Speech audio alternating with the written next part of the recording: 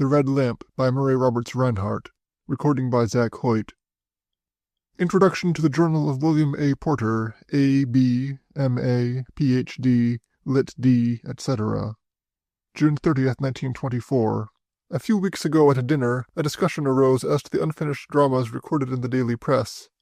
The argument was, if I remember correctly, that they give us the beginning of many stories, and the ending of as many more, but that what followed those beginnings, or preceded those endings, was seldom or never told. It was Pettingill, of all persons, who turned the attention of the table to me. "Take that curious case of yours, Porter," he said. "Not yours, of course, but near your summer place 2 years ago. Whatever happened there?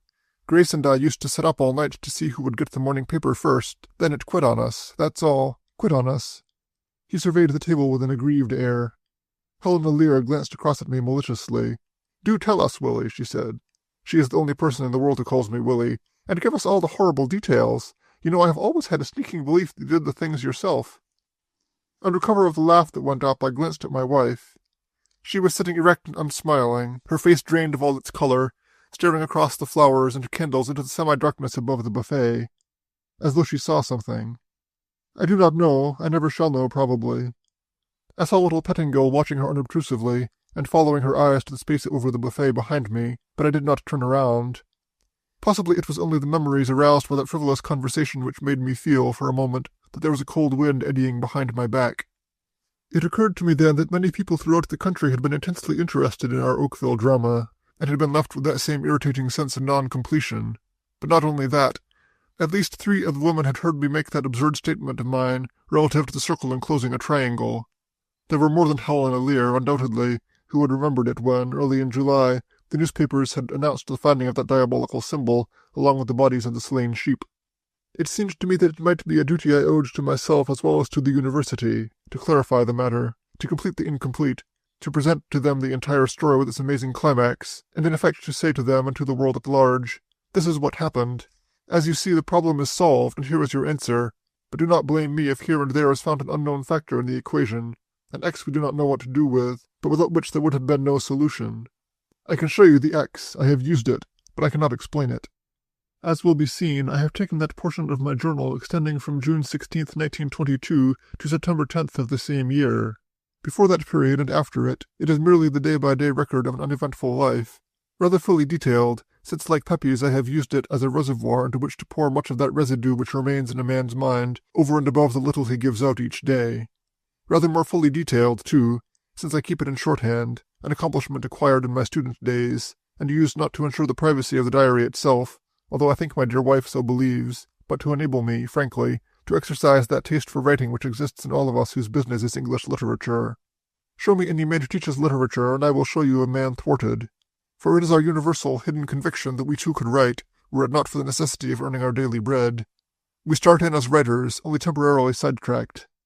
Some day, we say to ourselves, and go to our daily task of Milton or Dryden or Pope, as those who, seeking the beauties of the country, must travel through a business thoroughfare to get there.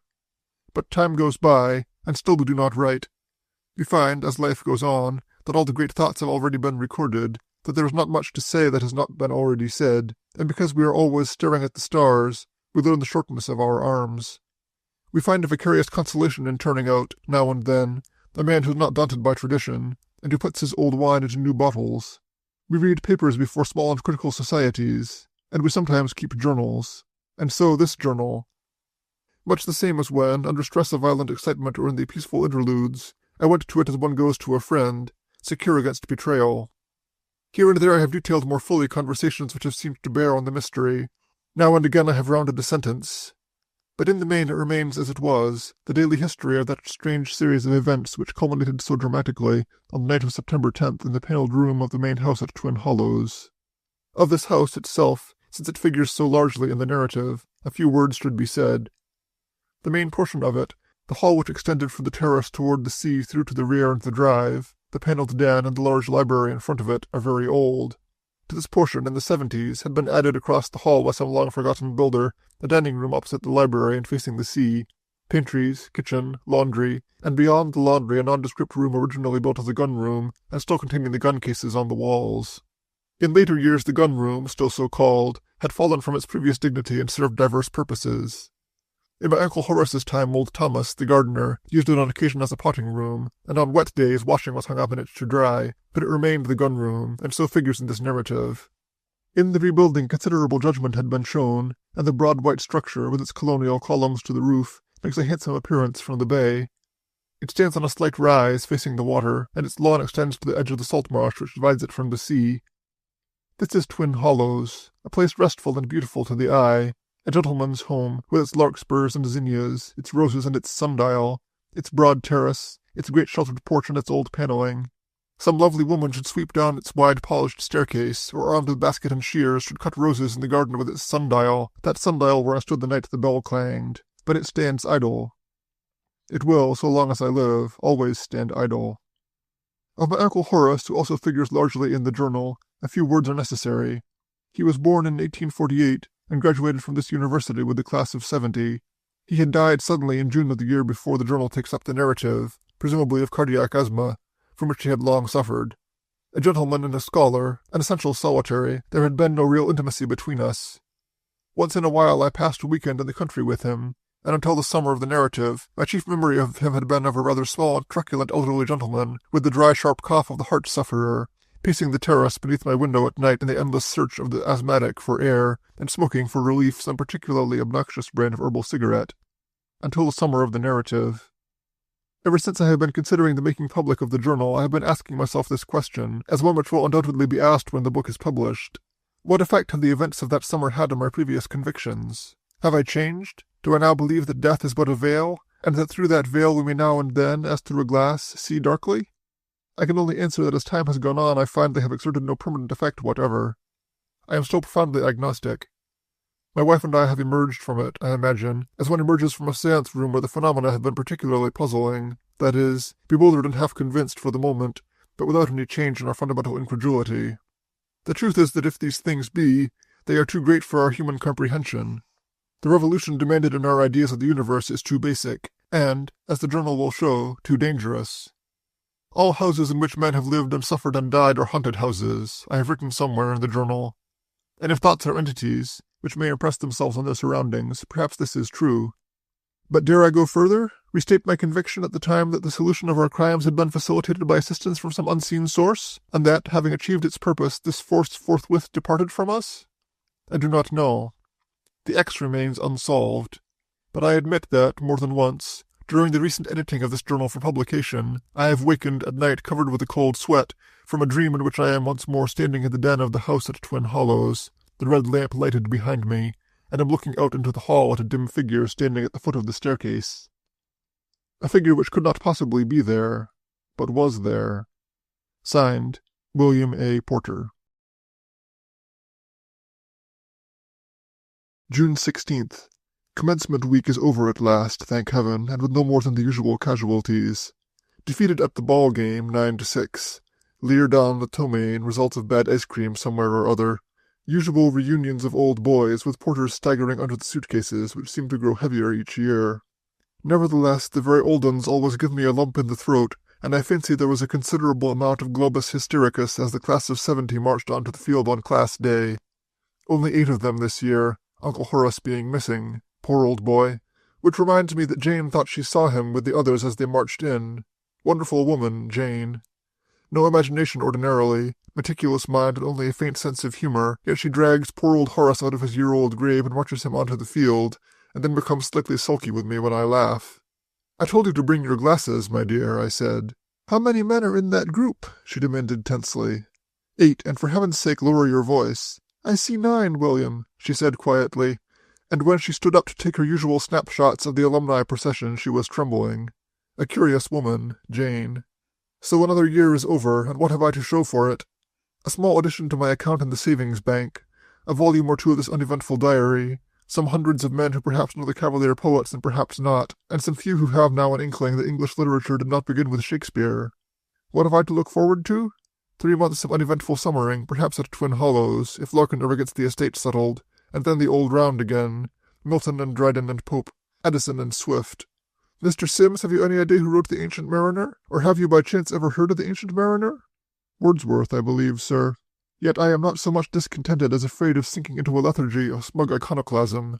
It is bad for the soul to cease to expect grapes of a thistle, for the next stage is to be old and a cynic, a carrion crow, like the old man in Prince Otto, with rotten eggs the burthen of my song. Yet what is it that I want? My little rut is comfortable, so long have I lain in it that now my very body has conformed. I fit my easy-chair beside my reading lamp. My thumbs are broadened with much holding of books. I depend on my tea. Yesterday, calling on Lear, I must have voiced my uneasiness, for he had once suggested a hobby. His bed was littered with mutilated envelopes. Nothing like it, he said. It's the safety valve of middle life and the solace of age. I'm not quite sure I want a safety valve, I said, and I fancied he looked at me suspiciously. A hobby? Shall I gather postage stamps and inquire of a letter not from whom it comes but from where? Or adopt Jane's camera and take little pictures of unimportant folk doing uninteresting things? Or go, as Lear finally suggested, a-fishing? Is it to be my greatest adventure to pull a fish out of the water and watch it drown with wide-open mouth in the air? Ah, me. Greatest rest in the world for the brain, Lear said. Fishing. I'm not sure I want a rest for my brain, I protested. I dare say what I need is a complete change. Well, try ptomaine, he said dryly, and with that I went away. But I dare say Lear is right. The prospect of my 3 months' vacation has gone to my head somewhat, and I dare say, too, that I am much like the solitary water-beetle Jock found on the kitchen floor last night. That is, willing enough to leave my snug spot behind the warm pipes of life until danger threatens, or discomfort, and then all for scurrying back, a tremble, into unexciting security again. June 17th. After all, security has its points. I am the object of a certain amount of suspicion today on the part of my household. There is no place in the world, I imagine, for a philosopher with a sense of humor, a new leisure, and an inquiring turn of mind. In fact, I sometimes wonder whether any philosopher belongs in the present day and generation. These are times of action. Men think and then act. Sometimes, indeed, they simply act. But a philosopher, of course, should only think. And all this because last night I set Jane's clock forward 1 hour. Because, forsooth, I had determined to cease casting my eyes out on the world, and to study intensively that small domain of my own which lies behind the drain-pipe. During some 9 months of the year I bring home to Jane from the lecture-rooms the mere husk of a man. Exhausted with the endeavor to implant one single thought into a brain where it will germinate, I sink into my easy-chair and accept the life of my household. Tea, dinner, a book, bed, and this is my life. My existence, rather. But with the close of the spring term I find a faint life stirring within me. Isn't this a new tea, I will say? You have been drinking it all winter, Jane will reply, rather shortly. Yesterday was my first free day, and last night I wandered about the house, looking over my possessions and rediscovering them. You've had the sofa done over, my dear. Before Christmas, Jane replied, and glanced at me. In return I glanced at Jane. It dawns on a man now and then that he knows very little about his wife. He knows, of course, the surface attributes of her mind, her sense of order. Jane is orderly, her thrift, and Jane is thrifty. She has had to be, but it came to me suddenly that I knew very little of Jane, after all. She is making one of those endless bits of tapestry, which some day she will put on the seat of a chair, and thereafter I shall not be expected to sit in that chair. But it is not a work which requires profound attention. She was working at it at the moment, her head bent, her face impassive. What are you thinking about, Jane? I asked her. I really wasn't thinking at all. I dare say from that I fell to speculating on Jane's mind, and that does not imply criticism. Rather on the contrary, for Jane has an excellent mental equipment. But I am sometimes aware that she possesses certain qualities I do not possess. For example, it would be impossible for me to imagine, as Jane did on class day, that I saw Uncle Horace. Although, like all men with defective vision, I have occasional optical illusions. But it is equally impossible for me to deny that she did see Uncle Horace, and there has been a certain subtle change in her since, which convinces me of her sincerity. What then, I considered, is the difference between Jane's mind and my own? She has some curious ability, which she hides like one of the 7 deadly sins, and which makes her at times a difficult person with whom to live. I have already recorded in this journal that one occasion in my life, when at the reunion of my class, 1896, some wag proposed mixing all that was left of the various liquors in the punch bowl and drinking a stirrup cup out of it, and the fact that I was extremely dizzy on my way home. But I did not record, I think, the fact that after I had quietly entered the house and got myself to bed, Jane came into my room. "Oh, so you are back," she said. "Certainly I am back, my dear." It seemed unnecessary to state that neither she nor the doorway in which she stood seemed entirely steady at the moment, nor did I so state. But perhaps it was not necessary, for after eyeing me coldly for a moment, she said, "Were you supporting the chapel half an hour ago, William, or was it supporting you? I don't know what you are talking about." "Don't you?" she observed, and retired quietly, after removing my shoes from the top of my bookcase. But the humiliating fact remains that I had stopped for a moment's rest beside the chapel, and that somehow Jane knew it. Or take again that incident already recorded in this journal, under the date of June 28th of last year, when she wakened me at 7 o'clock and said she had seen Uncle Horace lying dead on the floor of the library at Twin Hollows. Dreams, I said drowsily, are simply wish fulfillments. Go on back to bed, my dear. The old boy's all right. I wasn't asleep, she said quietly, and you will have a telephone message soon telling you I was not. And so true was this that she had hardly ceased speaking before Annie Cochran called up to tell us she had found him, at 7 o'clock, dead on the library floor. Note: in preparing these notes for publication, one thing occurs to me very strongly, and that is this. It is curious that my wife's vision, or whatever it may be called, did not occur until some hours after the death. If there came some mental call to her, why not when he was in extremis? Not only would it have helped us greatly in the mystery which was so soon to develop, but it would have been more true to the usual type of such phenomena. In this case, if we are to admit anything but coincidence, it is easier to accept the fact that we are dealing with mental telepathy. In other words, that the servant Annie Cochran, who actually found the body at 7 in the morning, had once thought of Jane and so flashed the scene to her. But I admit that this is merely explaining one mystery with another. So I was reflecting, as Jane pushed her needle through her tapestry, slow, infinitely plodding, and absolutely composed. What portion of Jane, then, wandered out at night and saw me with a death grip on the chapel wall? Or with a fine contempt of distance and a house she loathed, went to Twin Hollows and found Uncle Horace on the floor? It was an interesting thought, and I played with it out of sheer joy and idleness. The Jane, then, whom I could reach out and touch at night, might only be the shell of Jane, while the real Jane might be off on some spirit adventure of her own. I considered this. It has, one must admit, its possibilities. And just then she glanced up at me. "What are you thinking about?" she asked. "My dear," I said gravely, "I am worrying." "What about?" "About you." "I'm all right," she said, "although of course I'd like to get away somewhere." "That's precisely what I'm worrying about," I observed, and she looked puzzled but said nothing. I went back to Jane's mind, with a volume of von Humboldt unnoticed on my knee. Had she true clairvoyance, whatever that may mean? Or was telepathy the answer? She is Scotch, and the Scots sometimes claim what is called second sight. I know that in her heart she believes she has this curious gift. She was, they say, a queer child, seeing and hearing things unseen and unheard by others. And I know she fears and hates it. It is somehow irreligious to her. But has she? No immediate answer being forthcoming, I went back to my book, and very soon it happened on the following paragraph. A presumptuous skepticism which rejects facts without examining them to see if they are real is more blameworthy than an irrational credulity. It was, in a way, a challenge, but there were no facts to examine. I could believe that Jane is merely a fine recording instrument on which telepathic impressions are recorded, or I could accept that she is able to leave that still lovely but slightly matronly body of hers on occasion and travel on the wings of space. But because my interest was aroused, I consulted the dictionary on clairvoyance, and found that it was the faculty of being able to perceive objects without the customary use of the senses. It was vision without eyes. Even then, on so small a base does one's comfort behind the pipe sometimes depend, all would have been well had not Clara entered with the dish of fruit which is my method of telling the seasons, the winter orange and banana gradually giving way to the early berries which mark the spring, and so on. And with that Jane looked at the clock. That glance was at once my downfall and my triumph, for it occurred to me then to make a simple experiment and to examine the facts.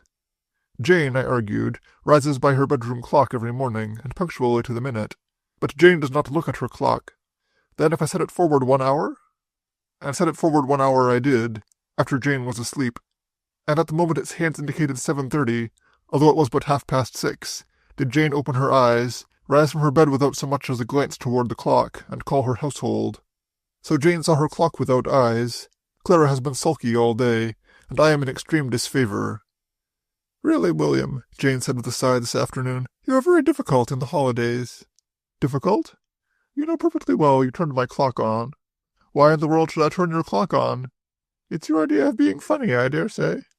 "It isn't funny to be wakened an hour too soon, my dear." But she is suspicious of me and cold toward me. Thus I suffer the usual lot of the seeker after truth. And Jane, my dear Jane, can see without her eyes. But she cannot understand why I turned her clock on, for all her curious ability. Nor, after eating the burned biscuits Clara served tonight, can I. But if Jane can see without her eyes, if she can perceive objects not visible to those of us who depend on the usual senses, than is one to admit that she saw Uncle Horace, as she said she did, marching at the head of his class procession last Tuesday? June 18th. I feel tonight rather like the man who had caught a bull by the tail and daren't let go, and yet I am certain there is a perfectly natural explanation. The difficulty is that I cannot very well go to Jane about it. If it is what it appears to be and not a double exposure, it will frighten her. If it is a double exposure, she will wonder at my inquiry and think I am watching her. She has not, even today, quite forgotten the clock.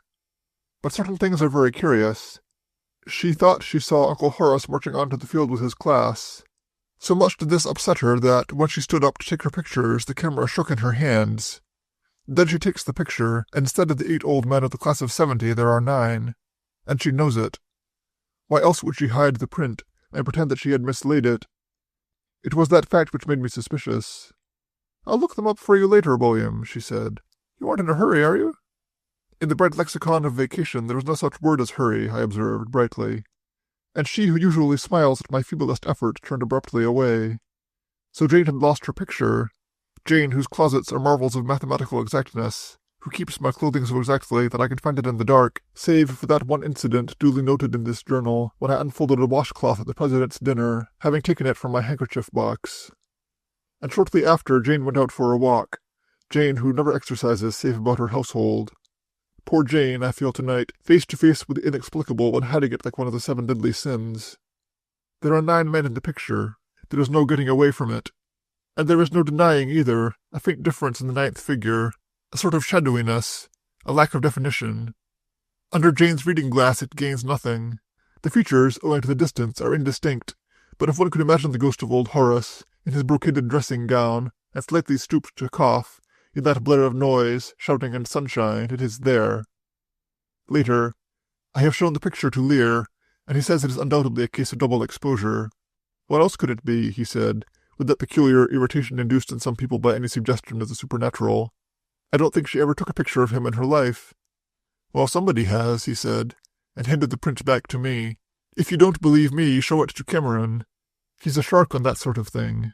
Note: Cameron, exchange professor of physics at our university, a member of the Society for Psychical Research, and known, I understand, among the students as Spooks Cameron. But I have not shown it to Cameron, and I do not intend to. I hardly know the man, for one thing. And for another, Lear is right. The university looks with suspicion on the few among the faculty who have on occasion dabbled with such matters. Personally, he said, I think it's a double exposure. But whether it is or not, I'm damned certain of one thing. The less said about it, the better. June 19th. Curious when one begins to think on a subject, how it sometimes comes up in the most unexpected places. I dropped into the dining room for tea this afternoon after Jane's bridge party to find Jane looking uncomfortable and an animated conversation on spiritualism going on with Helena Lear leading it. "Ah," she said when she saw me, "here comes our cynic. I suppose you don't believe in automatic writing either." "I should," I replied gravely. "I have seen as many as 50 men taking notes while in a trance in my lecture room." "Nor in spirits?" "Certainly I do, and in the smoke of prophecy and the powder of death." She looked rather blank, and Jane flushed a trifle. "What is more," I said, a trifle carried away by the tenseness of the room, perhaps, "I know that if I take a piece of chalk— have you any chalk, Jane? And draw on the floor here the magic circle, and a triangle within it, no evil spirits can approach me. Get the chalk, dear. I promise I shall not be disturbed by so much as one demon." In the laughter which followed, the subject was dropped, but Helena Lear, when she gave me my tea, eyed me with amusement. "You and your circle," she said. "Don't you know that half these women more than half believe you?" "And don't you?" "You don't believe yourself." "Still," I said, remembering von Humboldt, "I am not an out-and-out skeptic. I will admit that Jock there, who is acting as a vacuum cleaner under the table, can hear and see and smell things that I cannot, but I do not therefore believe he communicates with the spirit world." "But he sees things you don't see. You admit that?" "Certainly. He may see further into the spectrum than I do." "Then what does he see?" she said triumphantly. A fortunate digression enabled me to escape with a whole skin, but I think there was something rather quizzical in her smiling farewell. After all, if Jock does see things I do not, what does he see? I'm blessed if I know. June 20th. Jane knows that I have seen the picture and that I know what lies behind her refusal to go to Twin Hollows for the summer. When I came back from Larkin's office today, the final papers having been signed, I could see her almost physically bracing herself. "So it's all set, my dear," I said, "and if we can get Amy Cochran to clean the place a bit." "Would you mind so very much," she asked, almost wistfully, "if we don't go there?" "But it's all settled. Edith is coming back on purpose." Note: the Edith of the journal is my niece, who makes her home with us. At this time she was absent on a round of house parties. A very lovely and popular girl, of whom more hereafter. "It's too large for us," said Jane. "I need a rest in the summer, not a big house to care for." And there was a certain definiteness in her statement which ended the conversation. As a result, and following our usual course when there is a difference between us, we have taken refuge in a polite silence all day, the familiar armed neutrality of marriage. An uncomfortable state of affairs, and aggravated by Edith's absence. When she is here, her bright talk fills in the gaps, and in the end she forces a rapprochement. Lear has told Cameron about the picture. I met Cameron while taking Jock for his evening walk tonight, and he reintroduced himself to me. After today's repression, I fear I was a bit talkative, but he was a good listener. Evidently he has a certain understanding of Jane's refusal to go to Twin Hollows, although he said very little. "Houses are curious sometimes," was his comment. But on the matter of the picture he was frankly interested. "There is," he said, "a certain weight in the evidence for psychic photography, Mr. Porter. Of course it is absurd to claim that all the curious photographs, and thousands of them come to me, are produced by discarnate intelligences, but there is something, I don't know just what. Jane has gone to bed, still politely silent, and I am left alone to wrestle with my two problems: where to spend the summer, and why Jane finds the house at Twin Hollows what Cameron describes as curious. A mild term that, for Jane's feeling about the house. Actually she hates it, has always hated it. She has had no pride in our acquisition of it. She has even steadfastly refused to bring away from it any of that early American furniture with which old Horace had filled it. Yet she collects early American furniture. I write tonight an utterly inadequate early American desk because of this taste of hers. Jock has, at this moment, curled his long length on the hard seat of a Windsor chair because of it. And yet she will have none of Uncle Horace's really fine collection. Nor is she of the type to listen to any Cochrane's story that the old portion of the house is haunted by the man killed there. Note, an old story not authenticated, of the shooting of a man many years ago as he hid to escape the excise. As a matter of fact, none of our later experiences in the house bore out this particular tradition at all. If she has a distaste for it, it may possibly relate to the occupancy of the house by the Riggs woman before Uncle Horace bought it. But even here I am doubtful, for Mrs. Riggs was caught in most unblushing fraud, and entirely discredited as a medium. June 21st. Edith is back. She came in this morning, kissed Jock, Jane, and myself, Jock first, demanded an enormous breakfast and all the hot water in the house, and descended gaily a half-hour later to the table in her usual aura of bath salts, bath powder, and sunshine. "Well," she said, attacking her melon, "and when do we go to the haunted house?" "Ask your aunt." She glanced at me and then shrewdly at Jane. "Good heavens," she said, "don't tell me there's any question about it." "It isn't decided yet," Jane said uneasily. "It's a big house, Edith, and—" "All the more reason for taking it," said Edith, and having finished her melon flung out her pretty arms. "Grass," she went on, "and flowers, and the sea. I shall swim," she went on, "and old Father William shall fish, and Jane shall sew a fine seam, and at night the ghost shall walk, and everything will be lovely." She turned to me. "You do believe in ghosts, don't you, Father William?" And somehow even Jane caught some of the inflection of her gaiety. "Ask him about the triangle in a circle," she said. "What's that?" Edith inquired. "The triangle in a circle drawn around you will keep off demons," I explained gravely. "Surely you know that." "How convenient." "And that the skins of 4 frogs, killed on a moonless night, will make one invisible if worn as a cap? And that the spirits obey Solomon's seal, not the plant, of course? And that if you eat a stew of the eyes of a vulture and the ear tufts of an owl, you will be wise beyond all dreams of wisdom?" "Who wants to be wise?" said Edith. "But go on, I love to hear you." "Very well," I agreed with an eye on Jane. "Now take the figure 5. 5 is the magic number, not 7. We have 5 fingers, 5 toes, 5 senses. There are 5 points to a star. Perhaps you noticed my wild excitement when my automobile license this year was 555. Jane got up and I saw that my nonsense had had its effect. She was smiling, for the first time in days. "If you care to go out and look at the house tomorrow, William," she said, "I will go." And perhaps Edith had sensed a situation she did not understand, for she kissed her, and as I left the room I heard her requesting Jane to bring back with her marketing some frog skins and the ear tufts of an owl. So this afternoon things are looking brighter, and thus does man deceive himself. Only 3 days ago I was filled with vague yearnings and aspirations. I recorded here that my little rut was comfortable, but that I feared it. I wrote, "Was my greatest adventure to be to drag a fish out of the water and watch it drown, open-mouthed, in the air?" And yet, at the mere thought of not going to Twin Hollows, of being thrown on the mercies of some mountain house, or set on a horse in the far west, I have been frightened almost into a panic. The water beetle, indeed.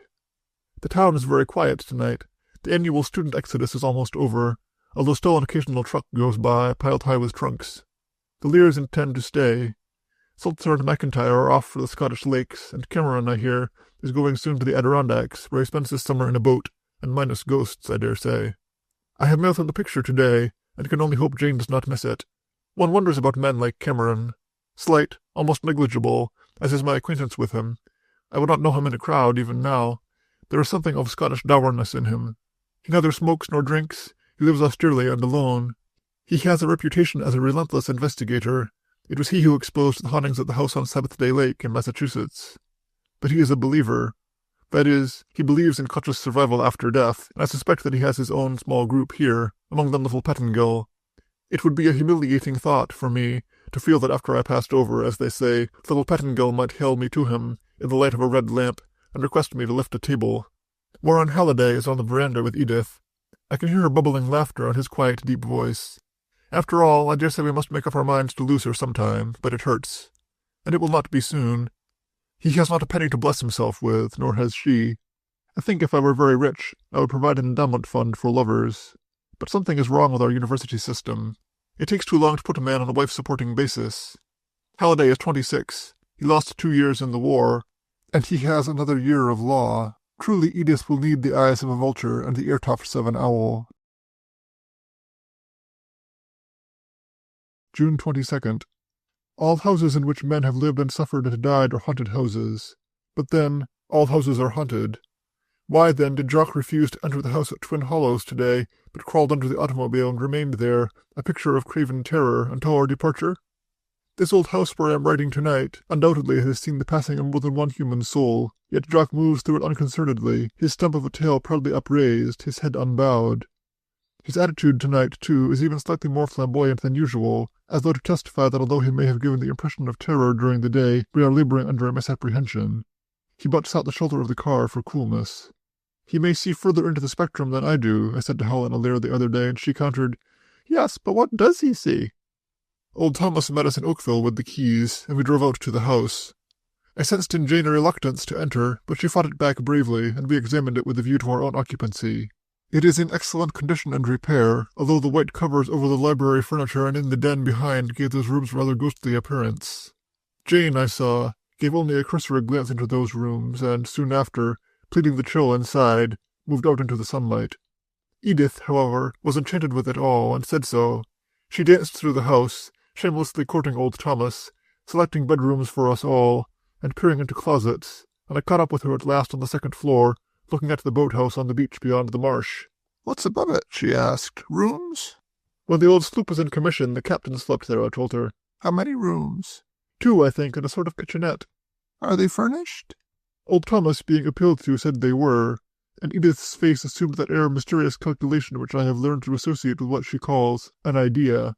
Whatever it was, however, she kept it to herself, and I left her selecting a bedroom for herself, and putting into it sufficient thought to have served a better purpose. Her surroundings and belongings are very important to her, and yet I believe she is in love with young Halliday, who can, so far as I see, give her neither. It is a curious thing to go into a house left, as Twin Hollows has been, without change since old Horace died, and not to find him there, his big armchair near the fireplace in the library, his very pens still on the flat-topped desk which is the only modern piece in the room, the books he was reading still on the desk-rack. I had a curious feeling today that if I raised my voice I would hear the little cough which was so often his preliminary to speech from the den beyond. The den, too, is unchanged. Note: from an ugly room, the original kitchen of the old house, he had made it a sort of treasure house of early American old pewter, brought over perhaps in ships which had anchored in the very bay outside, of early framed charters and deeds of land, signed by English kings and hung on the walls above the old panelling, which he himself had found somewhere and installed, of quaint chairs, a settle, and an old chest, hooked rugs on the floor, and old glass candlesticks. I threw back the covering which protected the desk-top and sat down at it. Just there, in all probability, he had been sitting when the fatal attack took place. He may have felt it coming on, but there was no one to call, poor old chap. We had not been overly close, but the thought of him, writing perhaps, or reading, the sudden consciousness that all was not well, an instant of comprehension, and then the end. It got me, rather. I think he had been reading. Among the other books on the desk was the one with a scrap of paper thrust in it to mark the place, and a pencil line drawn on the margin of the page to mark a paragraph. But it gives me rather a new line on him. I had always thought that his purchase of a house locally reputed to be haunted, a reputation considerably enhanced by the Riggs woman's tenancy, was a rather magnificent gesture of pure Calvinism. But tonight I am wondering. The marked paragraph is in a book entitled Eugenia Riggs and the Oakville Phenomena, and I brought it home with me. It is a creepy sort of thing, and I find myself looking back over my shoulder as I copy it into this record. Quote, "It is to be borne in mind that the room was always subjected to the most careful preliminary examination. Its walls were plastered, and no doors or windows, see photograph, were near the cabinet. As an additional precaution, strings of small bells were placed across all possible entrances and exits, which were also closed and locked. It is also to be remembered that the medium herself was always willing to be searched, and that this was frequently done by Madame B. This had been done on the night when the hand was distinctly seen by all present, reaching out and touching those nearest on the shoulder, and later making the impression in the pan of soft putty left in the cabinet. It is to be borne in mind, too, that, except when the controls rapped for no light, there was always sufficient illumination for us to see the medium clearly. A small red lamp was found to offer least disturbance and was customarily used. There was occasional fraud, but there were also genuine phenomena." Close quote. The last few words are italicized. So tonight I am wondering, does one find, as life goes on, that the lonely human spirit revolts at the thought of eternal peace and craves a relief in action in the life beyond? Would I not myself, for instance, prefer even coming back and lifting the little Pettingill's table to the unadulterated society of the saints? June 23rd. There is a division in my family. Edith has come out with her plan, which is to spread out, as she puts it, in the main house at Twin Hollows, and to let Warren Halliday spend his vacation at the boathouse. "Renting it to him, I suppose?" I inquired over my breakfast bacon. "Renting it?" she said indignantly. "You wouldn't have the nerve to ask money for that tumble-down place, would you? And anyhow, you can't get blood out of a stone." There is a terrible frankness about Edith at times. But Jane is as equally determined not to occupy the house at any cost. It was written all over her yesterday, and there is still an ominous set look about her mouth. Between them I am more or less trimming skiff. If Jane would be more open, it would be easier. If she would only come to me and say that she is afraid of the house, I think I could reassure her. It may be that that silly photograph is still in her mind. But why would she not even stay in the house yesterday? She went out into the garden and picked some of its neglected flowers instead. "It's a pity not to use them," she said, and then looked at me with such a white and pitiful face that I put my arm around her.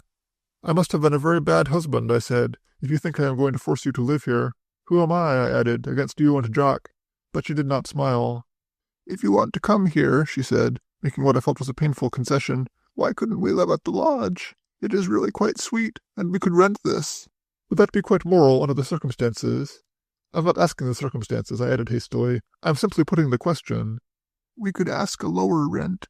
"There is, I sometimes think, a fundamental difference in the ethical views of men and women. To Jane it is quite proper to let a house with what she believes has a most undesirable quality if she lowers the price. She does not suggest advertising one house furnished, reputed to be haunted. On the contrary, she proposes to entice tenants with a lower rent, and once having got them there, to be able to say, in effect, "What would you? The house is cheap. True, it has certain disadvantages. I am sorry you have been bothered, but you have saved money." Aside from this viewpoint, however, the idea is sound enough. We can be comfortable at the lodge, and, let me always be frank in this journal, I may have my occasional yearnings for adventure, but they have their limitations, and the talk Edith has reported as taking place between old Thomas and herself yesterday after I left them has revealed them to myself. Edith, on the contrary, finds the situation really thrilling. "It's a good house, yes'm," said Thomas. "For them as likes it. I wouldn't be caught dead in it at night myself." "I hope you never will be." "It ain't nothing you can put your finger on," said Thomas. "It's just knocks and raps and doors opening and closing, but I say that's enough." "It sounds like plenty," said Edith. "Of course it may be rats." "It's a right husky rat that'll open a closed door, and I ain't yet seen a rat that could move a chair. Besides, I ain't never heard that rats are partial to a red light." "Now see here, Thomas," Edith reports herself as saying, "either you've said too much or you've said too little. What about a red light? Nothing scandalous, I hope." Stripped of further trimming, it appears that some 2 years ago a small red lamp was installed in the den at Twin Hollows, and is now still there, Thomas having declined to destroy it for fear of some dire and mysterious vengeance. "Not for light as far as I could see, miss," he said. "I never seen him read by it, but put in it was, and the night it first came Annie Cochran said something came into her room and pulled the covers off her bed." "How shameless," said Edith. "More than that," he went on stolidly, "the furniture was moving through the house all night, and the next morning she found the tea kettle sitting in the pantry, and tea had been made in the teapot." "But surely she did not begrudge the poor things their tea, Thomas. It must be thirsty work moving furniture and chasing about rapping on things." "She had left the kettle on the stove, and there it was," he said, doggedly. Like the lady of color who said to the judge that she had just sort of lost her taste for her husband, I begin to lose my taste for this lamp. But one wonders whether its evil reputation is not a survival from the days of Mrs. Riggs when, quote, a small red lamp was found to offer least disturbance and was customarily used. Close quote. June 24th. Edith has lost and Jane has won. We shall spend the summer at the lodge. But I feel that Jane's victory brings her no particular pleasure, that even to go to the lodge is a concession she is making against some hidden apprehension. Yet to show just how baseless are most of these things, this morning Clara had been in a low mood, and I heard Jane inquire the reason. "I dreamed last night that I had lost a tooth," said Clara. "That's a sign of death, sure, Mrs. Porter." Edith, however, has won in one way. Warren Halliday is to have the boathouse. We motored out together today, I to look over the lodge more carefully, and Halliday to inspect his prospective quarters. He is thoroughly likeable, a nice, clean-cut young fellow, not too handsome but manly, and with a good war record, and badly cut up at his failure to find a job for the summer. "I'd do anything," he said. "Some neckties if necessary, but I can't even land that, although," he forced a grin, "I have a nice taste in neckties." On the way out I told him something of the history of the house and a little, very little, of Jane's nervousness concerning it. "Of course," he said, "it's all nonsense, but a surprising number of people are going bugs on it. Darned uncomfortable nonsense, too. It's not only that, sir, it's dangerous. Imagine what a general conviction of this sort would do. Think of the fellows who find things getting a bit thick for them here, and how quickly they'd hop out of it. Think of the crimes it would cause, and take wars. Nobody would care whether he lived or not. Talk about civilization going. Why, the whole darn populace would go."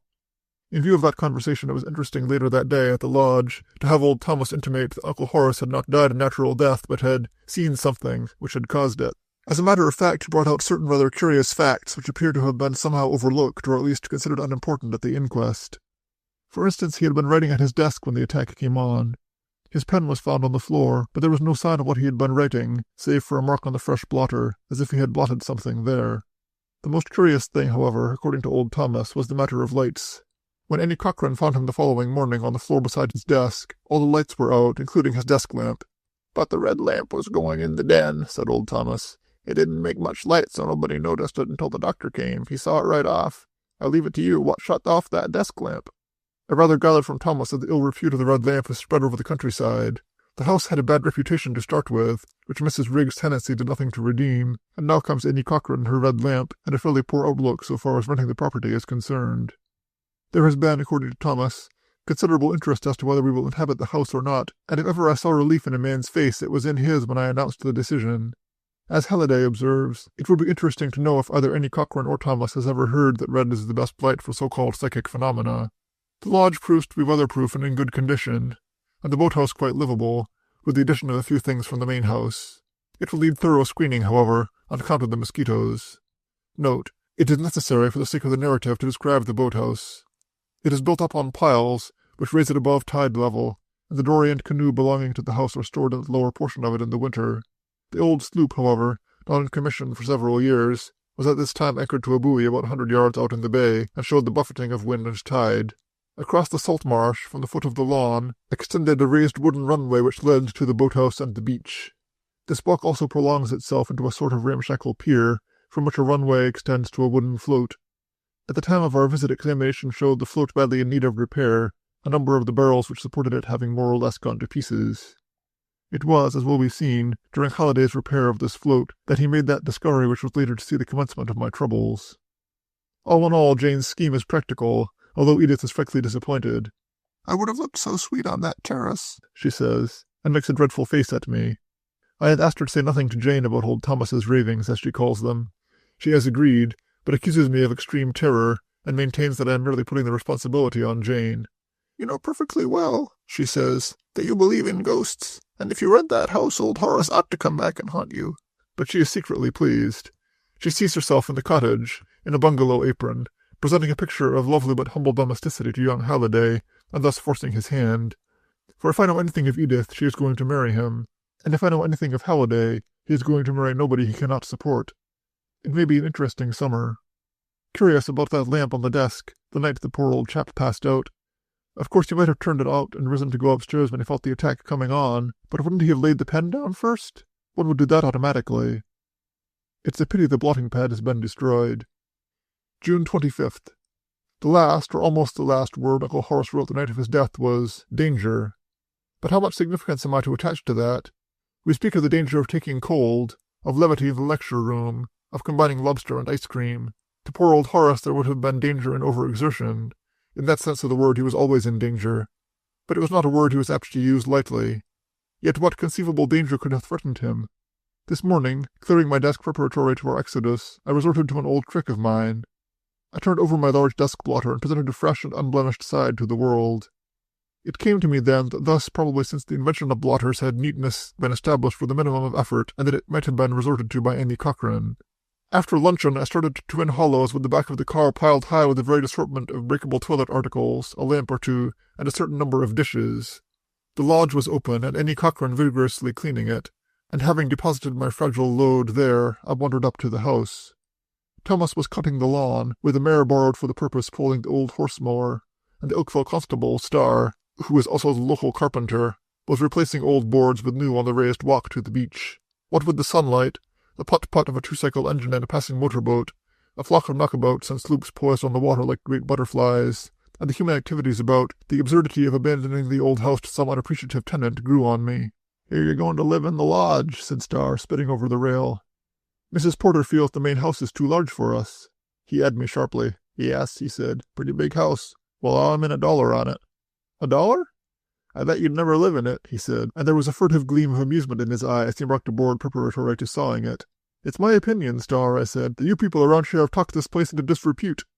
"Maybe we have," he said noncommittally.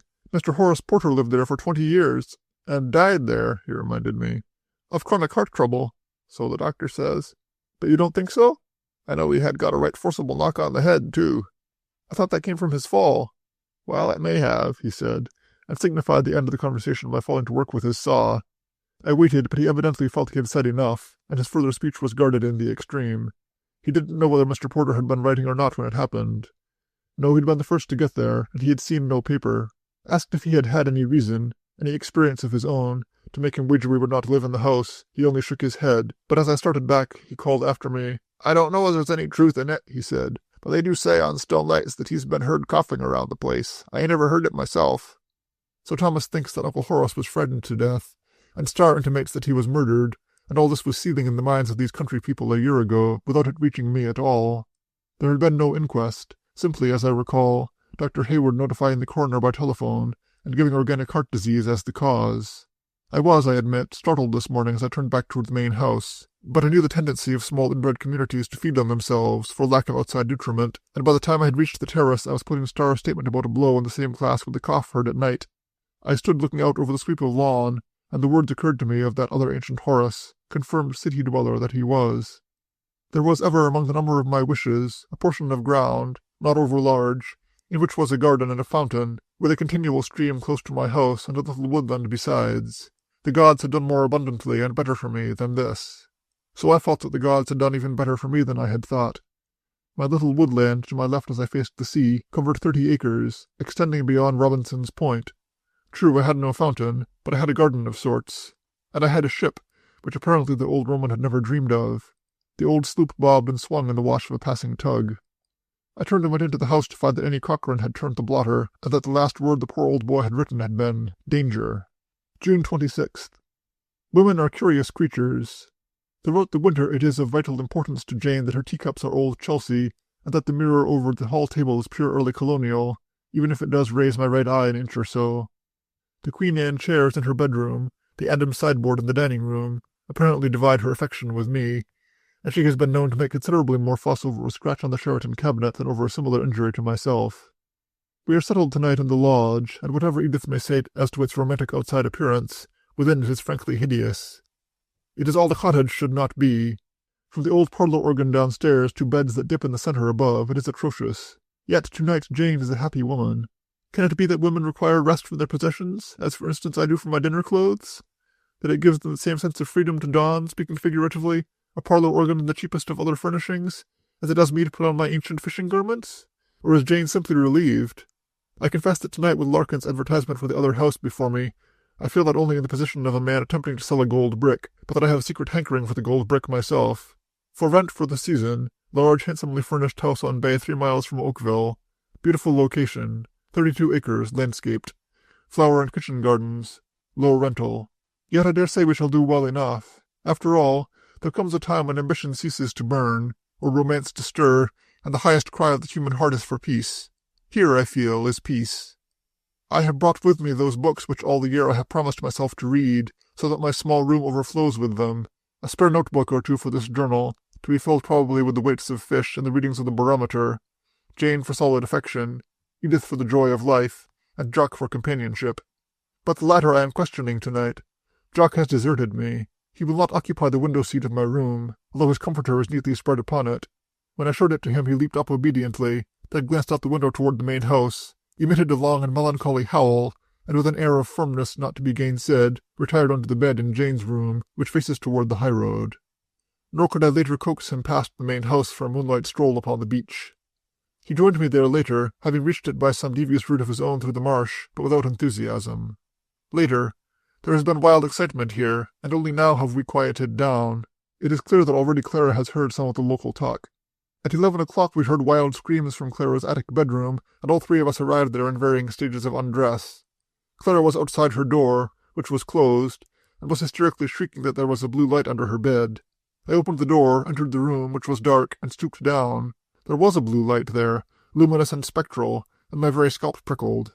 I think had it not been for the women outside, I would have howled like a dog, and the worst of it was that it had an eye, a large staring eye that gazed at me with all the concentrated malevolence in the world.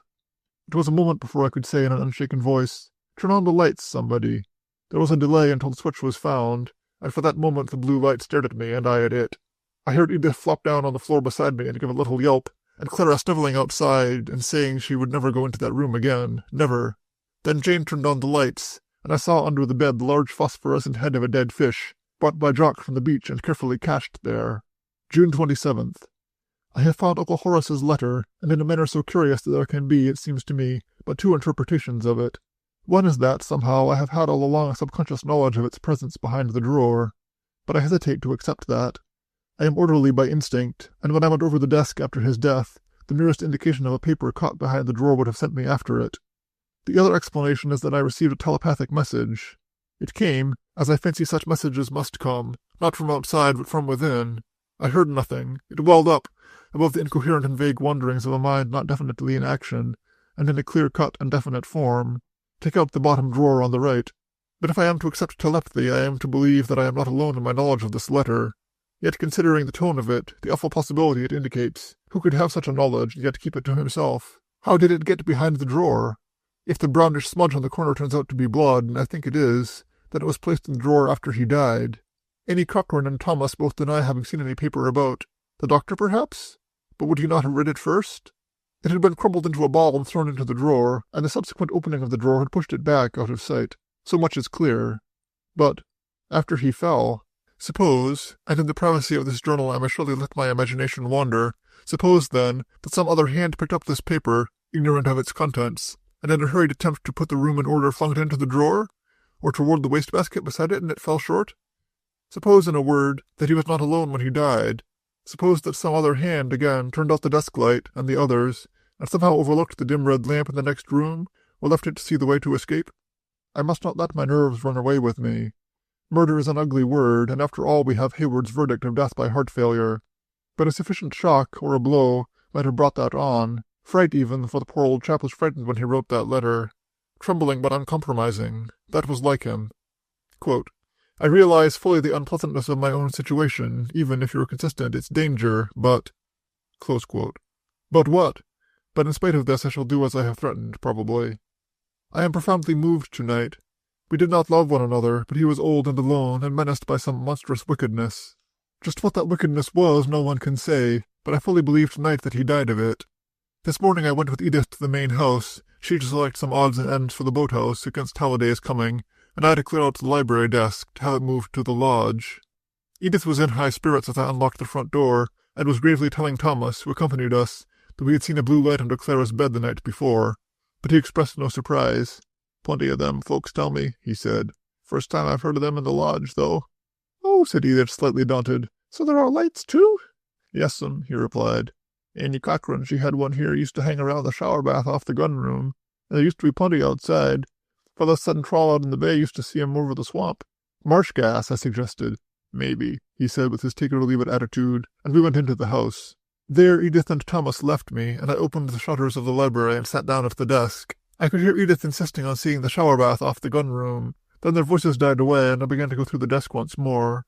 All important papers had been taken away after the death, and the drawers contained the usual riffraff of such depositories. Old keys, ancient checkbooks, their stubs filled in Uncle Horace's neat hand. Naturally, I was thinking of him. More or less, I was concentrated on him, if this is any comfort to my spiritualistic friends. He had, indeed, fallen out of the very chair in which I sat when he was stricken, and had apparently cut his head belly on the corner of the desk. All this was in my mind as I closed the last drawer and surveyed the heap of rubbish on the desk. I suppose I was subconsciously reconstructing the night of his death, when he had penned that word, danger, which now lay clearly outlined in reverse on the blotter, and that when I wandered into the den, looking for a place to store what Lear calls the detritus piled up on the desk, I was still thinking of it. But I cannot think that my entrance into the room, or my idly switching on the red lamp which stood there, had the slightest connection with the message I seemed at that moment to receive. Take out the bottom drawer on the right. I have heard people who believe in this sort of thing emphasize the peculiar insistence of the messages, and this was true in this case. I do not recall that there was any question in my mind, either, as to which bottom drawer on the right I was to remove, but I must record here a rather curious incident which my spiritualistic friends would add to the picture as proof positive of its other earth origin. Edith came back. I could hear her in the library. "I've found Annie Cochrane's blue light," she called. "A piece of phosphorescent wood. No wonder this neighborhood's haunted." Then she came into the doorway with Thomas behind her and suddenly stopped. "Why," she said, "what funny shadows." "Shadows?" Then she laughed and ran her fingers across her eyes. "My error," she said. "When I came in, I seemed to see a sort of cloud under the ceiling. It's gone now." Old Thomas stood by quietly. "Lots of folks have seen them shadows," he said. "Some say they're red and some brown. I ain't ever seen them myself, so I can't say." He turned to go. "Maybe it's phosphorescence," he said, and went away with a sort of hideous silent mirth shaking him. Behind the drawer I found the letter. Note, I made no copy of the letter in the original journal, so I give it here. Unfinished letter of Mr. Horace Porter, addressed to someone unknown, and dated the day of his death, June 27th of the preceding year. Quote, "I am writing this in great distress of mind, and in what I feel is a righteous anger. It is incredible to me that you cannot see the wickedness of the course you have proposed. In all earnestness I appeal to you to consider the enormity of the idea. Your failure to comprehend my own attitude to it, however, makes me believe that you may be tempted to go on with it. In that case I shall feel it my duty, not only to go to the police, but to warn society in general. I realize fully the unpleasantness of my own situation, even, if you are consistent, its danger, but—" Close quote. The letter had not been finished. June 28th. I slept very little last night, and this morning made an excuse to go up to town with the letter. Larkin had telephoned me that he had an inquiry on the house through Cameron, and this gave me a pretext. Jane at first wished to go with me, but Edith coaxed her into helping with the rooms over the boathouse, and I finally got away. Larkin is impressed with the letter, but does not necessarily see its connection with Uncle Horace's death. "After all," he said, "you got your medical man's statement that he died of heart failure. Suppose he was scared to death. That isn't a crime in law, and you've got to remember the old gentleman was pretty much of a pepper pot. He attacked me almost as violently as that once for my politics." "He didn't threaten you with the police, did he?" "No, he recommended a sanitarium, I think. You haven't an idea who it's meant for, you say?" "Not the slightest. He hadn't any friends, intimates, so far as I know. The Livingstons, very decent people, with a big place about 6 miles from him, his doctor and myself, that's about all." "Enormity of the idea," he read again. "Of course that might be a new poison gas, or this thing the press is always scaring up, the death ray. Some fellow with a bee in his bonnet, you may be sure. That wouldn't imply danger to himself." "Any fellow with a bee in his bonnet is dangerous," he said, and gave me back the letter. "Of course," he went on, "you made a nice point about the stain on the corner. If it's blood, it's hardly likely he got up again and put it where you found it. But I think you'll find the servant there, what's her name, picked it up in her excitement and threw it into the drawer. People don't always know what they do at such times. However, if you like, I'll have that stain tested and see what it is." I tore off the corner and left him putting it carefully into an envelope.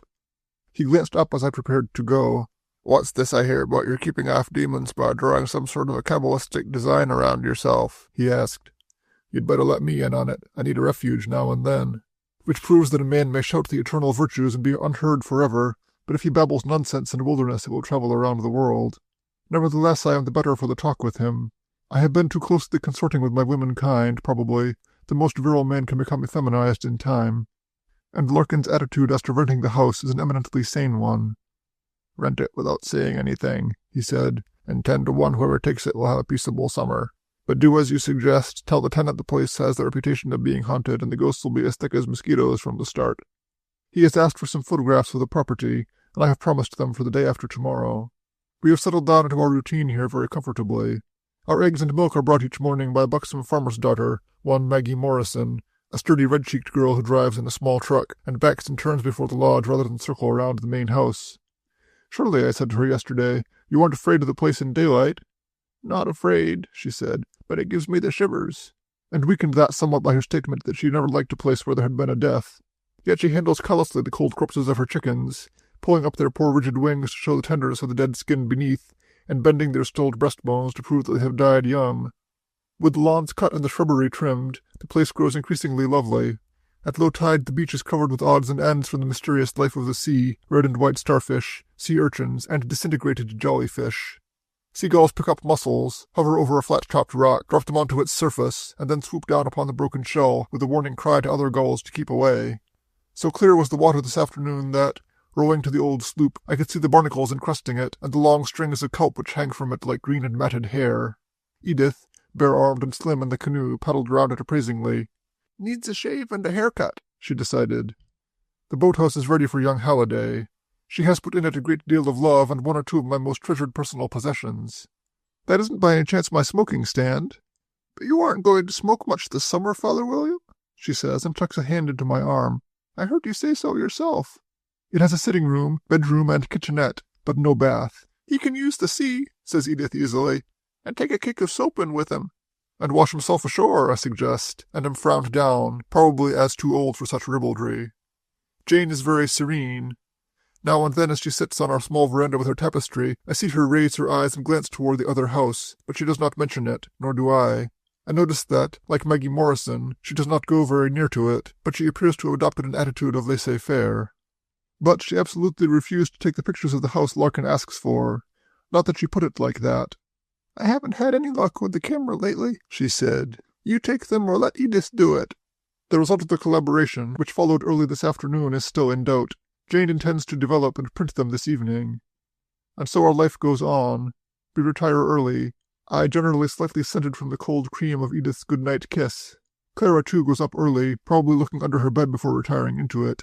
And Jane sits and sews while I make my nightly entry in this journal. She is, I think, both jealous and faintly suspicious of it. At 10 o'clock or so we let Jock out, and he looks toward the main house and then turns out the gates and into the high road, where for a half-hour or so he chases rabbits and possibly looks for a bear. At 10:30 he scratches at the door, and we admit him and go up to bed, behind the drain-pipe. Later, I have just had a surprise amounting to shock. Jane finds she has forgotten the black japanned lantern with a red slide, which she uses in the mysterious rites of developing pictures, and suggests that we go to the other house and use the red lamp there. But I can bring it here. "I am through being silly about the other house, William," she says with an air of resolution. "Anyhow, the pantry there is better, and you can sit in the kitchen. Bring a book or something." She has, poor Jane, very much the air of Helena Lear's kitten the day Jock cornered it and it came out resolutely and looked him in the eye. In effect, Jane is going out to meet her bugaboo and stare it down. June 29th. Jane is in bed today, and I am not all I might be, although I managed to get an indifferent print or 2 to Larkin this morning. It is well enough for cold-blooded and nerveless individuals to speak of fear as a survival of that time when, in our savage state, we were surrounded by enemies, dangers, and 1,000 portents in skies we could not comprehend, and to insist that when knowledge comes in at the door, fear and superstition fly out of the window. It is only in his head that man is heroic. In the pit of his stomach he is always a coward. Yet, stripped of its trimmings, the empty, echoing house, its reputation, and my own private thoughts about its possible tragedy, the incident loses much of its terror, is capable, indeed, of a quite normal explanation. That is, that Jane either saw someone outside the pantry window, or was the victim of a subjective image of her own producing. To put the affair in consecutive shape, at 11 o'clock I had moved the red lamp from the den in the other house to the pantry, and there connected it. I also lighted the kitchen, and established myself there with The Life and Times of Cavour, a book which I considered safe and sufficiently unexciting under the circumstances. Jane seemed to be going very well beyond the pantry door, and after a time I ceased the reassuring whistling with which I had been affirming my continued presence within call, and grew absorbed in my book. It must have been 11:15 when she called out to me sharply to know where a cold wind was coming from, and although I felt no such air, I closed the kitchen door. It was within a couple of minutes of that, or thereabouts, that I suddenly heard her give a low moan, and the next instant there was the crash of a falling body. When I opened the pantry door, I found her in a dead faint underneath the window. When she revived, she maintained that she had seen Uncle Horace. Her statement runs about as follows. She had not felt particularly uneasy on entering the house, although I had expected to, she admits, nor at the beginning of operations in the pantry. The cold air, however, had a peculiar quality to it. It froze her, she says. She felt rigid with it, and it continued after she heard me close the kitchen door. This wind, she says, was not only so cold that she called to me, but she had an impression that it was coming from somewhere near at hand, and she seemed to see the curtains blowing out at the window. The lower sash was down, as she could tell by the reflection of the red lamp in it, but she went to the window to see if the upper sash had been lowered. With the darkness outside, the glass had become a sort of mirror, and she said her own figure in it startled her for a moment. She stood staring at it, but she realized she was not alone in the room. Clearly reflected, behind and over her right shoulder, was a face. It disappeared almost immediately, and I have my own private doubts about her recognition of it as Uncle Horace, which I believe is post facto. But I am obliged to admit that Jane saw something, either outside the window and looking in, or the creation of her own excited fancy. As soon as I could leave her, I went outside, but I could find no one there, and this morning I find that my own footprints under the window have entirely obliterated anything else that may have been there. Jane herself believes it was Uncle Horace, but I cannot find that she received anything more than an indistinct impression of a face. She rather startled me this morning, however, by asking me if I had ever thought that Uncle Horace had not died a natural death. Why in the world should I think such a thing? But pressed for an explanation, she merely said that she had heard that the spirits of those who have died violent deaths are more likely to appear than of others who have passed peaceably away, that the desire to acquaint the world with the circumstances of the tragedy is overwhelming. What seems much more likely is that she has caught from me, with that queer gift of hers, some inkling of my own anxiety. Larkin's report from the laboratory shows that the stain on the corner of the letter is blood. One lives and learns. Not only does the report state that it is blood, but that it is human blood. Moreover, that it is about a year old, and that it is the imprint of a human finger, but is too badly blurred for identification, as it was made while the blood was fresh. So does science come to the aid of the police today. Truly one lives and learns. Larkin watched me while I read the report. "You see," I said, "it is human blood." "What else did you expect it to be?" "Still, it shows something." "Certainly it does," he agreed easily. "It may even show a crime for all I know. But where do you go from there? That fingerprint is valueless. Say there was a crime, where's your criminal? You can't go through the world rounding up all the individuals society ought to be warned against." "No," I said rather feebly. "No, I dare say not." He went with me to the door of his office and put his hand on my shoulder. "Go on out to the country and forget about it," he advised. "You're looking rather shot, Porter. Draw your magic circle or whatever it is about your cottage and retire inside it. Whatever happened there last year, it's too late to do anything about it now." He is right. I shall get out my fishing gear tomorrow, and perhaps Edith will spare me young Halliday now and then. He is, she said the other day, in the inelegant vernacular of present-day youth, about as psychic as a doorknob. June 30th. I have been brought today, for the first time, into active contact with the feeling of the country people against my house, and especially against the red lamp. It is an amazing situation. Thomas came to the doorway this morning, while I was at breakfast, followed by Starley Constable, who remained somewhat uneasily behind him. It developed that half a dozen sheep in a meadow beyond Robinson's Point were found the night before last with their throats cut. The farmer who owned them heard them milling about and ran out, and he declares he saw a dark figure dart out of the field and run into my woods at the head of Robinson's Point. It appears that the farmer, whose name is Niley, abandoned the pursuit as soon as he saw where the fugitive was headed, and went back to his dead sheep. They were neatly laid out in a row. "At what time was all this?" I asked. 11 o'clock or thereabouts." "How about a dog?" I asked. "They kill sheep, don't they? Catch them by the throat or something." "They don't stab them with a knife, not around here anyhow," said Starr. The ostensible object of the visit was to ask if we had been disturbed that night, and for some reason or other I did not at once connect the situation with Jane's curious experience. "No," I said, "you'll probably find that Niley has an enemy somewhere, some hand he has discharged, perhaps." Starr took himself away very soon after that, but before he left he exchanged a glance with Thomas, and I had a feeling that something lay behind this morning visit. It was not long before Thomas brought it out. It appears that Niley ran after the figure to the edge of the wood, and there stood hesitating. The woods, I gather, share in the ill repute of the house. And as he stood there, although everyone knew the house was empty, he distinctly saw the evil glow of the red lamp from it. I dare say Jane is right and my sense of humor is perverted, but I could not resist the opportunity of baiting Thomas. In which I realized now I made a tactical error. "Really?" I said. Niley was certain of that, was he? Saw it as plain as I see you, said Thomas. I know you don't believe me.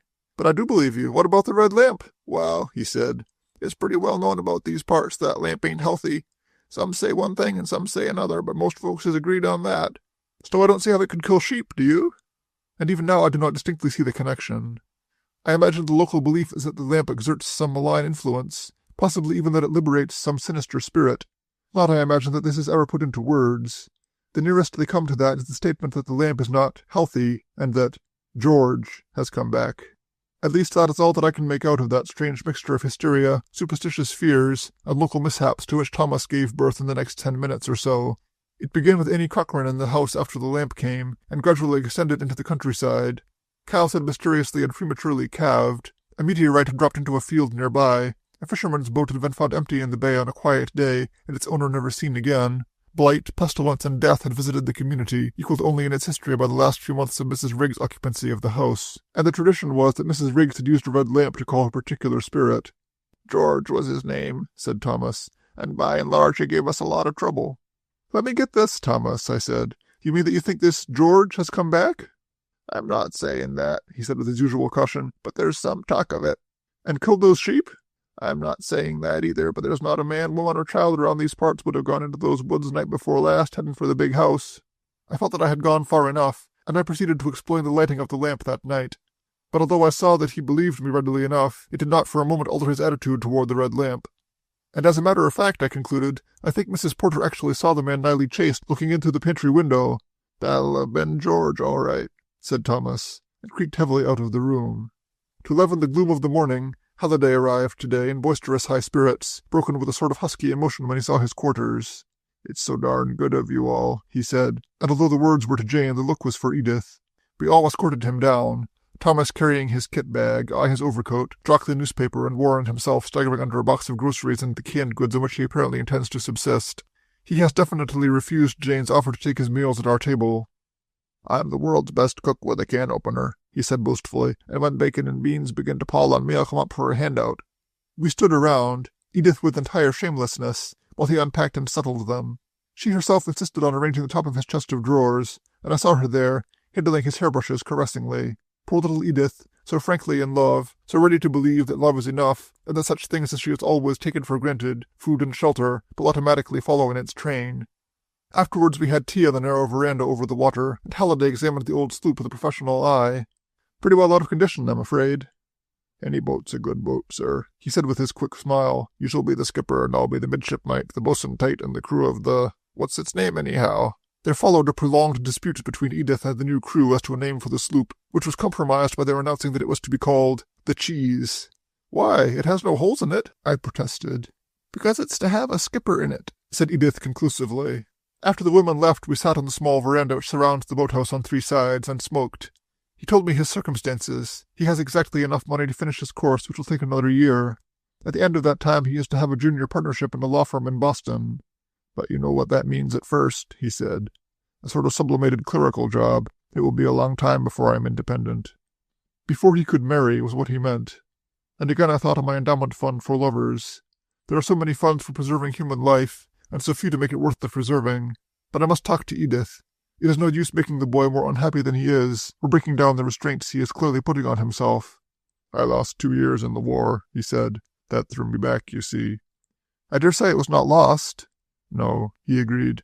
I suppose a man must gain something by a thing like that if he survives. From that to the stories about the main house, and to Thomas's recital this morning, was not a long step, nor from that to the history of the house itself and to Mrs. Riggs.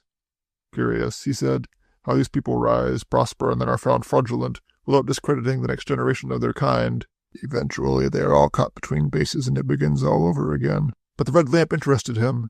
Some night, sir, he suggested, you and I might go up there and try rubbing the thing, see if we can evoke the genie.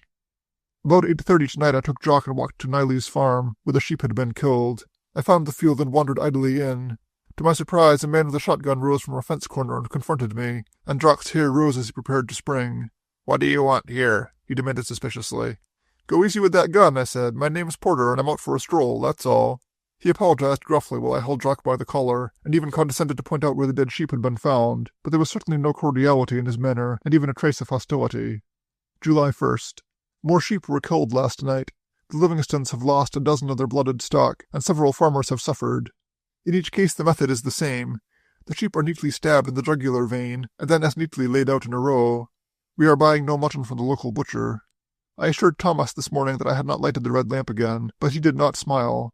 He is quite capable of believing, I dare say, that I have summoned a demon I cannot control. But he tells me that a county detective from town, sent by the sheriff, is coming out to look into the matter, and there is a certain relief in this. It seems to me that we have to do with some form of religious mania, symbolistic in its manifestation. The sheep is the ancient sacrifice of many faiths. This belief is strengthened by Thomas's statement that in each case save the first one there has been left on a nearby rock, or in one instance on a fence, a small cabalistic design roughly drawn in chalk. 8:00 p.m. I feel like a man who has dreamed of some horrible or grotesque figure and wakes to find it perched on his bedpost.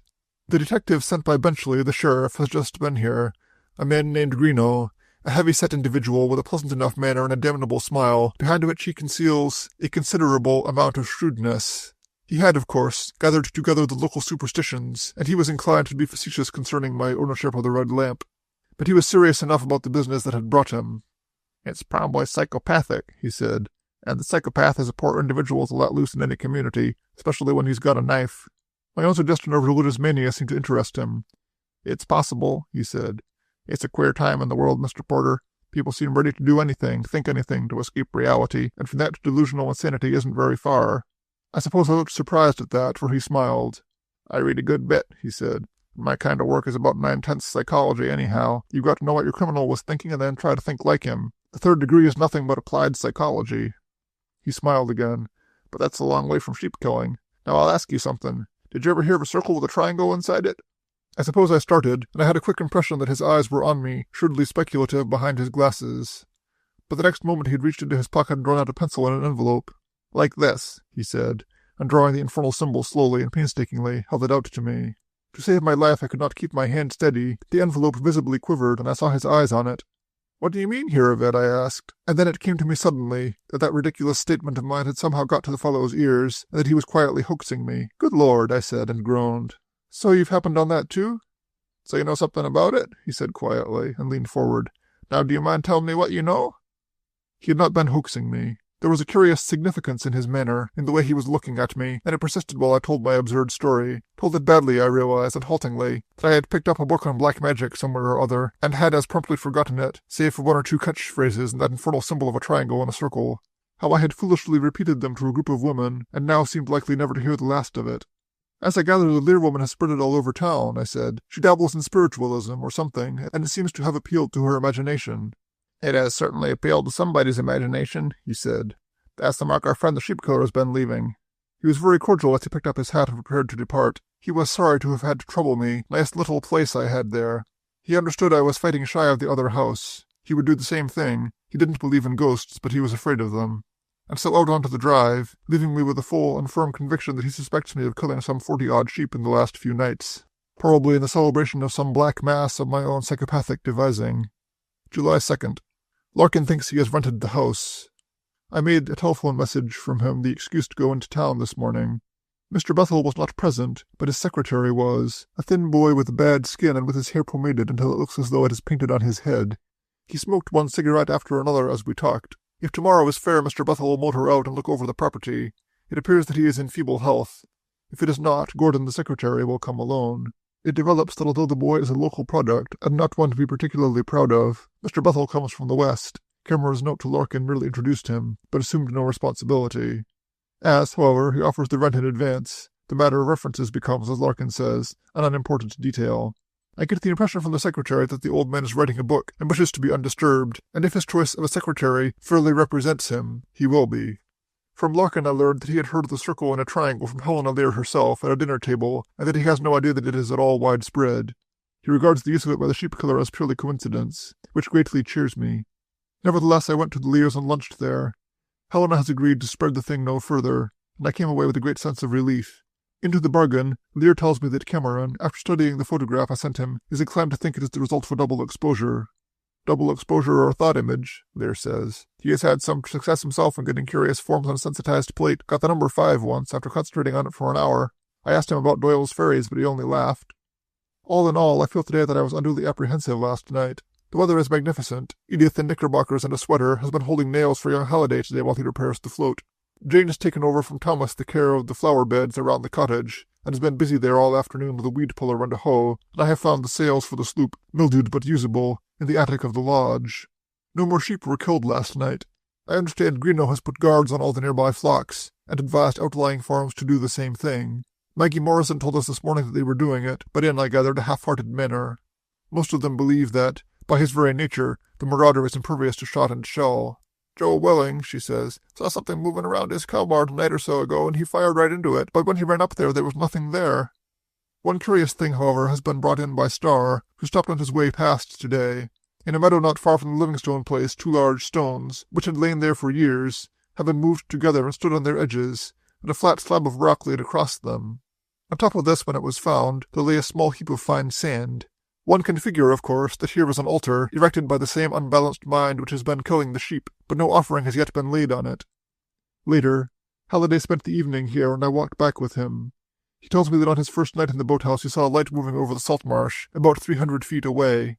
He was sitting on the small balcony of the boathouse, which surrounds it on 3 sides, and glancing toward the marsh, saw a light there. It seemed to float above the marsh at a distance of 3 or 4 feet, and was intermittent. At first he thought it was someone on the way to the beach, with a flashlight or a lantern, and he watched with some curiosity. Earlier in the evening he had himself walked along the edge of the swamp and decided it was not passable, but halfway through the marsh the light stopped and then disappeared. I decided the chap, whoever it was in trouble, he said.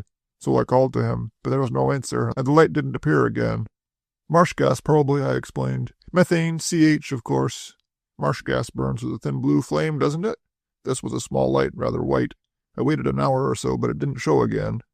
I have, since my return, looked up the book on the Oakville phenomena which I discovered on the desk of the main house. It is not significant, but it is interesting to find that Mrs. Riggs produced fleeting lights, sometimes of a bluish-green, from the cabinet, again a sparkling point which generally localized itself near her head, but I cannot find any record of a light persisting for any length of time, or following a definite course. July 3rd. The house is rented. As it rained this morning, the secretary came alone and seemed very well satisfied. But at the last moment my conscience began to worry me, and perhaps too, for none of our motives are unmixed. I was afraid he suspected something. He made some observation about the rent being low for a property of that size, and glanced at me as he said it, so I plunged. I think I'd better be honest with you, even if it costs me money, I said. The house is cheap because it isn't an easy house to rent. Too lonely, eh? Partly that, and partly because a portion of the house is very old, and there have been some stories about it circulating in the neighborhood for years. Ghost stories? You can call them that. He seemed to be amused rather than alarmed. He grinned broadly and took out a cigarette. Ghosts won't bother me any, he said rather boastfully. What kind of a ghost? I don't believe anyone claims to have seen anything. The reports are mostly of raps and various noises. He seemed to take a peculiar, almost a furtive enjoyment out of my statement, my confession, rather. Hot dog, he said. Well, raps won't bother me, and Mr. Bethel's got a deaf ear. He can turn that up at night if they worry him. So the house is rented, unless something unexpected turns up, and I have done my part. But I confess to an extreme distaste for the secretary, and Edith may find herself with a problem on her hands. For just before we left, he spied her on the float, and gave her a careful inspection. That looks pretty good to me, he said, and although his gesture embraced the waterfront, his eyes were on her. I have arranged with Annie Cochran, following Gordon's query about a servant, to resume her old position at the main house. She refuses to remain after dark, but I presume this will be satisfactory. She will also commence tomorrow to get the house in readiness. With that strange swiftness with which news travels in the country, already the word has gone out that the place is rented, and I lay to that our sudden popularity this afternoon. The first to arrive was Dr. Hayward, as nervous and jerky as ever, fiddling with his collar, and one for a moment excluded from the talk, gnawing abstractedly at his finger ends. Nothing escapes the man. I sometimes feel that he goes about on his rounds, collecting gossip as assiduously as he disperses the medicines he puts up in his small dispensary, and that his mind is similarly stocked with it, put up neatly on shelves and in order, so that he can conveniently put his hand on it. He addressed himself mostly to Jane. There is a certain type of medical man who wins his way to families by the favor of women, and is more at ease with them than with its menfolk, and only beat a circuitous route to the subject uppermost in his mind, which clearly was that an elderly invalid had taken Twin Hollows, and would probably require a physician.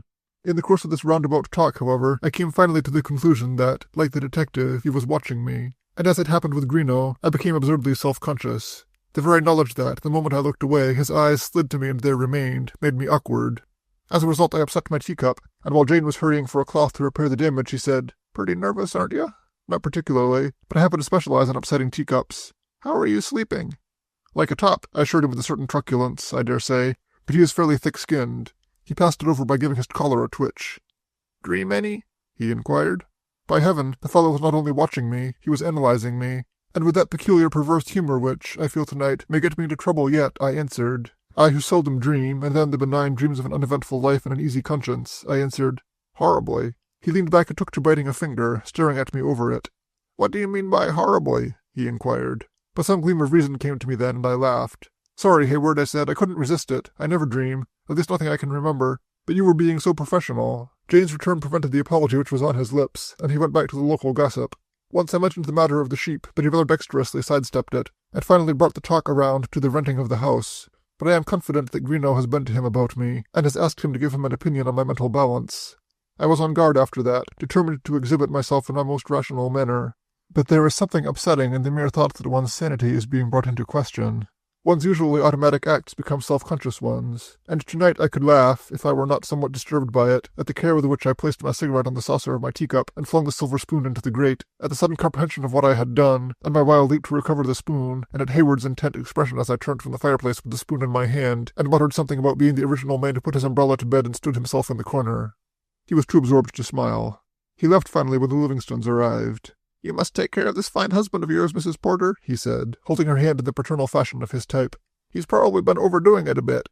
The result of which is that Jane herself has taken to watching me quietly over her tapestry, and that she suggested this evening that I take a course of bromide for my nerves. Irritated at Hayward as I was, and annoyed at myself, I saw him to his car, and asked him the question which has been in the back of my mind ever since I found the letter in the library desk. "By the way," I said, "you knew my Uncle Horace pretty well, better than I did in recent years. Did he have many friends, locally?" He straightened his tie with a jerk. "He had no intimates at all, so far as I know. I knew him as well as anybody. He rather liked Mrs. Livingston, but he had no use for Livingston himself. Well, I'll change the question. Do you know of any quarrel he had shortly before he died?" "That's easier. He quarreled with a good many people. I imagine you know that as well as I do. He never mentioned to you that he had had a definite difference of opinion with anyone?" Looking back tonight over that conversation, I am inclined to think that he had an answer for that question, and that he almost gave it, but he changed his mind. The purpose of his visit must have come to him, Greenough's story about that idiotic circle and my own lame explanation of it, and all the outrageous mess in which I had involved myself. "I'd like to know why you ask me that," he said instead. "He had never talked to you about calling on the police in some emergency?" "Never. I see what you're driving at, Porter," he added. "I admit I had some thought of that myself at the time, but the autopsy showed the cause of death all right. He wasn't murdered." "The blow on the head had nothing to do with it, then?" He glanced at me quickly. "If it was a blow," he said, "it didn't help matters any, of course, but I prefer to think that the head injury was received as he fell." He hesitated. "Don't you?" "Naturally," I agreed. But there was a significance in that pause of his, followed by, "Don't you?" which has stayed with me ever since. It was almost as though, in view of Greenough's visit to him and my own questions, I had been somehow responsible for the poor old boy's death, and was seeking reassurance. 1:00 a.m. I am not able to sleep, and so, recipient of all my repressions, I come to you. I have repeated my little formula over and over as some people count sheep, Milton and Dryden and Pope, but without result.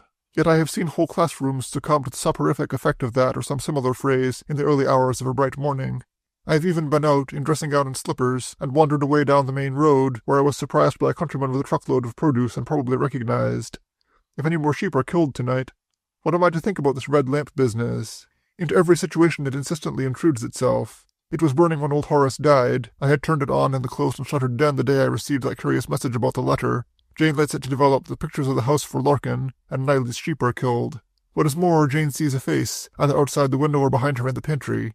From the moment of its entrance into the house, after 18 years of quiet, the old stories of hauntings are revived, raps are heard, footsteps wander about, and furniture appears to move. Is Greenough right, and am I ready for the psychopathic ward of some hospital? Is this accumulation of evidence actual, or have I imagined it? And yet I am sane enough, apparently. I listen, and I hear the familiar sounds of night-time here. Jock moving about uneasily in Jane's bedroom next to mine, the rhythmic creaking of the runway to the float as the wash of the tide swings it to and fro on its rollers. I hear no voices whispering. Yet Mrs. Livingston was most explicit this afternoon. She clearly has no nerves, being complacent with the complacence of fat rapidly gained in middle age, and no imagination, or she would have taken lemon in her tea and no sugar. But she sat there, ignoring little Livingston's attempts to change the subject, and soberly warned me against renting the house. Jane's face was a study.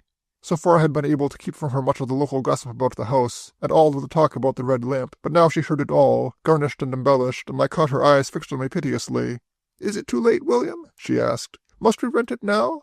It's all signed, sealed, and delivered, my dear, I said, but all is not lost. Tomorrow morning I shall take my little hatchet and smash that lamp to kingdom come. Mrs. Livingston took a slice of cake. I'm sure you have my permission, she said, and as I gave it to your Uncle Horace, I dare say I have a right to say so. Perhaps you would like to have it back? God forbid, she said quickly. Oh, for heaven's sake, Livingston put in irritably. Let's talk about something else. Mrs. Porter, will you show me your garden? I had a feeling that his wife had wanted just this, perhaps had given him some secret signal, for she settled back the moment they had gone, and, so to speak, opened fire. You're not a spiritist, Mr. Porter? I am a cynic, I am a carrion crow, I quoted. But I saw the words had no meaning for her. She may have felt some underlying amusement in them, however, for she stiffened somewhat, and rather abruptly changed her point of attack. I have often wondered, she said slowly, whether you have ever considered your uncle's death as unusual. You mean that you do? Personally, she said, looking directly at me, I think he was frightened to death. She hesitated. She gave me the impression of venturing on ground which was unpleasant to her. Either that or... She abandoned that and began again hurriedly. My husband dislikes the subject, she said, but I will tell you why I believe what I do, and you can see what you can make of it. You remember that Mrs. Porter was not well when you both came out, the day he was found dead, and toward evening you took her home? Well, Annie Cochran would not stay alone that night, and I stayed with her. It was very curious. Just what do you mean by curious? That there was somebody in the house that night, or something. And you don't believe it was somebody? I don't know what I believe, she said rather breathlessly. I suppose, since you claim to be a cynic, you will laugh, but I have to tell you just the same. Stripping her narrative to the skeleton, she had been skeptical before, but that night the house had been strangely uncanny. They had sat in the kitchen with all the lights on, and at 2 o'clock in the morning she distinctly heard somebody walking in the hall overhead on the second floor. Doors seemed to open and shut, and finally, on a crash from somewhere in the dining room, like a doubled fist striking the table, Annie Cochran had bolted outside and stayed there. At dawn she came back, and said she had distinctly seen a ball of light floating in the room over the den, shortly after she went out. And was the red lamp lighted while all this was going on? That's one of the most curious things about it. It was not when I made a round to that floor early in the evening, but it was going at dawn.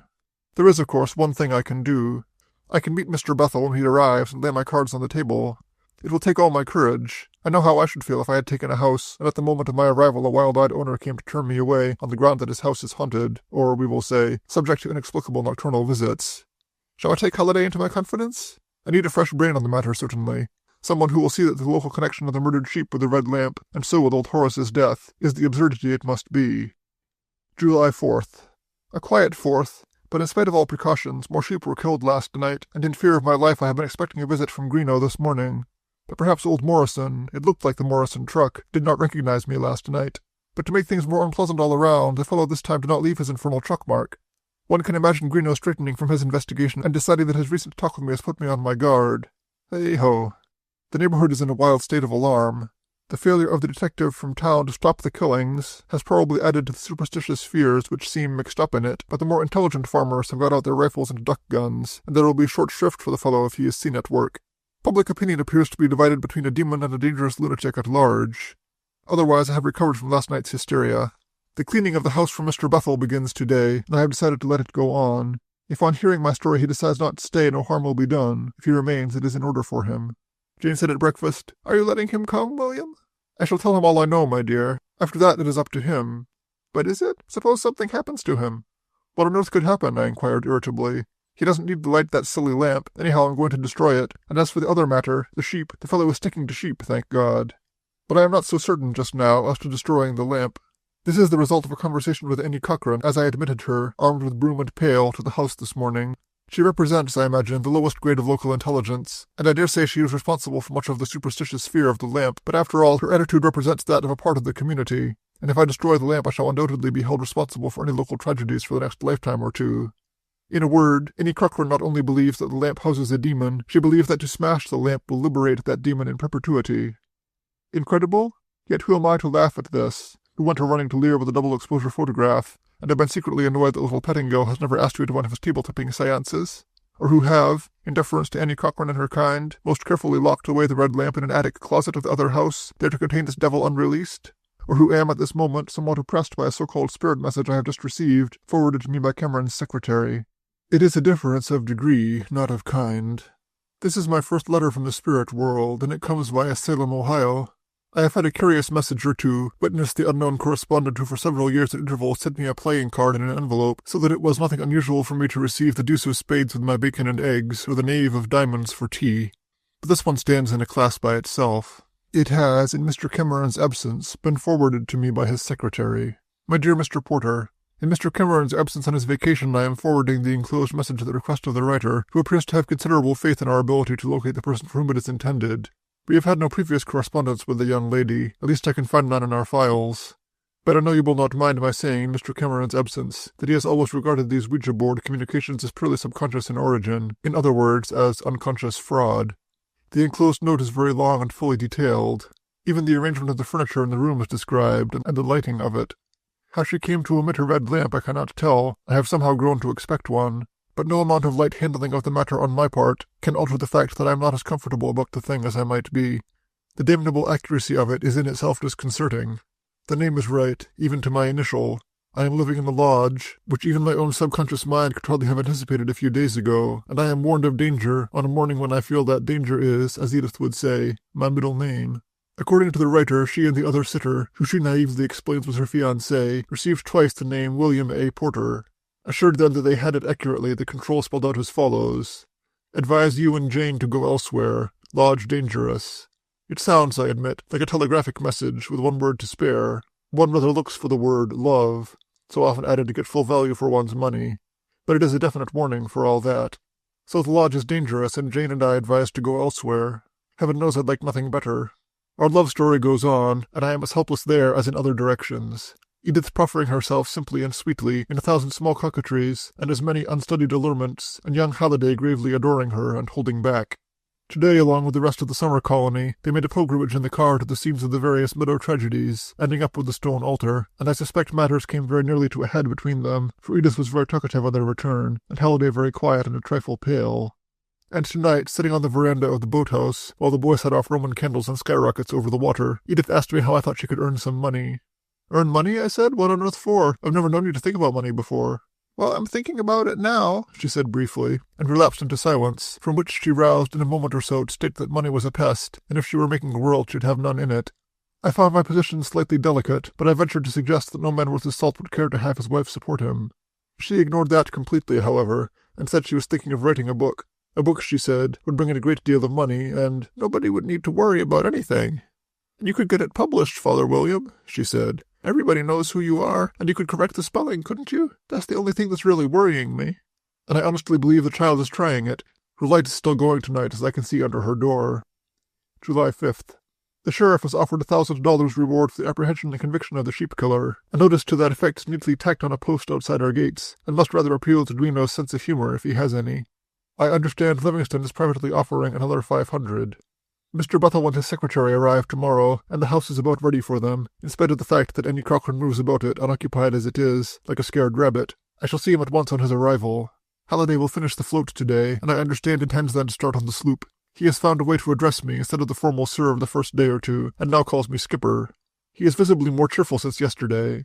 However hopeless the future looks, he must, during that showdown yesterday, as Edith would undoubtedly call it, have been fairly assured of her love for him. Today I overheard a conversation between him and Clara. "Well, I must be getting on," he said. "It's my wash day." "Wash day, is it?" she commented skeptically. "I'd like to see your clothes after you wash them." "Who said anything about clothes?" he demanded. "It's my dishwashing day. I always do them every Monday morning." I watched him go down the drive, his head virtuously erect, and Jock, who adores him, bidding him a reluctant goodbye. He will not follow him in that direction. The boy wheedles Clara out of food, too, while Jane stands by and smiles. Passing the pantry window yesterday, I saw him stop abruptly and stare at the table inside. "I beg your pardon, Clara," he said, "but are those custard pies?" "They are, and you needn't be thinking. Real honest-to-goodness custard pies? That's what the cookbook calls them." "Would you mind if I came a little closer, Clara?" he inquired. "I have heard of them, but it is so long since I have seen one, let alone tasted it." "They're too fresh to cut," said Clara, weakening. One could see by inches. "But I could come back," he said gently. "I could go and sit in my lonely boathouse, surrounded by the cans I live out of, and think about them, and later I could come back, you know." And although he did not come back, a half hour later I saw Clara carrying one down to him, neatly covered with a napkin. Today, for the first time, I have taken him fully into my confidence. I had been halfway debating it, but the matter of the dressing gown decided it. I find that in the original journal I made no note of this incident. The facts are as follows. At Jane's suggestion, I proceeded to the main house to remove such of Uncle Horace's clothing as remained in the closets, and so on, to a trunk in the attic. Since the night of her experience in the pantry, she has not entered the house. Armed with a package of moth preventive, I was on my way when I met Halliday, and he returned with me. We worked quietly, for there was something depressing in the emptiness of such garments, and in their mute reminder that sooner or later we must all shed the clothing that we call the flesh.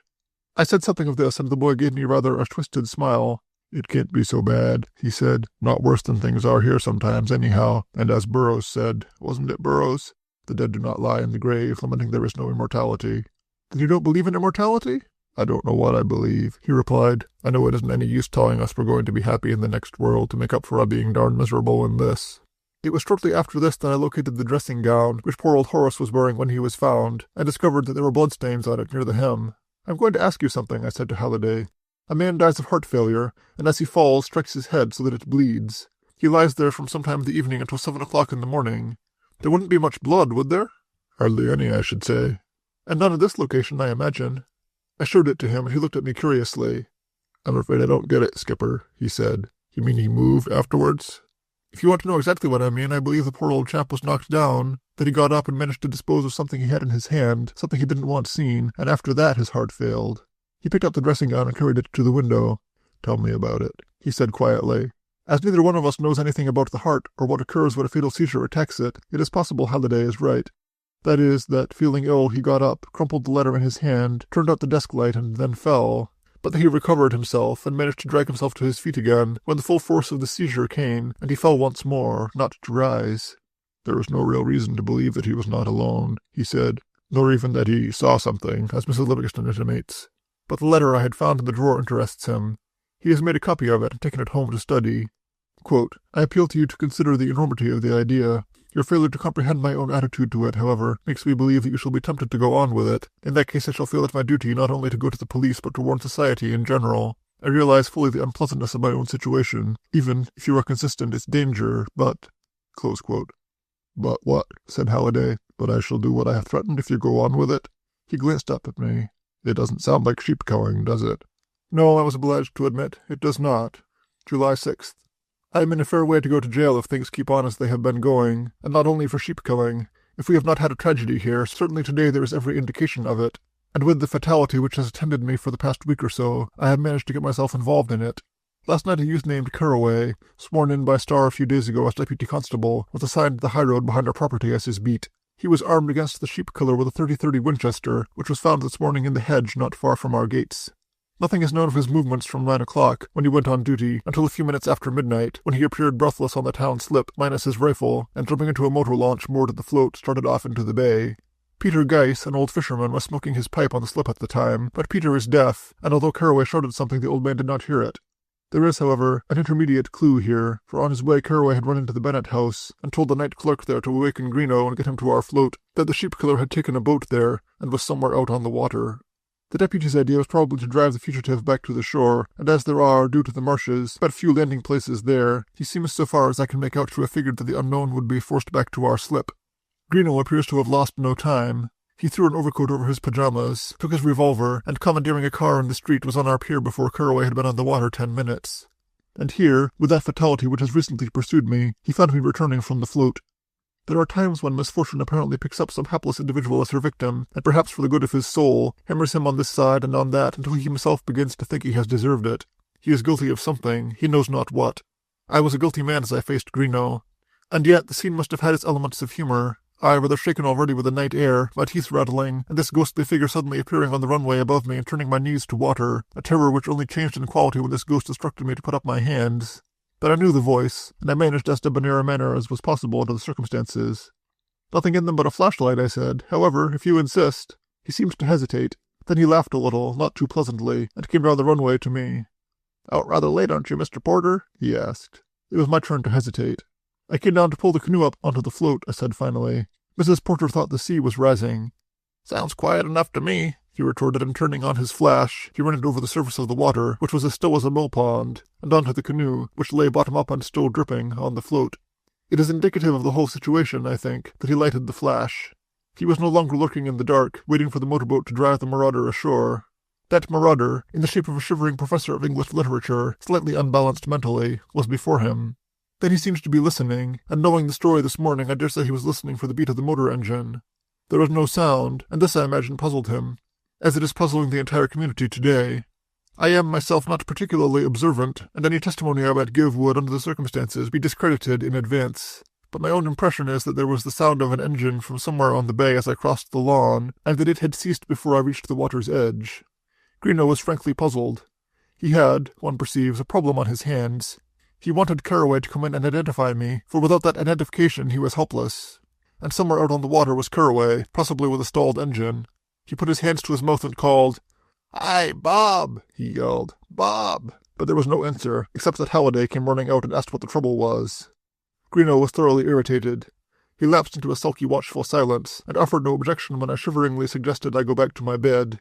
I left them both there, Halliday preparing to row out and locate the launch if possible, and came back to the lodge.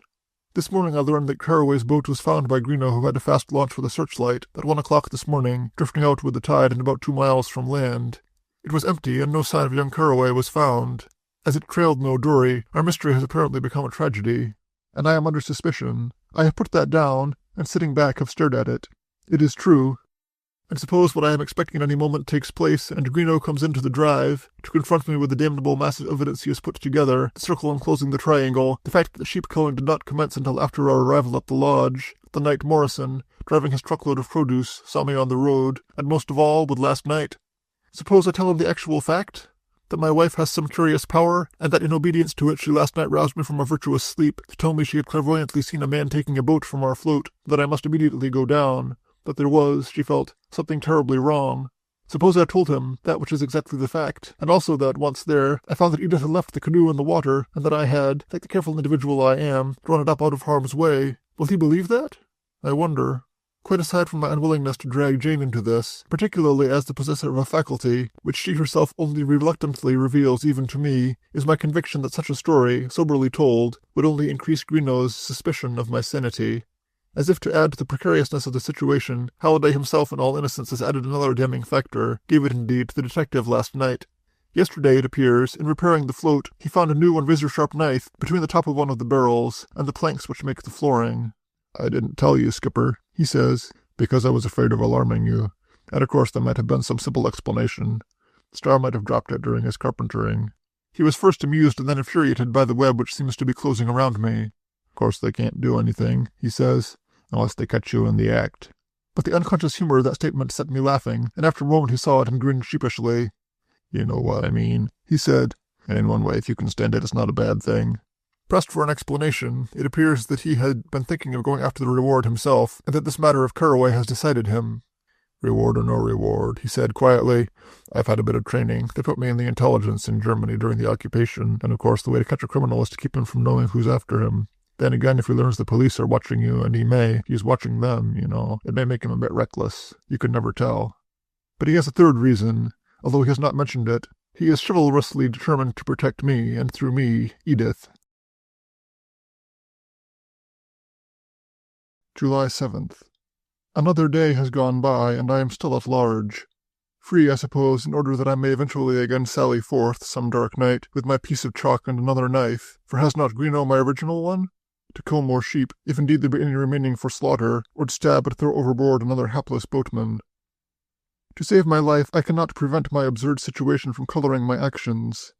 I constantly remind myself of the centipede, which, on being asked how it used its many legs, became suddenly conscious of them and fell over into the ditch. For example, at breakfast this morning I gravely poured some coffee into Jock's saucer, instead of the leftover cream from the breakfast table, and Edith caught me in the act. "Nobody home," she announced. "Poor old dear, so nice and once so intelligent. It is sad," she said to Jane, "to see his mind failing him by inches. But his heart is all right, if the worst comes to the worst." "Don't talk about my mind," I snapped, and then was sorry for it. "I don't feel humorous at breakfast, my dear," I said. "I'm sorry. But the plain truth is that I am sadly upset. Even what before seemed a plain and obvious duty, to go to the other house tonight and tell Mr. Bethel on his arrival the exact situation, has been all day a matter for the most anxious thought. It had seemed quite simple before. I would say to him, 'Sir, I have rented you this house. True, I warned your secretary of certain unpleasant qualities it is supposed to have, but I must also warn you. The building is reported to be haunted. I do not believe this, nor I dare say will you, but I feel that I must tell you.' Or again, 'There is also a popular, or unpopular, idea that some recent sheep killings around the vicinity are somehow connected with this haunting. The police do not think so, but the more ignorant of the natives do. If this alarms you, I am prepared to pay back your money to you.' Not quite in this fashion, but with a similar candor, I have been prepared to clarify my relations with my new tenant. But now what happens? Will Greenough, for instance, credit my entire disinterestedness? Will he not rather believe that I have given but one more evidence of my essential lunacy? Would I not, myself, only a few weeks ago, have distrusted any individual who came to me with such a tale? After all, I have told young Gordon. At least I have that to my comfort if anything happens. But what am I writing? What can happen? It is sad, says Edith cheerfully, to see his mind failing him by inches. Perhaps it is. I have seen Bethel, and I have not told him. He gives me every impression, in spite of his infirmity, of being able to look after himself, and after tonight's experience he is welcome to do so. Let him have his raps and his footsteps. Let him find his tea kettle on the floor, and his faces in the pantry. Let him freeze in cold air to stew in his own juice. I have done my part. His car drove in at 8:30, and I followed it along the drive. True to her agreement, Annie Cochran had only waited until 7, and then had taken a firm departure, and I did say this threw him into the execrable temper in which I found him. The secretary had assisted him into the house, and I found him in the library, with only one lamp going, huddled in a chair among a clutter of wraps, and introduced myself. He barely acknowledged it. "Where the devil's the servant?" he barked at me. "I thought there was a woman or somebody." "There is a very good woman," I said, "but she goes home before dark. That is," I corrected myself, "she leaves early. I told your secretary that." "Do you suppose she's left a fire?" "Gordon," he called, "go and see if there's a fire. I want some hot water." He fumbled in a pocket and brought out what I fancy was a beef cube or some similar concoction, and sat with it in his hand. "Which way does the house face?" he asked suddenly. "East, towards the bay." "Then I want a back room. Don't like the morning sun. Don't like anything in the morning," he added, and peered up at me through his spectacles. Young Gordon returned then with a cup of hot water and a spoon, and Mr. Bethel favored me with little or no further attention. He has but one usable hand, and the secretary held the cup while he stirred the tablet in it. Only once did he favor me with direct speech during this proceeding. He glanced up as I stood, he had not asked me to sit down, and said, "Been having some sheep culling around here lately, haven't you?" I may have flushed slightly, but I doubt if he could see it, although his eyes were on me. "Yes," I admitted. "Saw it in the papers," he said, and went back to his broth. Then if ever was my time to plunge, but to save my life I could not do it. That truculent, childish old man, one leg stretched out before him in the relaxation of partial paralysis, one hand contracted in his lap with the tonic spasm of his condition, taking soup under the direction of a pasty-faced boy who grinned at me above his white head, was no recipient of such information as I had to give. And he allowed me no further opportunity. The cup empty, he indicated that he wished to go upstairs, and with a nod in my direction he shuffled out, Gordon supporting him on the infirm side. I had had some notion of offering my assistance, but I felt that this recognition of his condition would only annoy him. Obvious as it was, he had not mentioned it to me, and I guessed that it was a cross born not only without fortitude but with a continuing resentment. I followed them to the foot of the stairs, however, and part way up, pausing for breath, he must have suspected my presence there, for he turned and looked down. "What do you think is behind this sheep killing?" he said. Just that. Not good night. Nothing whatever about the house. Nothing about my presence or my approaching departure. "Who's killed them?" he rasped. "Some maniac, probably." "A maniac," he barked, and steadying himself by Gordon, twisted around so he could see me the better. "Religious tomfoolery, eh? The blood of the lamb." He cackled dryly, staring down at me. Then he turned, without another word, and went on up and out of my sight. On Holliday's advice I am not leaving the property, and whenever it is humanly possible I am in sight of Thomas. Thus today I have been weeding Jane's flower beds for her, and with the garage doors open have been ostentatiously oiling the car. Tonight, too, I have drawn the table in my room to the window and am there making this day's entry, in full view of any observer who chances to take any interest in my movements. I am convinced, under espionage. Old Thomas is too frequently in view, as he patters around his daylight tasks, and tonight I have a distinct impression that some observer who takes an interest in my movements is outside, watching my window. Jock believes this also. He is restless, moving from the passage into my room and back again, and twice, standing near me, the short ruff on the back of his neck has risen. Halliday brought me today further details about Carraway's disappearance. "The hotel clerk ran down to the piers," he says, "and he heard the engine going for some time. The boat didn't start up the beach but out into the bay, as if Carraway felt the other man had a good start of him and was trying to cross the bay. Then he either lost the sound of the engine or it stopped. He waited on the slip for a half-hour or so and then went back to the hotel. Greenough came in about that time and called up Starr, and they went together to the town slip, but Carraway hadn't shown up, and after a time Greenough decided to go out after him. They found the boat pretty well out in the bay. The tide was going out and empty. They looked around as well as they could, then Starr got into it and brought it back. But here's the part they're not telling. Peter Geist says Greenough got some waste and wiped something off the top of the engine box. He didn't see what it was? They wouldn't let him near the boat, but he says it was the circle again. Of any other details there are apparently none, Bob Carraway has apparently gone the way of all flesh, poor lad, and while Greeno or some emissary of his watches me from my own drive, the murderer is perhaps concocting some further deviltry. In the meantime, a veritable panic has, according to Halliday, seized the countryside, and of this we have certain evidence ourselves. The road beyond the lodge gates, usually a procession of twin lights, is tonight dark and silent. No motorboats with returning picnic parties rumble across the water, throwing us now and then a bit of song. The fishermen, starting out at 3 in the morning, are going armed and in fear of their lives, and each man suspects the other. My own position is as unpleasant as possible. Today Jane said to me, "I wish you would get a meat knife in Oakville today, William." "What do you mean by a meat knife?" "Just a good sharp knife," she said, "with a long blade." "My dear," I said, "anyone buying such a knife in Oakville today would be put into jail at once. Personally, I need razor blades, but I shall grow a beard like the Sloops before I purchase any." "You could send for one, in town." And I could not tell whether such proceeding would be even worse than the other. Jane's own attitude these days is curious. She is quite convinced, for instance, that she had a premonition of Carraway's death the night she sent me to the slip. As she has no idea that this premonition of hers may be most unpleasant in its consequences to me, today I got her to talk about it. "Just how did it come?" "I don't know. I had been asleep, I think. Yes, I know I had. I wakened anyhow, and I seemed to be looking at the slip. There was somebody there kneeling." "Kneeling? Saying his prayers, you mean?" With a recollection of the altar. "I think he was feeling for something under the float." There is a certain circumstantial quality to this, one must admit. He had been seen and was being followed, and his knife for some reason was still where he had left it. Or rather, it was not there, since Halliday had that day found it and taken it away. Had it not been for that, poor Carraway might have met his end there on our slip, and not later. But the knife was gone, and there was nothing left but flight. Just where that flight began, no one can say. It seemed incredible that he had left his boat moored directly below our boathouse, with Halliday so close at hand. It seems more likely that he ran up the beach away, and that, well, de mortui nihil bonum. Perhaps I am wrong, but it seems to me that Carraway could more easily have followed him by one of the rowboats from our slip than follow the method he did, with the loss of time involved. Still, I myself would not have started out unarmed after a killer, even of sheep, unless I had first raised the alarm and was fairly sure of assistance to follow. "But I don't see," I said to Jane, "why you felt that there was anything ominous in this dream of yours, or whatever it was." "I never have them without a reason." "But that night when you so unjustly accused me of holding up the chapel wall—" "There was a reason there," she said coldly. "I thought it quite likely I might have to go out and get you." There may be one comfort to the superstitious in all this. Not once, since the night when we lighted the red lamp in the pantry, has it. Midnight. I have just had a rather curious experience, and I am still considerably shaken.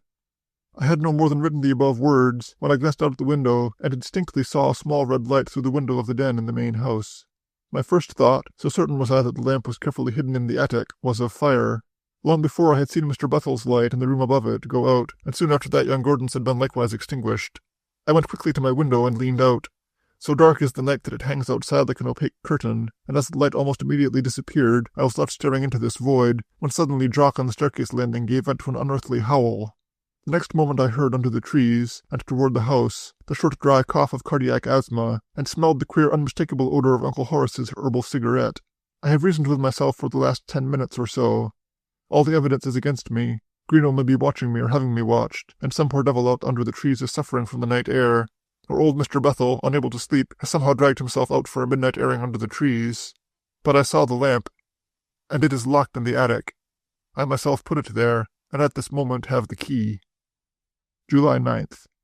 I made an excuse this morning to Annie Cochran, and she slipped me up the kitchen staircase of the other house and so to the attic. The lamp was as I had left it and the closet locked, and today I am asking myself whether, with that curious lack of perspective one finds at night, I did not see instead of the lamp far away the lighted end of a cigar close at hand. Annie's report on my tenants is satisfactory on the whole. She doesn't much care for the secretary, but the old man's bark is worse than his bite. He comes down in the morning or is helped down to his breakfast, and she cuts his food for him. He seems to dislike the boys doing it, reads the paper, and then goes to work. To work, I asked? What sort of work? He is writing a book. But it appears that he is writing it only in the non-literal sense. He is dictating a book. And it also appears that he has chosen this place because of its isolation, and Annie's orders are that he receives no visitors. But it also appears that young Gordon is perhaps not as courageous as he made out to me when he came to look over the house, and that he has been hearing things. What sort of things? He didn't say, but he asked me this morning if I'd been in the house last night. If you find me here at night, it'll be because I'm paralyzed and can't move, I said. And if you take my advice, you'll not go around hunting if you hear anything. That must have cheered him considerably. I don't know about that. He just looked at me and said, What's the game, anyhow? I'll bet $1 you're in on it."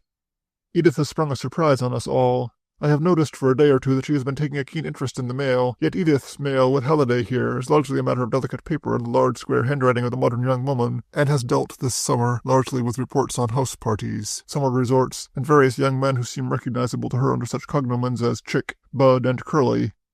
This morning, however, her mail included the business-like envelope, and she flung the white rose and mauve heap aside and pounced on it.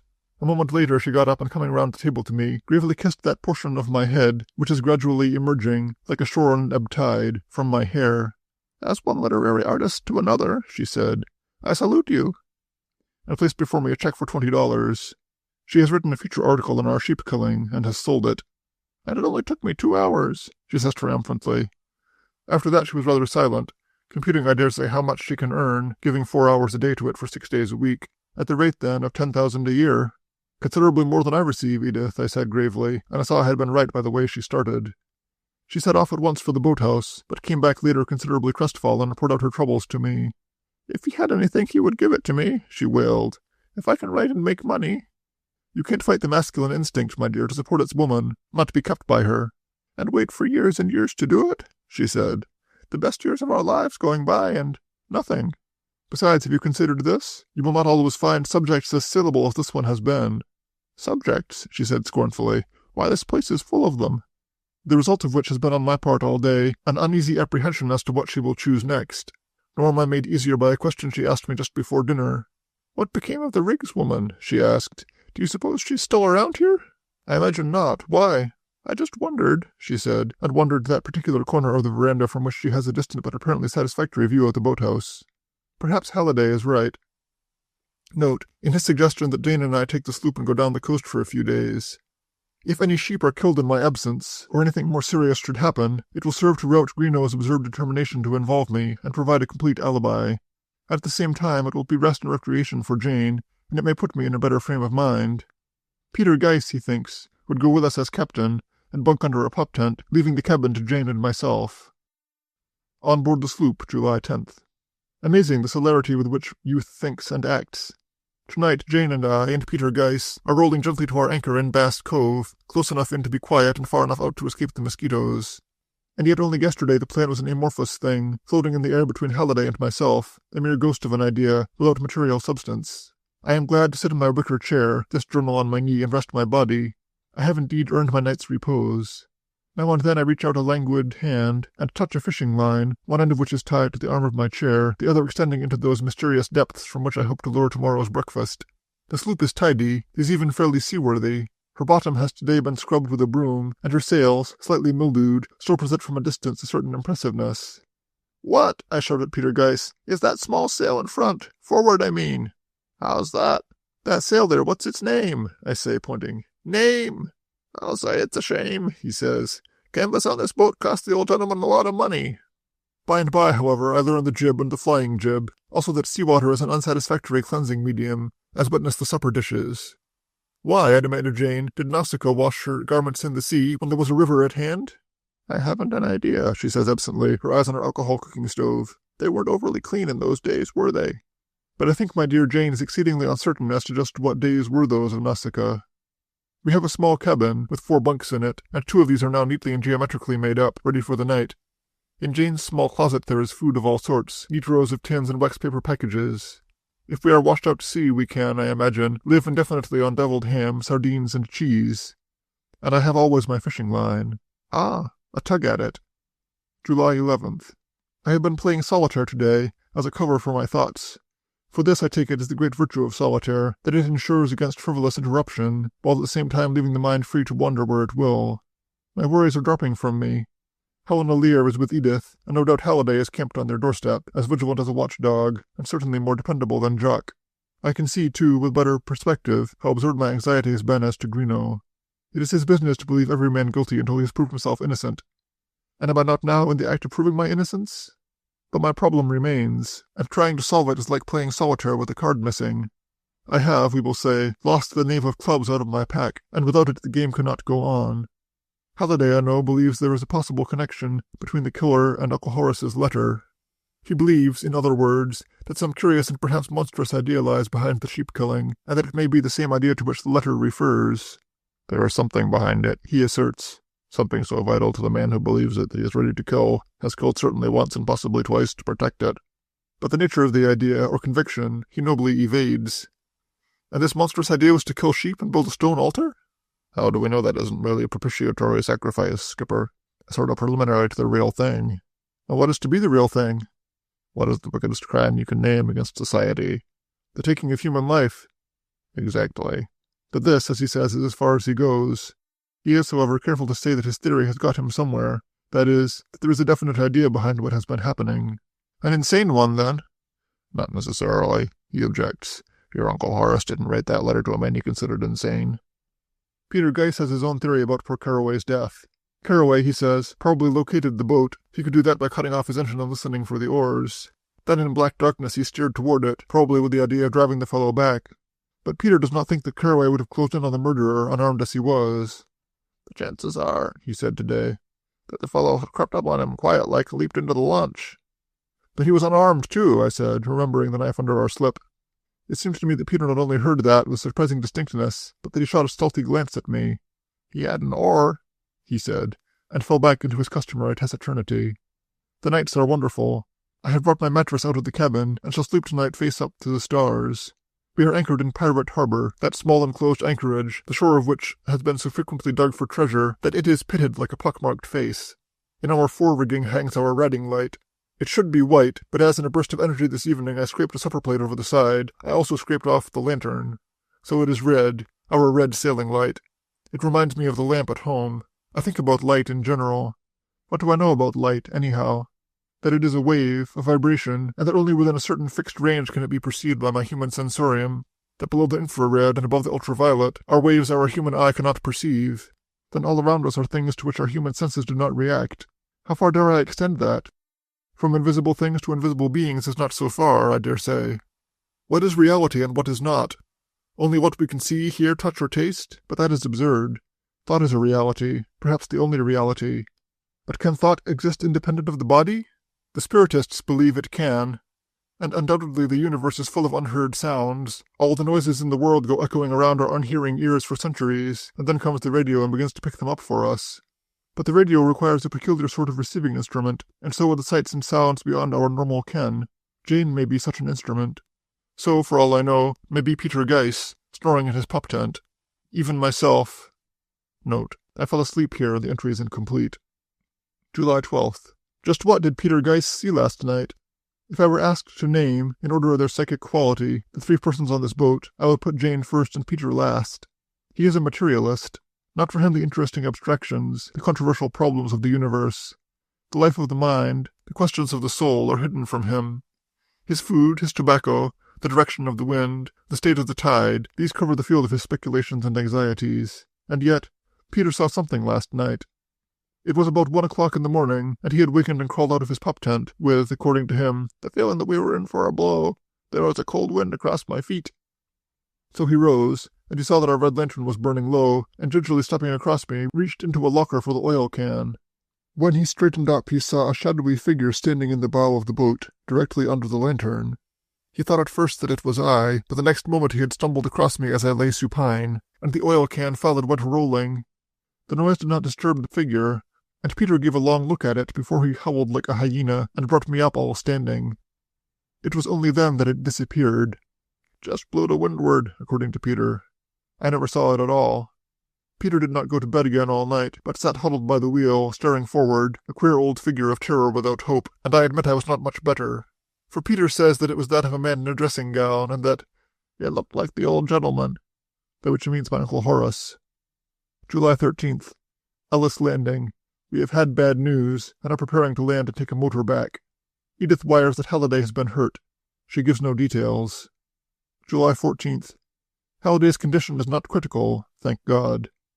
We found him, note, in my bedroom here at the lodge, with Edith and Helena fussing over him, and with his collarbone broken, the result, not of the attack, but of his ditching the car, for he is the indirect victim of an attack. On the evening of the 12th he was on his way to the station at Oakville to meet Helena Lear and Edith, who were in town on some mysterious feminine errand which detained them until the late train. At 11 o'clock then he took the car and started off, and as he was early took the longer route through the back country, the one by Sanger's Mill and the Livingston place. It was near the drive into Livingston's that a man carrying a sawed-off shotgun stopped the car and asked for a lift into town. He was, he said, one of Starr's special deputies, watching for the sheep killer. It was very dark, and he could only see the outlines of the deputy, but as, all along, he had come across men similarly armed. The fence corners were full of them, he says. He thought nothing of it, and told the fellow to jump in. I hadn't seen him, he said, but I got an impression of him. You know what I mean. A heavy square type, and he got into the car like that, slowly and deliberately. I think he had a cigar in his mouth, not lighted. He talked like it, anyhow. Once in the car, the man was taciturn. Halliday spoke once or twice, and got only a sort of grunt in reply, and finally he began to be uneasy. He had, he says, the feeling that the fellow's whole body was taut, and that his silence was covering some sort of stealthy motion, or something, he adds, rather vaguely. And of course he had his gun, lying across his knees as well as I could make out.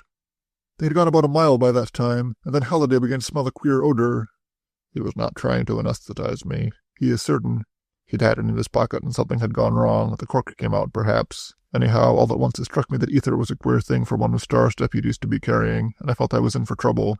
He took his left hand quietly from the steering wheel and began to fumble in the left-hand pocket of the car, where he had put his revolver.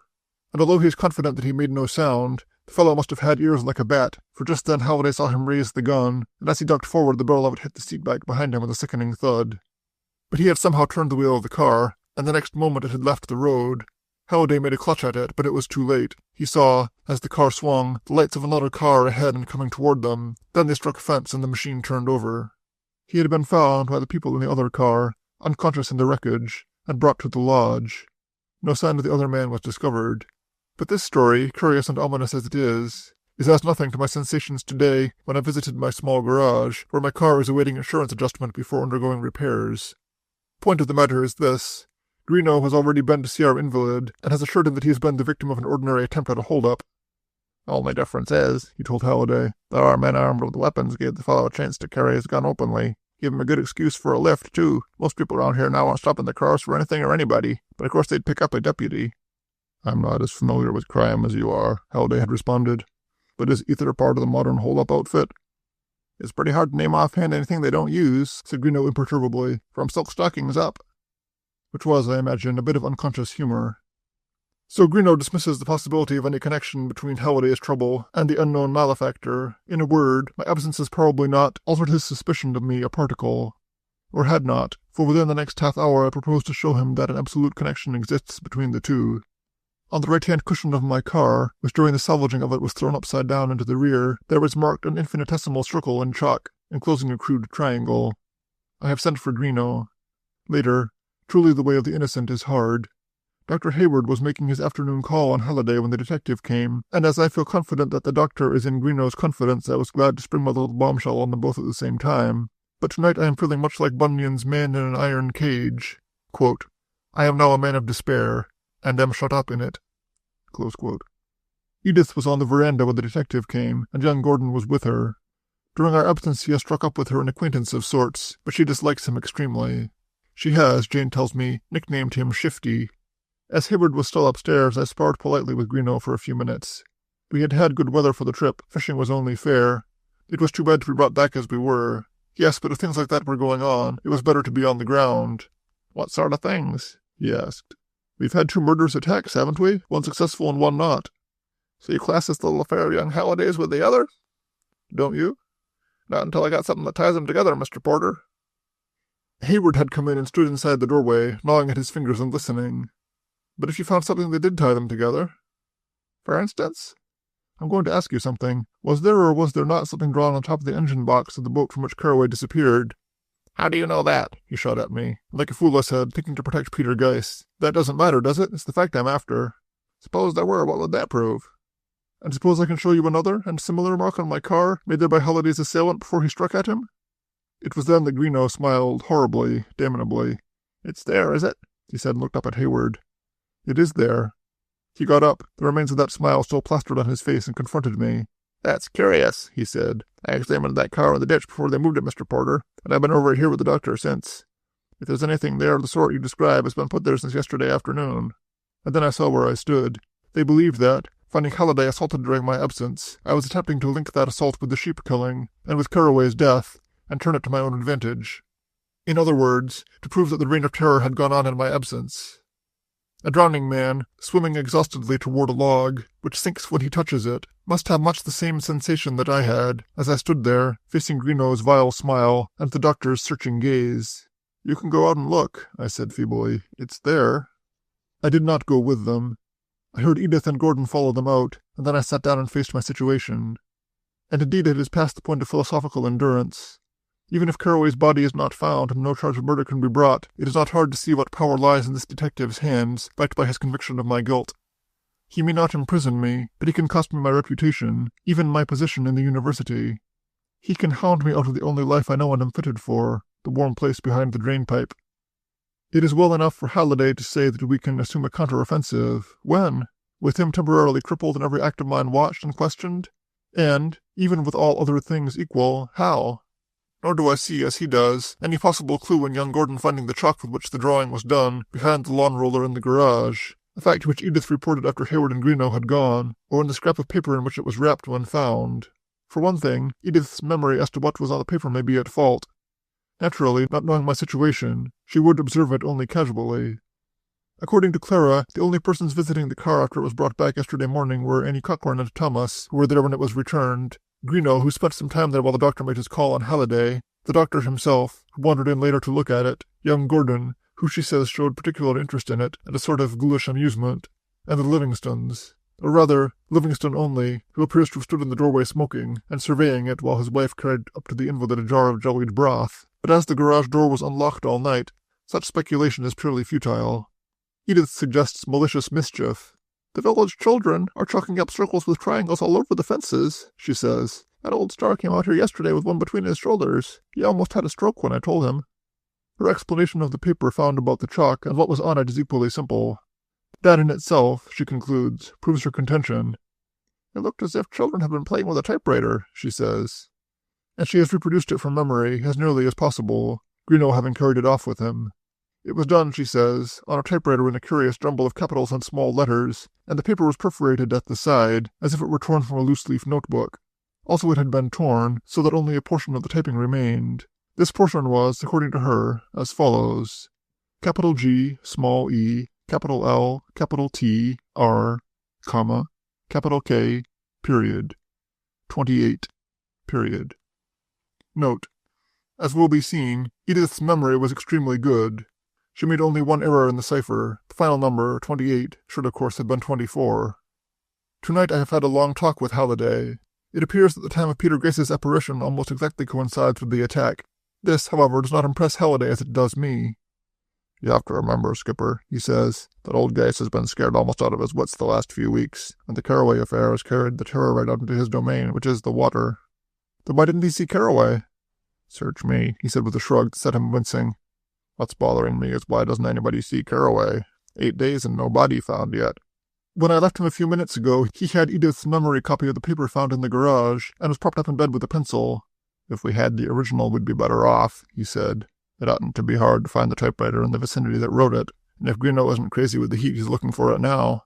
I glanced at my own portable machine, sitting on the table, and he followed my eyes and smiled. "You got your best alibi right there," he said. "If this turns out to be a cipher, and I think it is." He has, it appears, some small knowledge of ciphers, and from the mixture of capitals and small letters he believes he recognizes this one, but it requires a keyword or 2 keywords. "Even without it," he says, "it could be solved, possibly, if I had enough of it, but with only this scrap. And I don't get the number added to it." The idea of this type of cipher, I gather, is to take a word or 2 words, containing 13 letters of the alphabet, no one used twice. Written first in small or lowercase size, these letters represent the first 13 letters of the alphabet. The same word or words repeated in capitals becomes the second half of the alphabet. Thus the words subnormal diet become a key in this fashion. Small subnormal diet over A, B, C, D, E, F, G, H, I, J, K, L, M. Uppercase subnormal diet above N, O, P, Q, R, S, T, U, V, W, X, Y, Z. But as subnormal diet was the only key phrase we could think of, and as it obviously did not fit, I left him still biting the end of his pencil, and came to complete this record. Renan says that the man who has time to keep a private diary has never understood the immensity of the universe, but I reply to Renan that the man in my position, who does not keep a private diary and thus let off his surplus thoughts, is liable to burst into minute fragments and scatter over the said immensity of the universe. Sunday, July 15th. The one pleasure that never palls is the pleasure of not going to church. Again, as I recorded once before, a quiet morning and I am still at large. Jane has gone. Sometimes I suspect Jane of throwing a sop to Providence in this matter of church-going, almost, one might say, of bargaining with the Almighty. "I will do thus and so," says Jane to herself, "and in return I have a right to ask thus and so." Yet she asks little enough, a quiet life, peace, and if not active happiness, that resignation which after the hot days of youth are over passes for contentment. And as she went out this morning, demurely dressed in the sabbatical restraint which is a part of her bargain, I felt rather than said a small prayer for her, that she who asks so little may keep what she has. And Jane is worried. She knows nothing, but she suspects everything. By that I mean that she is somehow aware, after her own curious fashion, that there is something wrong with her world. She watches me, when I am not looking at her. She has an odd, rather furtive dislike of Dr. Hayward, and she is almost criminally forwarding Edith's love affair. Since Halliday was brought here, Jane and I have shared her bedroom, and this morning, buttoning my collar, I said, "The sooner that boy goes back to the boathouse, the better."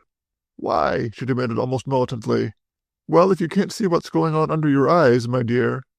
"I don't see why it shouldn't go on. There's not too much love in the world." "Nor enough bread and cheese."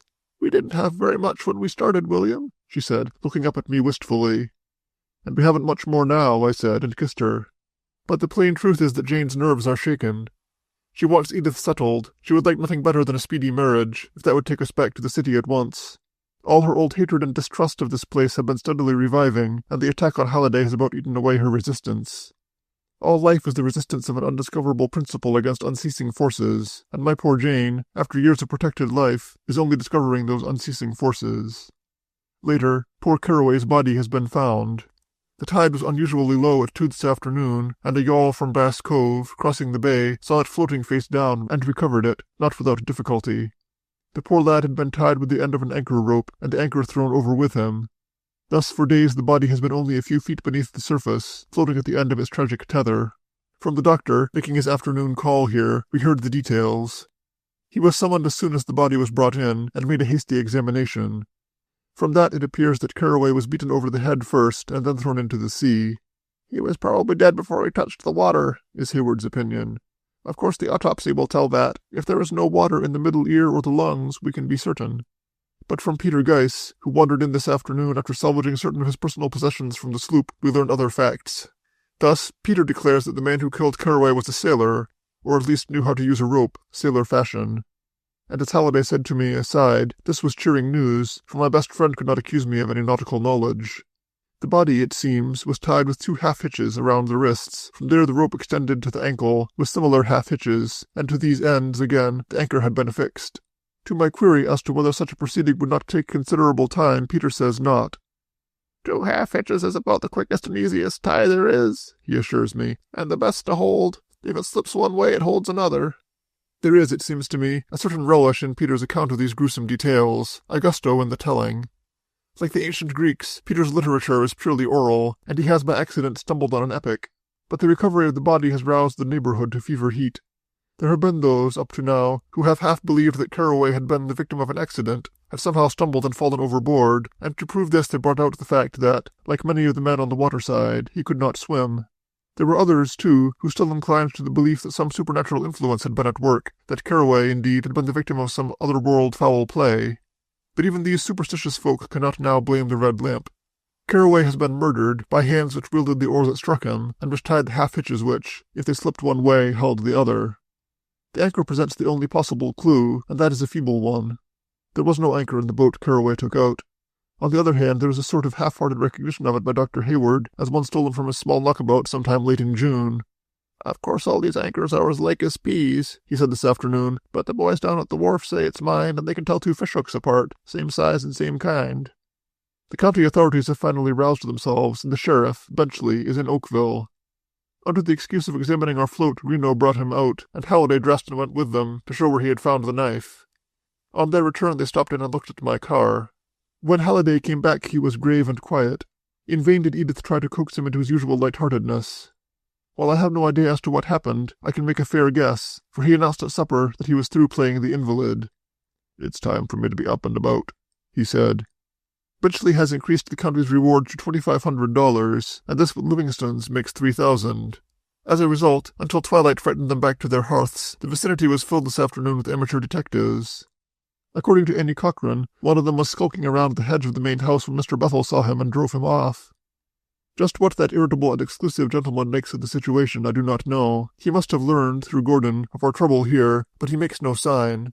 Now and then, but not often, I see him on the terrace, and if he acknowledges my finger to my cap, I do not see it.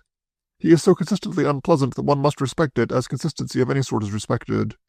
My own position is rather strengthened than weakened by today's developments, and I imagine Greenough himself is somewhat at sea. Not only am I no sailor, and obviously no sailor, but I am not a physically muscular man. In the pursuit of English literature, the wear and tear is on trouser seats rather than on muscles. In 10 years my one annual physical orgy has been putting up the fly screens each April. I could no more strangle a man than I could bulldog a steer. And, unless Greenough is more beset with prejudices and theory than I think he is, he must know this. He has, in addition, a slowly growing list of qualifications, all of which the murderer must possess, and few of which are mine. Thus, the murderer is physically strong. I am not. The murderer, or at least Halliday's assailant, wore a soft dark hat, well pulled down. I have here in the country a golf cap and a summer straw, no other. The murderer had a sailor's knowledge of a rope. I haven't the slightest knowledge of a rope except that it is used on Mondays to hang out the washing. On only 2 points do I plead guilty, and there with reservations. For the murderer shows a knowledge of the countryside, not only equal to my own, but better. And Halliday says he got into the car as would a man of middle life, rather than youth. I am middle-aged, if that be not the next period just ahead and never quite reached, until some day we waken to find that we have passed it in the night and are now old, and taking an ingenuous pride in that age. July 16th. I am facing an unusual quandary, which is, shall I or shall I not attend poor Carraway's funeral tomorrow?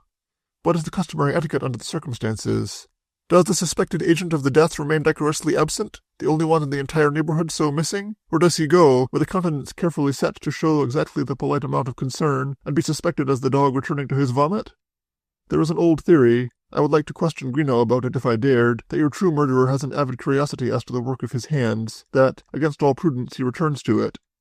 Under these circumstances, what shall I do? Compromise, probably, send more flowers than I can afford, and stay at home.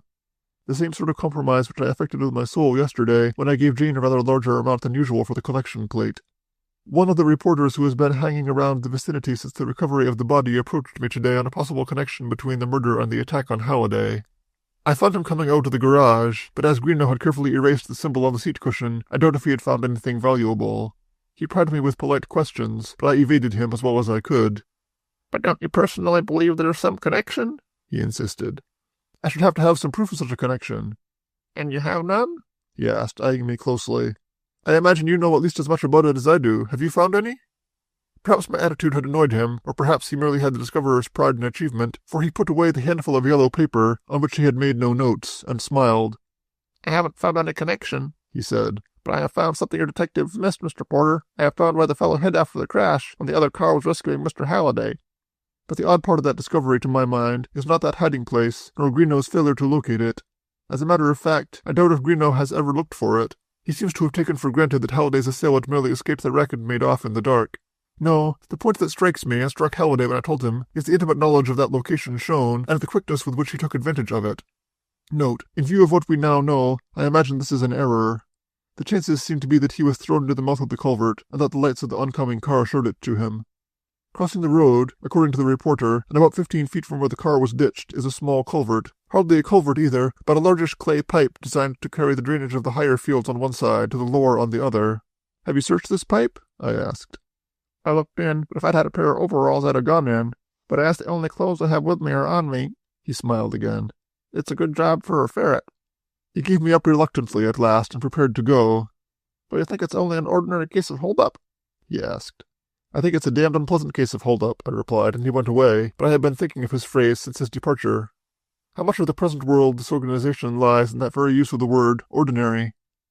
Time was when no hold-up was ordinary, and an act of physical violence or a murder caused a shock that swept us all. Is it true, then, that one cannot turn the minds of a people to killing, as in the recent war, and then expect them at once, when the crisis is over, to regard life as precious? And is this the reason Greenough spoke of its being a queer time in the world? Is every criminal, then, merely seeking escape from reality? But why the word criminal? Was not I myself seeking to escape it, when on June 16th I wrote in this very journal, "Yet what is it that I want? My little rut is comfortable. So long I have lain in it that now my very body has conformed. For the rest of this afternoon I have made my will. To my dearly beloved wife, Jane Porter, I bequeath, etc." There is something strangely comforting in making a will. It is as if one has completed the last rites, and now, with such complacence as may be, he faces whatever is to come. Like Ishmael in Moby Dick, I survive myself. My death and burial are locked up in my desk. I am, quote, like a quiet ghost with a clear conscience, sitting inside the bars of a snug family vault. Close quote.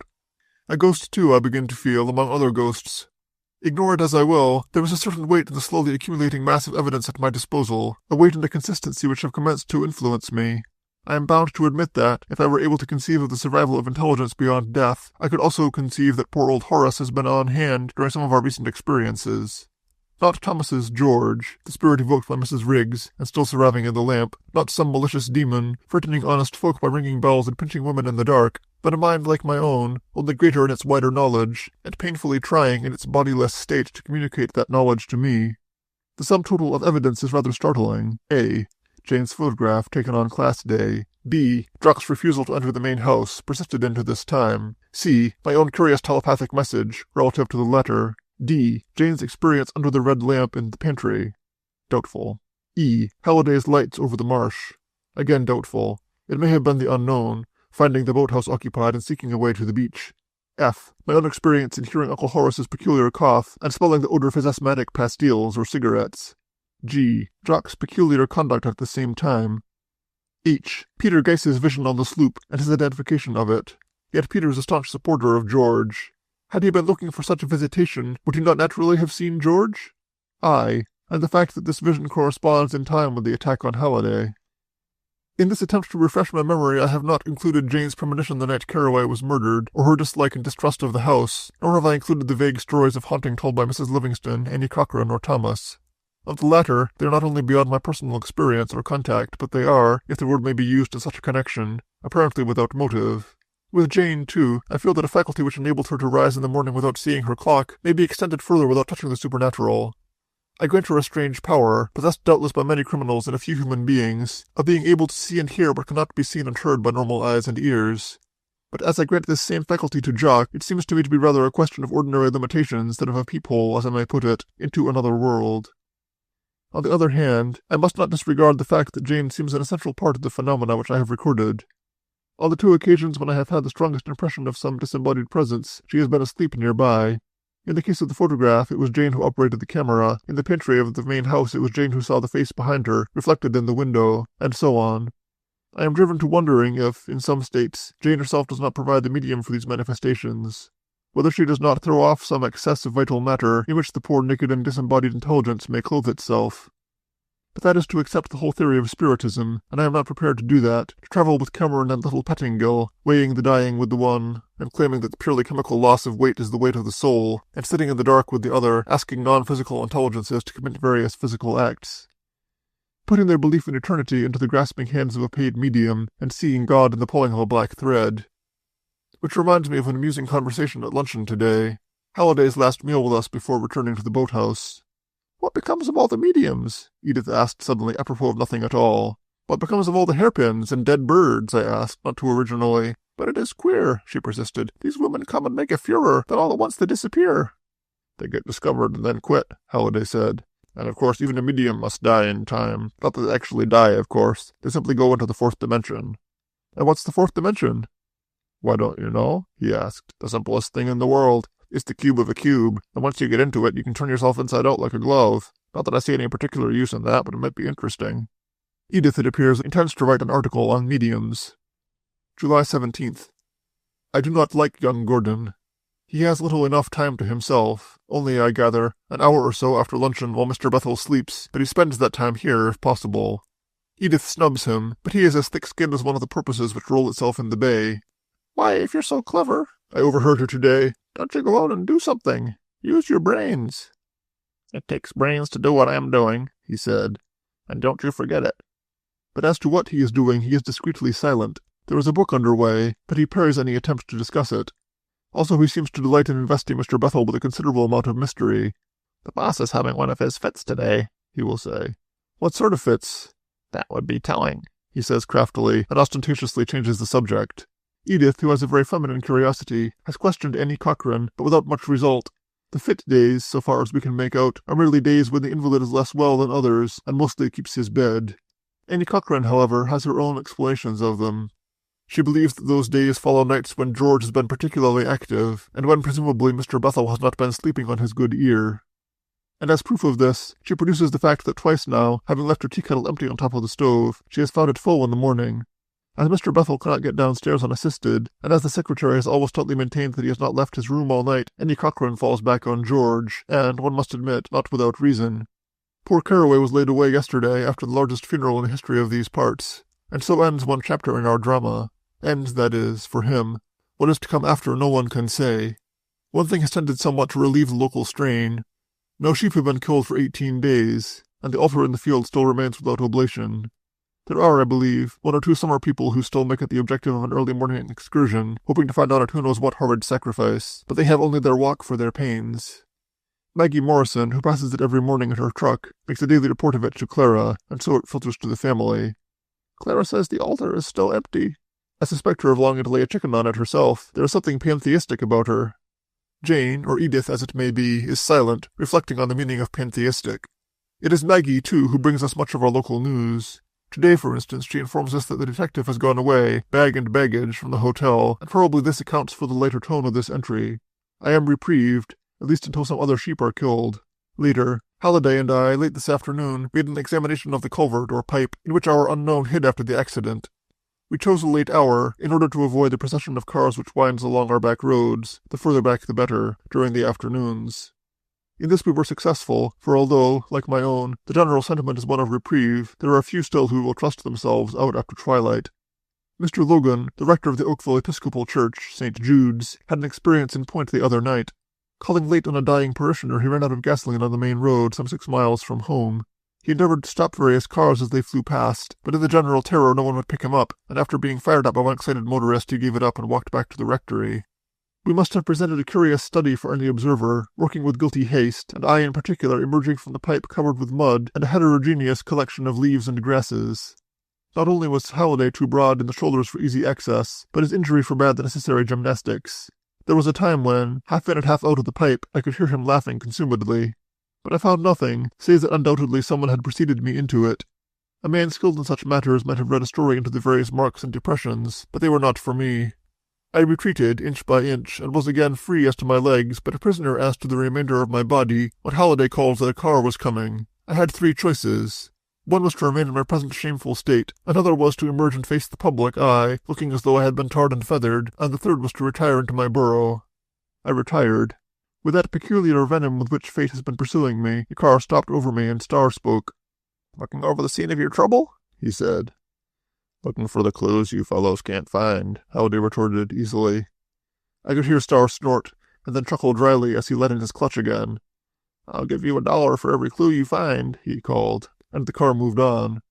When Halliday gave me the signal, I emerged feebly into the open air and stood upright. "That was a narrow squeak," I said. But he was looking after the disappearing car.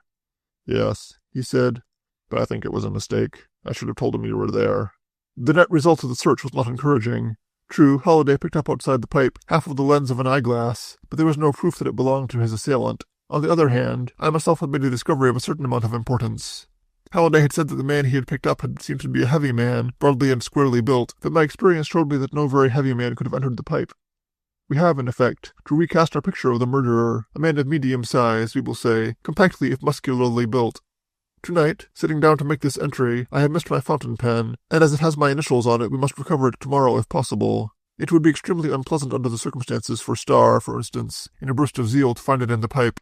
True, Peter Geist could swear that, at the moment Halliday was attacked, he and I were looking for a ghost in the fore-rigging of the sloop. But I am at this disadvantage, that they give me no opportunity to defend myself, for they make no accusation. Their method is that damnable one of watchful waiting, Greenough's psychological idea that, given enough rope, a criminal will hang himself. July 18th. Edith and Halliday went this morning to recover my fountain pen. Edith, in spite of our protests, determined to crawl into the pipe for it. To this end, she put on my mechanic's overall, in which I oil and grease my car, and very sweet indeed she looked in it. But the pen was not there. She found the cap of it, embedded in the mud, but not the pen itself. It looks as though Star has lost no time. Edith, I believe, suspects something. There is a growing gravity and maturity in her. She tries to show me, by small caresses and attentions, that she believes in me and loves me, but she knows that there is something wrong. And she has, I think, quarreled with Halliday. There was nothing on the surface to show it on their return today, but he declined her invitation to luncheon, and went off, whistling rather ostentatiously, to his bacon and beans at the boathouse. This afternoon, while Mr. Bethel slept, she accepted young Gordon's invitation to go canoeing, and had the audacity to take the canoe, so to speak, from under poor Halliday's nose. According to Jane, she needs a good shaking. There is, I understand, no definite engagement between them. Much as I care for her, Halliday said to me, while he was still invalided here, and I guess you know how it is with me, Skipper. I'm not going to tie her down until I have something to offer her beside myself. She's young, and I'm not going to take that advantage of her. But you do care for her? Care for her? Oh, my God, he said, and groaned. Poor lad. 3 years, he has figured, maybe 4. 3 with luck. And what Edith cannot understand is that he does not dare trust himself for that length of time. The urge that is in him is so different from hers, sentiment and attachment on her side, and strong young passion on his. Hey-ho. When one thinks that a mere $10,000 or so would stop all these heartaches, and that there are men to whom $10,000 is only a new car, well, hey-ho again. I must not forget to enter that Halliday last night believes he saw the red lamp burning in the den behind the library of the main house. He told me the details this morning as he waited for Edith to don my overalls. It was his first night after his accident at the boathouse, and he could not sleep. I had a good bit of pain, he said, and at 1 o'clock I got up and went outside. There was a sort of dull red light coming from the windows of the library of the other house, and I watched it for a while. It was extremely faint, and at first I thought it might be a fire. Then, as it didn't grow any, I saw it must be a light of some sort. He knew the stories of the red lamp, but he also knew I had locked it away, so after a time he started up toward the house. He was about halfway up the lawn when it went out, suddenly, and left him staring. But he was curious, and he went on. He made a complete circuit of the building, but there was no movement or sound from within, and so he turned and went back again. He believes the light was in the den, not the library, for he saw only a diffused reddish glare, as though it came from behind. He could not, through any of the 3 long French windows which opened onto the terrace, see the source of that glare. Here, then, is corroboration of my own impression of some few nights ago, but with a difference. For I saw the light itself, a momentary flash as though a breeze had for an instant pushed open the heavy curtains at the den windows, and then had let them fall again. I am convinced that young Gordon has never seen the light, or he would have spoken of it. He is fluent enough about what he calls the spooky quality of the house. It is unlikely that Mr. Bethel, imprisoned in his upper room, can have any knowledge of it. Yet here we have 2 dispassionate observers, seeing at different times and under different circumstances a light apparently of spontaneous origin and no known cause. Cameron says, note, Experiments in Psychical Phenomena, a book I had sent for some days before, that the production of lights is very common. He quotes the appearance of bluish-green lights in the experiments with Mary Outland, the brilliant star-like white lights of Mrs. Riggs, and the luminous effulgence which was frequently seen hanging over the head of the Polish medium, Markowitz. But in no case is the production of red light mentioned, and in every instance this spontaneous production of light is in the presence of a medium. In the case of Markowitz, for instance, I find on referring to him, following the appearance of the effulgence, usually came the materialization. Sometimes there emerged from between the curtains of the cabinet, while the medium was in sight and securely held, a large white face. Again, it would be a small hand and arm which apparently came, not from between the curtains, but through the material itself. But this is no field of conjecture for a man about to go to bed. My nerves are not at their best anyhow, and in spite of myself, I find that from behind the slight breeze which is waving my curtains, I am expecting something extremely unpleasant to appear. July 19th. A sudden and terrifying storm outside. Above the howling of the wind I can hear the surf beating against the shore. Halliday reports, over the telephone, that the float is in danger and that the runway has broken loose. But there is nothing to do. I have just been out, and I do not propose to be soaked again. Note, the approach of the storm had made Jane very nervous, and I had driven into Dr. Hayward's for a sleeping medicine for her. Jock is as bad as Jane, and should have a narcotic also. He is moving uneasily from place to place, now and then emitting a dismal howl, and Clara is sitting forlornly at the foot of the staircase, under the impression that it is the only place free from metal in the house, and thus less likely to attract the lightning. It is indeed a night for dark deeds, and for dark thoughts. I wonder if I have any justification for my suspicions. Why should Hayward, preparing to go out to an obstetric case, start me along a new and probably unjustified line of thought? Surely of all men in the world, he has the best right to carry ether. I must be careful not to do as Greenough has done, allow my necessity for finding the guilty man to run away with my judgment. And yet, in spite of myself, I cannot help feeling that Hayward fulfills many of the requirements. He alone, of all the people hereabout, is free to move about the country at night without suspicion. He knew Uncle Horace as well as anybody. He is, and God forgive me if I am wrong, enough of a sailor to know and use the half-hitch. There are other points also. He is about my age, if anything older, but he is a muscular man. And he is, like all general practitioners in the country, by way of being a surgeon also. He would know how to find the jugular vein of a sheep. I have reread this. Possibly Greenough was right after all, and I am a trifle mad. For why sheep? Sheep in a stone altar. And only an hour or so ago he was saying to me in his professional voice, "That would take plenty of water with it, and not to be impatient. These things take an hour or so to get in their work." "In all earnestness I appeal to you to consider the enormity of the idea," wrote poor old Horace, more than a year ago. "But while killing sheep is unpleasant, even sad, there is no particular enormity in it. I pass by a leg of springtime lamb without considering that a tragedy lies behind it. The murder of Caraway, too, cannot come under the strictures of that letter. It was done as a matter of protection. Nearest of all to the possibilities suggested by the letter comes the attack on Halliday, and if the sheep-killer did that, why not have put his devilish symbol on the car during that silent ride of a mile before he prepared to strike? Why have crept in later and done it? But here again, the doctor had access to the car, after Greenough had examined it. He went in alone, according to Clara, and was there some time. Was it, then, the doctor's typewriter which wrote the cipher over which Halliday has been puzzling? The GELTRK28? July 20th. Maggie Morrison disappeared last night. Disappeared as completely as though she had been wiped from the face of the earth by the storm. Livingston telephoned me the facts at 7 this morning, and Halliday and I took the car and went over. We have been out with the searching party all day, but without result. After luncheon young Gordon joined us, sent by Mr. Bethel, who had not heard the news until that hour. It was all we three could do to keep Edith from starting out also, but it was not work for a woman. Tonight the search is still going on. Starr has sworn in more deputies, and the entire countryside is aroused. Jane has been ill all day and has kept her bed. July 21st. No trace of the unfortunate girl tonight, and all hope of finding her alive is slowly being abandoned. I can now record such facts as we know, relative to the mystery. The girl went into Oakville yesterday to do some shopping, and remained for dinner with Thomas and his wife. In spite of Thomas's prophecy of a storm, she insisted on staying over for a moving picture, and it was therefore 10:30 when, alone in the farm truck, she started out of town. Nothing more is known of her movements, save that she got as far as the Hilburn Road, about 200 yards beyond the Livingston's gate. The truck was found there yesterday morning at daylight by an early laborer on the Morrison farm, who however thought that she had abandoned it there during the storm the night before, and neglected to report it. At the farmhouse itself there was no uneasiness, as the family supposed the girl had remained in town, but when the hour came for her to start out with her milk delivery and she had not arrived, inquiries were set on foot. The truck shows no signs of any struggle, and that robbery was not the motive of whatever has happened is shown by the fact that the missing girl's pocketbook was found behind the seat of the truck, where she usually placed it. Greenough and the sheriff were on the ground when we got there, as well as a small knot of country folk, kept at a distance by a deputy or two, and already a small posse, hastily recruited, was beating the wood nearby. Such clues as there may have been, however, had been obliterated by the storm. There is no trace of the dreaded symbol in chalk. Halliday has reconstructed the story in view of his own experience. "The fellow was waiting," he said, "and hailed her as he hailed me. He knew nobody would pass a man cut out in a storm like that. He got in and closed the storm curtains, and of course she hadn't a chance in the world." He does not therefore agree with the general conviction that we are dealing with a sexual crime. And that word general does not include all of the population. There are many, I understand, among the more ignorant who have put together the almost uncanny violence of the elements that night, a night indeed for demons, and the complete disappearance of the unfortunate girl, and are building out of it and their own superstitious fears the theory that the girl's body will never be found, that she has been, indeed, spirited away. It has its elements of strangeness at that.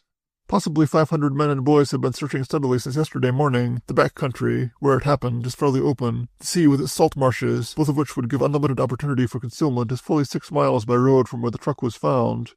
Much talk is going around as to a story from the lighthouse on the extreme tip of Robinson's Point today. As is to be expected, the superstitious are making considerable capital of it, and I myself am not disposed to dismiss it without considerable thought. The story is as follows. On the night of the tragedy, a flying night bird of some sort broke one of those windows of the lighthouse which protect the light itself. The keeper and the second keeper repaired it as best they could, but the terrific gusts of the wind made them uneasy, and they remained on watch. Note: in lighthouses of a certain type there is a small aperture running down through the successive floors of the building, and through which, as the light revolves, the weights of the clockwork mechanism of the lamp slowly descend. It should also be said that the Robinson Point light is a red flash, timed at 10 seconds. They sat, high in the air, in the room just beneath the light, now and then glancing up to see that all was well. The storm increased in violence, and as the sea came up the surf beat on the rocks below with a crashing only equalled by the thunder itself. As is usual in the high tide of the full moon, the low portion of the point to the landward, and the keepers' houses, the engine shed, boathouse, and oil storage tank were soon cut off from the mainland by a strip of angry ocean. Nevertheless, they were comfortable enough, and the underkeeper had actually fallen asleep at 11 o'clock when there came a sudden lull in the storm. It was that time, which I well remember, when there came one of those ominous and quivering pauses in the attack, which seem not a promise of peace, but a gathering together of all the powers of wind, sea, and sky for one final and tremendous effort. And in that pause, Ward, the lightkeeper, heard something below in the tower. He touched his assistant on the shoulder and he sat up. Both of them then distinctly heard footsteps on the lowest flight of stairs, 5 floors below. They were alone in the tower, cut off from the mainland by a rushing strip of tide, and no boat could have landed through the surf. And outside was that unearthly quiet which was more sinister than the storm itself. Neither one of them moved or spoke, but the keeper remembers that, as the steps came on inexorably, a cold air began to eddy around the small circular room, and that he looked up at the red light apprehensively. The act, one sees, was the habit of a lifetime. Even then, with his body fairly frozen with terror of what was on the staircase, he looked up. At the top of the second flight the steps paused, and both keepers drew a breath. Then they heard a small dry cough, and the steps recommenced on the 3rd level. Up and up. The stairs curved round the inside wall of the tower, and they knew that they would not see what was climbing until it was fairly on them. They sat there, their eyes glued to the door, and heard the steps coming up the last round. Whatever it was on them. It reached the top, and the next step would bring it into view. Then the storm burst again, in an explosion that fairly set the tower rocking, and simultaneously the electric lights in the room went out. It was then that the assistant keeper swears that something touched him, something cold, but there seems to be no doubt, whether that is true or not, that the whole room was filled with the cold eddying wind referred to before. I prefer to trust the headkeeper's statement. Ward is an unemotional type, and this is what he says. I was scared enough, but when the lights went out I looked up at the lamp. It's an oil burner and it was all right. Old Faithful, we call it. Well, you have to understand that we weren't entirely in the dark even then. Some of the red light from above came down and I could see where Jim was standing.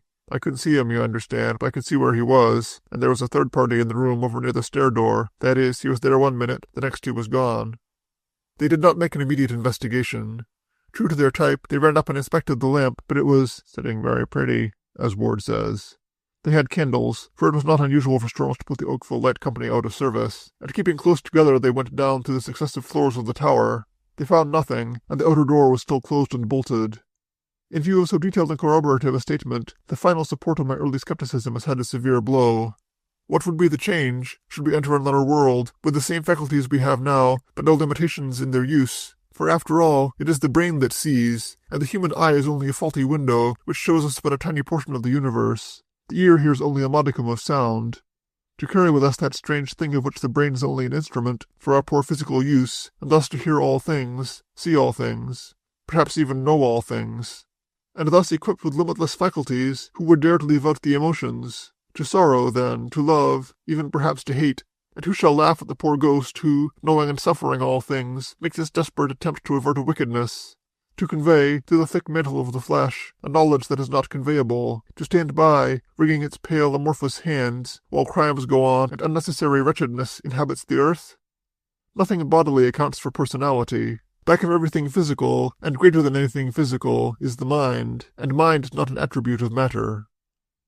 July 22nd. The body has not been found, and the sheriff has raised the reward to $5,000. Thus, with Livingston's original $500 for the sheep killer, which is to go to the finder of the murderer as being in all probability the same individual, raises the reward to $5,500. Today, however, certain information acquired by Halliday has shifted the scene of the search to the salt marshes and the bay, and tonight, as I glance from my window, I can see lanterns moving in the marsh beyond the main house and up and down the shore. Jane has made coffee, and those of the searchers who have come up this way from the beach have been stopping in. Every bit of woodland in the county, according to the sheriff, has been beaten without result, and tomorrow they will drag the bay. We get a curious reaction from the men who are searching. The police, of course, see in it nothing unusual and are prosecuting the case with vigor, but the fishermen, always a superstitious crowd, seem to me only half-hearted in the search. The story from the lighthouse has convinced them once more of the diabolical nature of whatever is at work among us, and there is current also a tale from some passing motorist that the red lamp was burning in the main house at midnight the night of the 19th. Coming up from our salt marsh, there is more than one who has made a wide detour to avoid the other house. Halliday's discovery, made today, is as follows. He calculated just how far the truck would have to go after it was hailed before it stopped, and went back to that point, which was not far from the entrance to the Livingston Drive. Already the crowd of searchers and sensation hunters had pretty well destroyed any clue that might have been left, but about 20 yards from the gates he found marks in the mud indicating that not only had the truck been back to that point, but it had been turned there and headed back toward Oakville and the bay. Just where it left the road again, if at all, was a question. I believe Halliday has taken the scraping from the wheels and proposes to have it analyzed. He finds something suspicious in it. I cannot say what. I have spent today reorganizing my household. None of the women, including Clara, are to leave it after nightfall unaccompanied, and although no entrance into any house has yet been attempted, Halliday and I have spent the late afternoon tightening window locks and adding new bolts where they are necessary. I took advantage of the opportunity to tell Halliday my suspicions about the doctor. He was so astonished that he let go of a window sash, dropping it on my fingers. "The doctor," he said. "Never in this world, Skipper." And when I had put forth all my evidence, he was still skeptical. "I admit, of course, that the weight of it is rather startling," he said slowly, "but it wasn't the doctor I picked up. I'd know him even in the dark." "I'm not so certain of that, Halliday, but I think Maggie Morrison would have." "Meaning?" "But I don't believe she would have stopped that truck at night for anyone she didn't know. You have to consider the character of the girl. She was as timid as a rabbit about some things. Superstitious, too. I say she would have gone by, after your experience, unless she had had a particular reason for stopping. And I still think she recognized this man, possibly by the lightning, which was practically incessant, and so she stopped." "You're right in one thing, probably," he said. "She had a reason for stopping." "Edith has been recalcitrant about not leaving the house in the evening, but has finally agreed to it." "I can write," she says resignedly. "I haven't really buckled down to it yet." But nothing is more clear than that Edith's dreams of opulence are slowly fading. Her article on The Beach at Low Tide has been returned to her, and the Morrison mystery is being covered as spot news by those who are doing it as part of the day's work, and on a salary basis. Jane has entirely recovered, and has today resumed work on her tapestry, with us a barometer of normality. She has even agreed to dine at the Livingstons tonight, not particularly to my delight. "Come over and dine," Mrs. Livingston had telephoned, "and let's have a little bridge. I've had the horrors for 3 days. You don't object to my wearing my revolver as a part of my evening outfit?" "Everybody's doing it," she said. "This house has been turned into an arsenal." But in the midst of death we are in life. Clara, going to turn down my bed last night, saw 2 feet projecting from beneath it, and let out a series of wild shrieks. Needless to say, they were my boots, hastily discarded for a pair of dry ones. Later, Dr. Hayward stopped in this evening for a final professional visit to Jane, and on an impulse I showed him Uncle Horace's letter. I may be mistaken, but it seems to me that, under pretense of reading it a second time, he was playing for time. "Curious," he said when he passed it back to me. "What do you make of it?" "The last part of it is fairly clear. He was in danger and knew it." "But the rest of it?" he said. "What does he say?" "The wickedness of the idea. What idea?" "You haven't any opinion on that yourself?" "No," he said slowly.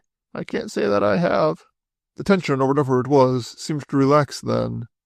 "As a matter of fact," he said, "I thought it was addressed to me when I commenced it. We'd had a long argument not too long before his death on euthanasia. I believed in putting the unfit out of the world. He didn't. But of course the end of it settles that." He laughed again, bit the end of a thumb, hesitated, and then got his hat. "Danger," he said.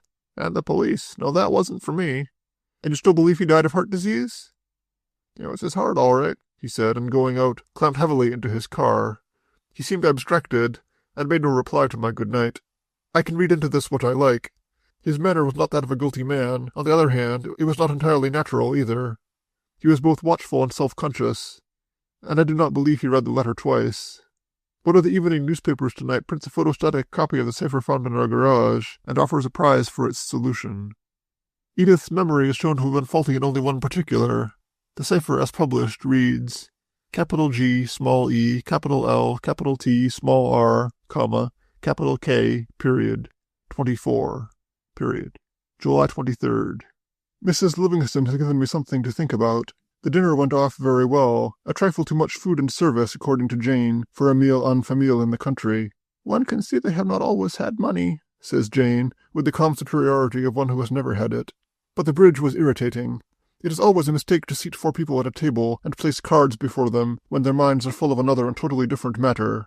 Thus, I would deal and bid a spade, for example, and wait patiently for Livingston to sort his cards. In the pause, conversation between the women would be going on. Finally, Livingston would say, "Who dealt?"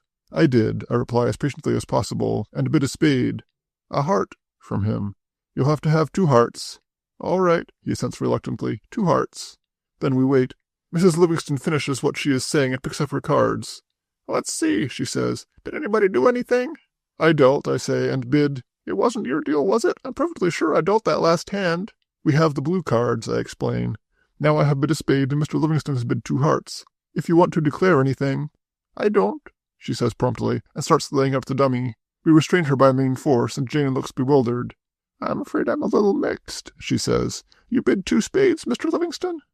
After 2 hours of that sort of thing last night, I was ready to go out and bite a hole in one of the porch pillars. But Jane at that point tactfully ended the game and saved my reason. Nevertheless, the evening was not without a peculiar interest of its own. While Mr. Livingston took Jane to see his hothouses, I had a few moments alone with his wife, and I received what is to me a new angle on the whole mysterious business. We were in the library, and I was wandering around looking at Livingston's books. They were the usual uncut editions a man thinks he should have on his shelves, but reserves for his old age to read. Darwin, Huxley, and Haeckel, de Maupassant in English, Tennyson, Wordsworth and Shelley, and of course Emerson, among others. In one corner, however, was a large and well-worn collection of books of an entirely different character. They were, as a matter of fact, books on psychic subjects, and as I glanced up from them, Mrs. Livingston was watching me gravely. "If you do not know what you believe on these matters," I said, "you must certainly know the opinions of others." "And you?" she said. "Are you still a cynic, a carrion crow?" I turned and faced her. "I don't know what I am." "Ah, you have heard the lighthouse story?" "Yes." She said nothing for a moment, then, "What about your new tenant, your Mr. Bethel? Has he made any complaint?" "Not yet. As a matter of fact, I have talked to him only once." "And that was?" "Mostly about hot water and a beef cube," I admitted, "and the direction in which the house faces." He struck me as an extremely irritable and material type. "Irritable and material," she repeated thoughtfully, "and yet I suppose you know they are saying that he is using the red lamp." "The red lamp is locked away. So far as I know, he doesn't even suspect its existence." For some reason or other, that puzzled her. "But it's been seen burning," she protested, after a blank pause. "It is locked in a closet on the upper floor, Mrs. Livingston, and I have the key. What is more, I heard that story some time ago and investigated. So far as I can tell, it has not been disturbed since I put it there. Of course, he may have brought another similar lamp, but that's going rather far, isn't it?" "Annie Cochran would know." "I'll ask her if you like, but privately I believe that if she so much as saw such a lamp, she would run shrieking from the place." She picked up some knitting at her elbow and worked at it thoughtfully. "You have changed since I last talked to you," she said at last. "What has brought about that change, Mr. Porter?" "A good bit has happened since then." She looked up at me searchingly. "Including the lighthouse?" "Including the lighthouse," I agreed soberly. It was then she put down her knitting. "Why has he come back?" she asked, watching me intently. "Why is he earthbound? Have you no idea?" "I haven't an idea what you mean by earthbound." "Just what I appear to mean, and you know it," she said. But after a moment, during which she continued her curiously searching gaze at me, she picked up her work again with a smile. "There is always a reason," she said. "You can laugh if you like, Liv does, but I know what I know. There is always a reason when they come back like this, a very good reason." But beyond that she refused to go. Whether she has an inkling of this reason to which she attributes what she refers to as his coming back, I have no idea. The conversation, as I record it, seems as extraordinary as the entire situation. 2 intelligent people, a man and a woman, discussing the return of a spirit to Earth, much as they might that of a friend from Europe. What brought him back? Goodness knows, some sort of business, perhaps. Some of the humor of the thing occurred to me on the way home, and with no disrespect, I chuckled. "What in the world are you laughing at?" Jane demanded. "Sheer relief that that's over," I said. It was then that Jane made the remark about the Livingstons not always having had money. July 24th. The truck, according to Holliday's analysis, had been driven through heavy leaf mold, but a second drenching rain toward morning, and still continuing, discourages him. Into the bargain, the cars of searchers and summer tourists alike have made it practically impossible to identify any trail. He has given his information and the result of the report to Greenough, but that gentleman appears to think he requires no assistance. "If you amateurs would keep out," he grumbled, "we would get somewhere with this case. Someday one of you is going to be missing and I'll have more trouble on my hands." From which one may gather that Mr. Greenough feels that we are not through with the situation. Greenough himself is frankly puzzled. Whether his espionage of me assures him that my single excursion the night of the tragedy was to Dr. Hayward's office and back again, or whether he believes that this new catastrophe bears no relation to the sheep-killing, I do not know. But the fact remains that, when we met today, he showed me more civility than he has shown in our casual encounters recently. But I have reason to believe that I am still being carefully watched, especially at night, and that his vigilance has increased since the loss of my fountain pen. He has, in his mind, definitely connected me with Caraway, and it is, I dare say, only needed to establish some connection between this recent mystery and the ones that have preceded it to set him at my heels again. As a matter of fact, until the body is found or some such connection is established, he has no case in law against anybody, according to Halliday. There can be no murder without a body, says Halliday. The law of corpus delicti, you know. He either has to find the Morrison girl or, failing that, pin his case to Caraway. He, Halliday, and Edith have taken the car and gone out this evening. Jane is very uneasy, but I feel that they will be safe enough. The best time to travel is immediately after a railroad accident. July 25th. And now where are we? We can no longer doubt that the same hand which throttled Caraway and attacked Halliday has brought about the disappearance and almost certain murder of Maggie Morrison. Halliday knows it. Edith knows it. I know it. But what use are we to make of our knowledge? What effect, for instance, will it have on my own serio-comic position? Could Greenough arrest me on suspicion? Although Halliday laughs at that, he is, I think, a trifle uncertain. He feels, as I do, that before long Greenough will have to satisfy the public by an arrest of some sort, and that I am the only person against whom he has the shadow of a case. We held a three-cornered conference at the boathouse this afternoon, while Jane slept after luncheon, and for the first time Edith was taken fully into our confidence. She went a trifle pale, but she slipped a hand into mine as a vote of confidence. "You," she said, "the gentlest soul on earth, hiding a knife under that float there and going out at night in a boat to kill somebody. Why, you can't even row a boat properly." The small laugh which followed helped us all.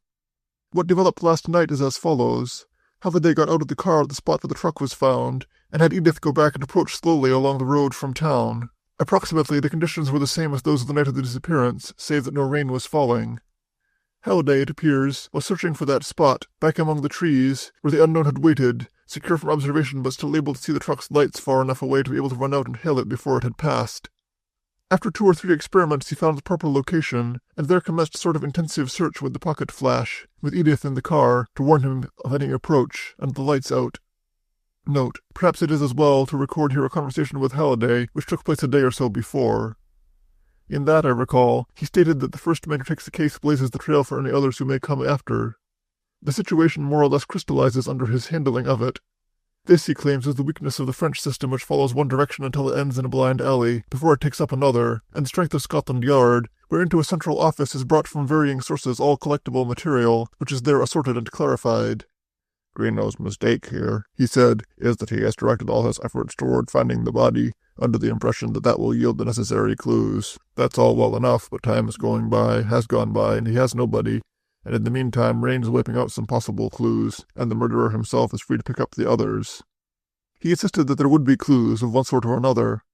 There is no such thing as a perfect crime, he said, and of course the general idea that a clue is some mysterious phenomenon which it requires superhuman powers to understand is all bosh. Clues are practically always trivial, because it is only the trivial things the criminal overlooks. He takes care of the big ones.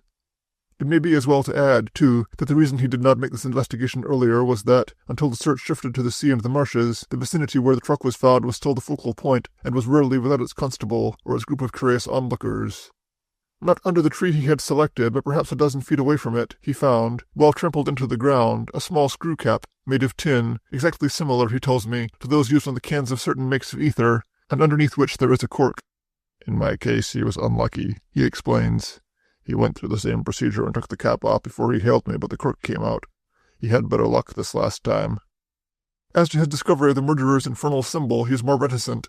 He had some sort of a hunch to examine the trees themselves, he says simply. What do you mean by a hunch? I don't know, just an idea, I suppose. You thought there might be something on a tree? I don't know that I thought about it at all, Skipper. I just turned the flash up, and there it was. Perhaps I am wrong, but his explanation does not quite satisfy me, nor, I think, does it satisfy himself. With all his keen intelligence, he is strictly conventional. I think he believes it would somehow invalidate his manhood to confess that his hunch might have been a guidance by some unseen source. But the triangle enclosed in a circle was there, on a tree only 30 feet back from the road. July 26th. Amy Cochran says absolutely that there was neither a red lamp nor a red lantern in the other house. I stopped her this morning and asked her.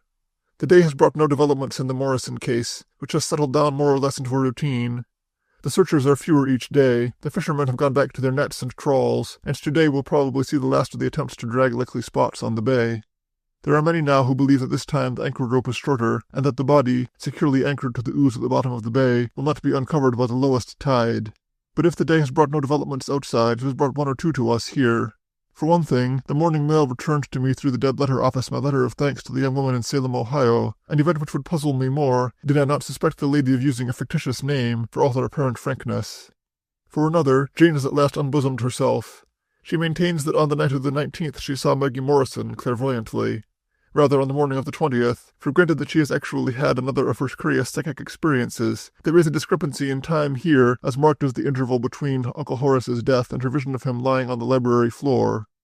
Maggie Morrison disappeared, presumably, at 11 o'clock the night of the 19th. Jane's vision occurred at 3 in the morning of the 20th, or 4 hours later. This morning at 11 o'clock, Jane left the cottage, for the first time in days, giving as an excuse that she meant to look over Warren Halliday's clothing and bring back such as required mending. "I need a little attention of that sort myself," I observed. "I don't mind competing with a tapestry. After all, that is art, and what am I to art? But I resent competing with a younger and handsomer man." She gave me the smile with which every wife greets an old familiar jocularity of every husband, and left me to my reading. When an hour, however, had gone by, and she had not returned, I began to grow uneasy. Halliday, I knew, was out on the bay, and in such times as these any small deviation from the normal is upsetting. I started after her, therefore, and was startled not to find her in the living quarters or on the veranda. But when I called, she answered from below, and going down I found her among the boats. "Well," I said, "and are you going fishing?" "I was just wandering about," she said. "There's another boat, isn't there?" "Halliday's out in it. Why?" But she pretended not to hear me, and went up the steps again. Even then she made various excuses not to leave at once. She went inside, and I could hear her straightening the small living room. When there was nothing more to do, she came out again. "I don't think he has cooked a thing since it happened," she said. "Suppose we wait for him and take him back to luncheon." She is no actress, is Jane, and it began to dawn on me that she was determined to wait for Halliday's return, and that she had one of her hidden reasons for it. It was there, sitting on the boathouse veranda, that she finally told her story, which is detailed in the extreme. "You remember," she said, "the night of Maggie's disappearance, that a storm was threatening, and that I was nervous?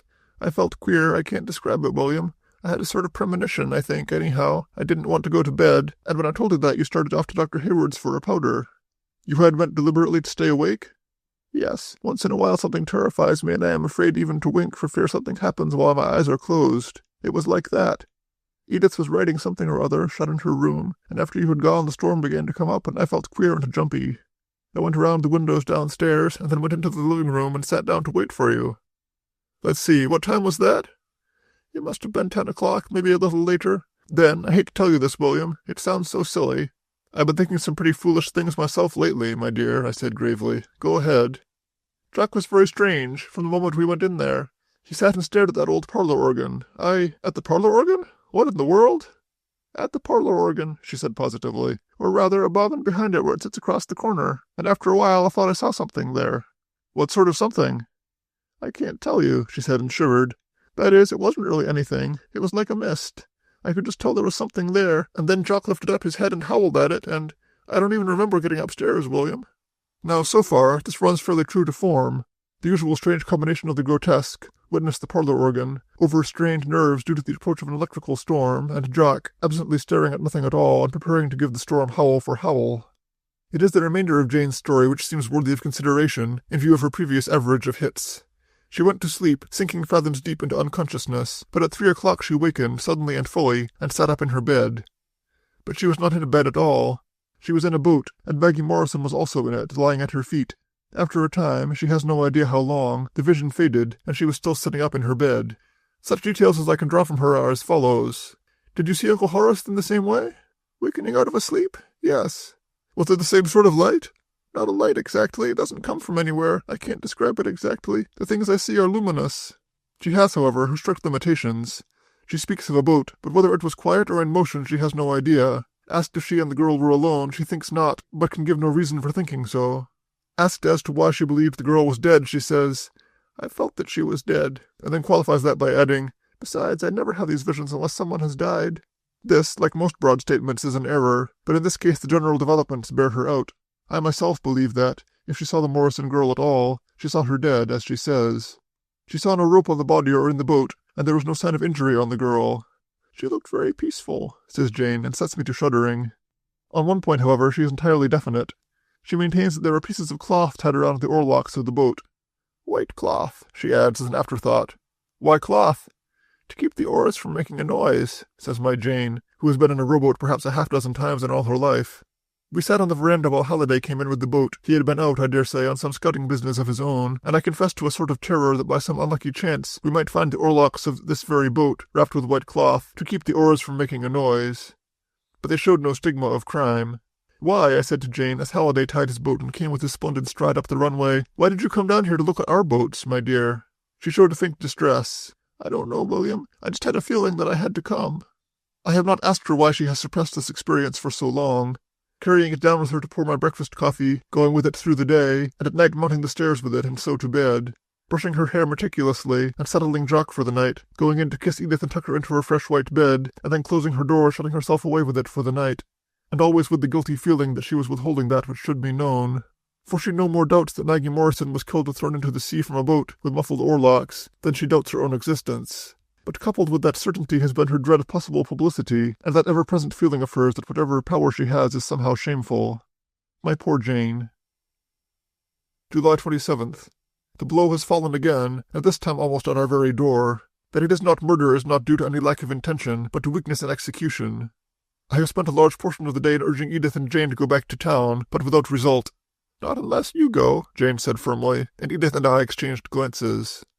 As a matter of fact, last night's events have left me in a more precarious position than before, and I feel that any move on my part would only precipitate matters. Greenough has given out a statement to the reporters that an early arrest may be expected, and I do not for the life of me understand why he has not pounced already. I imagine the only thing that has saved me, so far, has been the single fact that Peter Geist knows I was on the sloop the night and hour when Halliday was attacked. That puzzles him. To record last night's strange affair in sequence, I could not sleep, a condition which is growing chronic with me lately, and at or about midnight I went downstairs and outside. The night was extremely dark. I paced back and forward along the drive, keeping at first close to the lodge, but gradually extending my steps as I grew accustomed to the darkness. After 20 minutes or so of this, and at the extreme of my swing towards the other house, I heard some sort of movement in that direction and stopped to listen. It was a cautious disturbance of the shrubbery, and I swung in among the trees and stood listening. It was not repeated, however, and I turned to go back. I had, however, lost my way, and for some brief time I floundered about. At last I found the sundial, by striking against it, and thus orienting myself, turned about and struck back toward the lodge. I had not gone 10 feet before I heard the bell ringing. Note: a large bell on the kitchen porch of the main house and used in times before the telephone was installed to summon the gardener. It is rung by pulling a rope attached to it. It rang sharply twice, and then abruptly stopped, and the sudden silence seemed somehow ominous, like the stillness after a shriek. There were no lights in the main house, and no further sounds came from it. I dare say at such times one does not think, one acts automatically. Someone has said, with the spinal cord, not the brain. I do not recall thinking at all, but I do recall trying to feel my way through the trees, and then I ran into one and was partially stunned for an instant. The house was still completely dark and silent. I felt my way with more caution, skirted the shrubbery, and at last found the railing leading up the steps to the kitchen. Here I was on safer ground, and I crossed the small porch to the door with increased confidence, only to stumble over something and almost fall. I knew at once what it was, and I felt suddenly ill, although my brain was as active as ever in my life. Quote, "In the pit of his stomach man is always a coward," unquote. But I found some matches in my dressing-gown pocket, and striking one bent over a figure lying prone at my feet.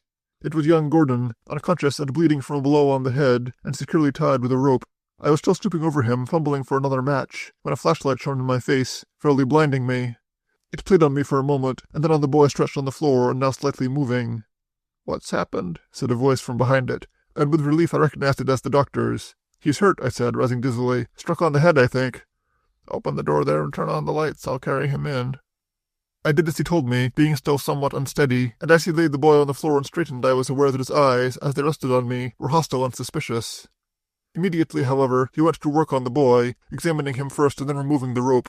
"He's only stunned," he said, and leaving him lying as he was, began to move about the room. Just inside the door was the poker from the kitchen range, and this, with the rope, he laid aside carefully. Then he went outside, and with his flash examined the bell. "Just where were you, Porter, when this happened?" he asked.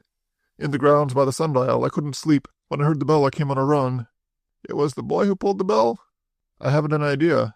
He went back to his patient, and examined the wound in the scalp more carefully. After that he dressed it, the boy by that time moving about and groaning, but still only partially conscious. I gave such help as I could, getting water and so on, and when the dressing was done the doctor disappeared and returned with a cushion. Keeping the boy supine, he slipped it under his head. Then he straightened. "You'd better notify the old man," he said. "I'll stay here if you don't mind." And from the look he gave me, I gathered that he had no intention of leaving me with the boy.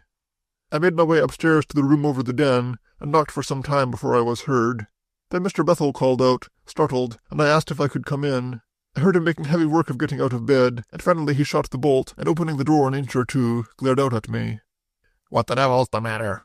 "Nothing serious," I said. "There's been a little trouble downstairs, and we thought you'd better be told." "A fire?"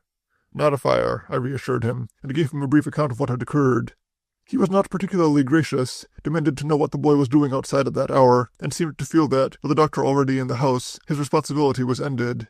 As there was actually nothing he could do, I helped him back to his bed and left him sitting on the side, an unpleasant but helpless figure. As I went out, he asked me to bring him a cup of hot water. The boy was conscious when I went back to the kitchen, staring around him, and particularly concentrating on the doctor and myself. He put his hand to his head and felt the bandage. "Where'd I get that?" he asked thickly. After a time he tried to get up, and the doctor put him into a chair. "Now, Gordon," he said, "what happened to you? Try and think." "He hit me," he said finally. "The dirty devil." "Who hit you?" But he was still too dazed for coherent thought. He improved rapidly after that, however, although he complained of severe headache. He became garrulous, too, as happens after concussion, but out of his maunderings we were able to secure a fairly connected story. He had been unable to sleep because of certain noises in his room. He glanced at me. "You were right, old dear," he said elegantly, "when you said the place has an unpleasant reputation. I'll tell the world it's unpleasant." He had got up and gone down to the kitchen for something to eat. After that, reluctant to go up to his room again, he had wandered out onto the kitchen steps and sat there. It was then that he heard someone stealthily approaching the house. He listened, and finally he heard a window of the old gunroom next to the laundry being raised. He stared that way, and insisted he saw a dark figure there. The next moment it was gone, and he was certain there was someone in the house. He had, apparently, turned to enter the house and head off the intruder, but was struck down in the doorway. On the matter of ringing the bell, he was rather vague at first, not remembering that he had done so, but later saying he had had his hand on the rope when the blow came. Hayward listened to this intently. Then he turned to me. "And you were where, Porter?" "By the sundial, on the other side of it. I had started toward home." "Do you mean to say that, after the bell rang, this man Gordon speaks of had time to tie him and escape before you got here?" "I've told you the facts. It isn't a simple matter to get here from the sundial in the dark." I remembered the hot water then, and finding some in the tea kettle carried it up to Mr. Bethel. He showed me more civility this time, inquired after the boy, and even offered his pocket flask, lying on his bedside table. There was a revolver beside it, and he saw me glance at it and smiled grimly. "What with the sounds inside your house and the things that are happening outside, I think it best to be prepared for anything." So in spite of young Gordon's prophecy, he too has been hearing things. In spite of the doctor's attitude and my own fears, I cannot see today that a dispassionate examination of the evidence would really involve me. Gordon saw a man enter the gunroom window, and was attacked from the kitchen by that man. It must be perfectly evident to Greenough, on hearing the doctor's story, that had I for any reason desired to make some nefarious entrance into the house, I need not have resorted to a window. I have keys to every door, and can produce them. Thomas, however, who seems to have his own methods of acquiring information, today tells a fact which, in my ignorance of such matters, I had not noticed last night. He states that the doctor reports the boy as having been tied in the same manner as poor Caraway, in 2 half-hitches around the wrists, a turn or two about the body and arms, and ending in 2 half-hitches at the ankle. The rope, it appears, was not brought for the purpose, but had been left lying on the top of Annie Cochrane's laundry basket in the kitchen when she went home last night. Later, Greenough and Dr. Hayward have driven past on their way to the main house. I have telephoned to Halliday, and he is on his way here. I may need him. July 28th. After all, things passed off yesterday better than I had hoped. The detective concedes that, while in daylight it is a simple matter to reach the main house from the sundial, it is not an easy one at night. And I think he was puzzled when I said, "After all, the real mystery to me is how Dr. Hayward, who says he was passing on the main road in his car, could reach the house so soon after I did." "He had his car." "But he didn't drive in. You left it outside the lodge gates, Doctor, didn't you?" "I didn't know just where the bell was ringing." "But you knew there was such a bell in the main house. Everyone around here knows that. Even at night you made very good time. I had only had time to light one match and see the boy when you turned your flashlight on me." I imagine, and Halliday agrees with me, that whatever Greenough had in mind when he came, the new element thus introduced caused him to hesitate. And to add to his hesitation, the doctor, from the breezy unctuousness of his entrance, took to twitching and gnawing his fingertips. "I don't suppose you're intimating that I knocked the boy down, Porter," he said, "but it sounds like it. As a matter of fact, I didn't even know him, never saw him to my knowledge until last night." I'm not intimating anything. I'm in a peculiar position, that's all. And you have been considerably more than intimating that I was where I had no business to be last night. I had, you see, exactly as much reason to be there as you had. Rather more, I imagine. I was perhaps a trifle excited, but heaven knows I had a right to be. I know what you have in mind, Mr. Greenough, and I'm glad to have this chance to lay my cards on the table. Ask my wife why I was on the float the night Caraway was killed in the bay.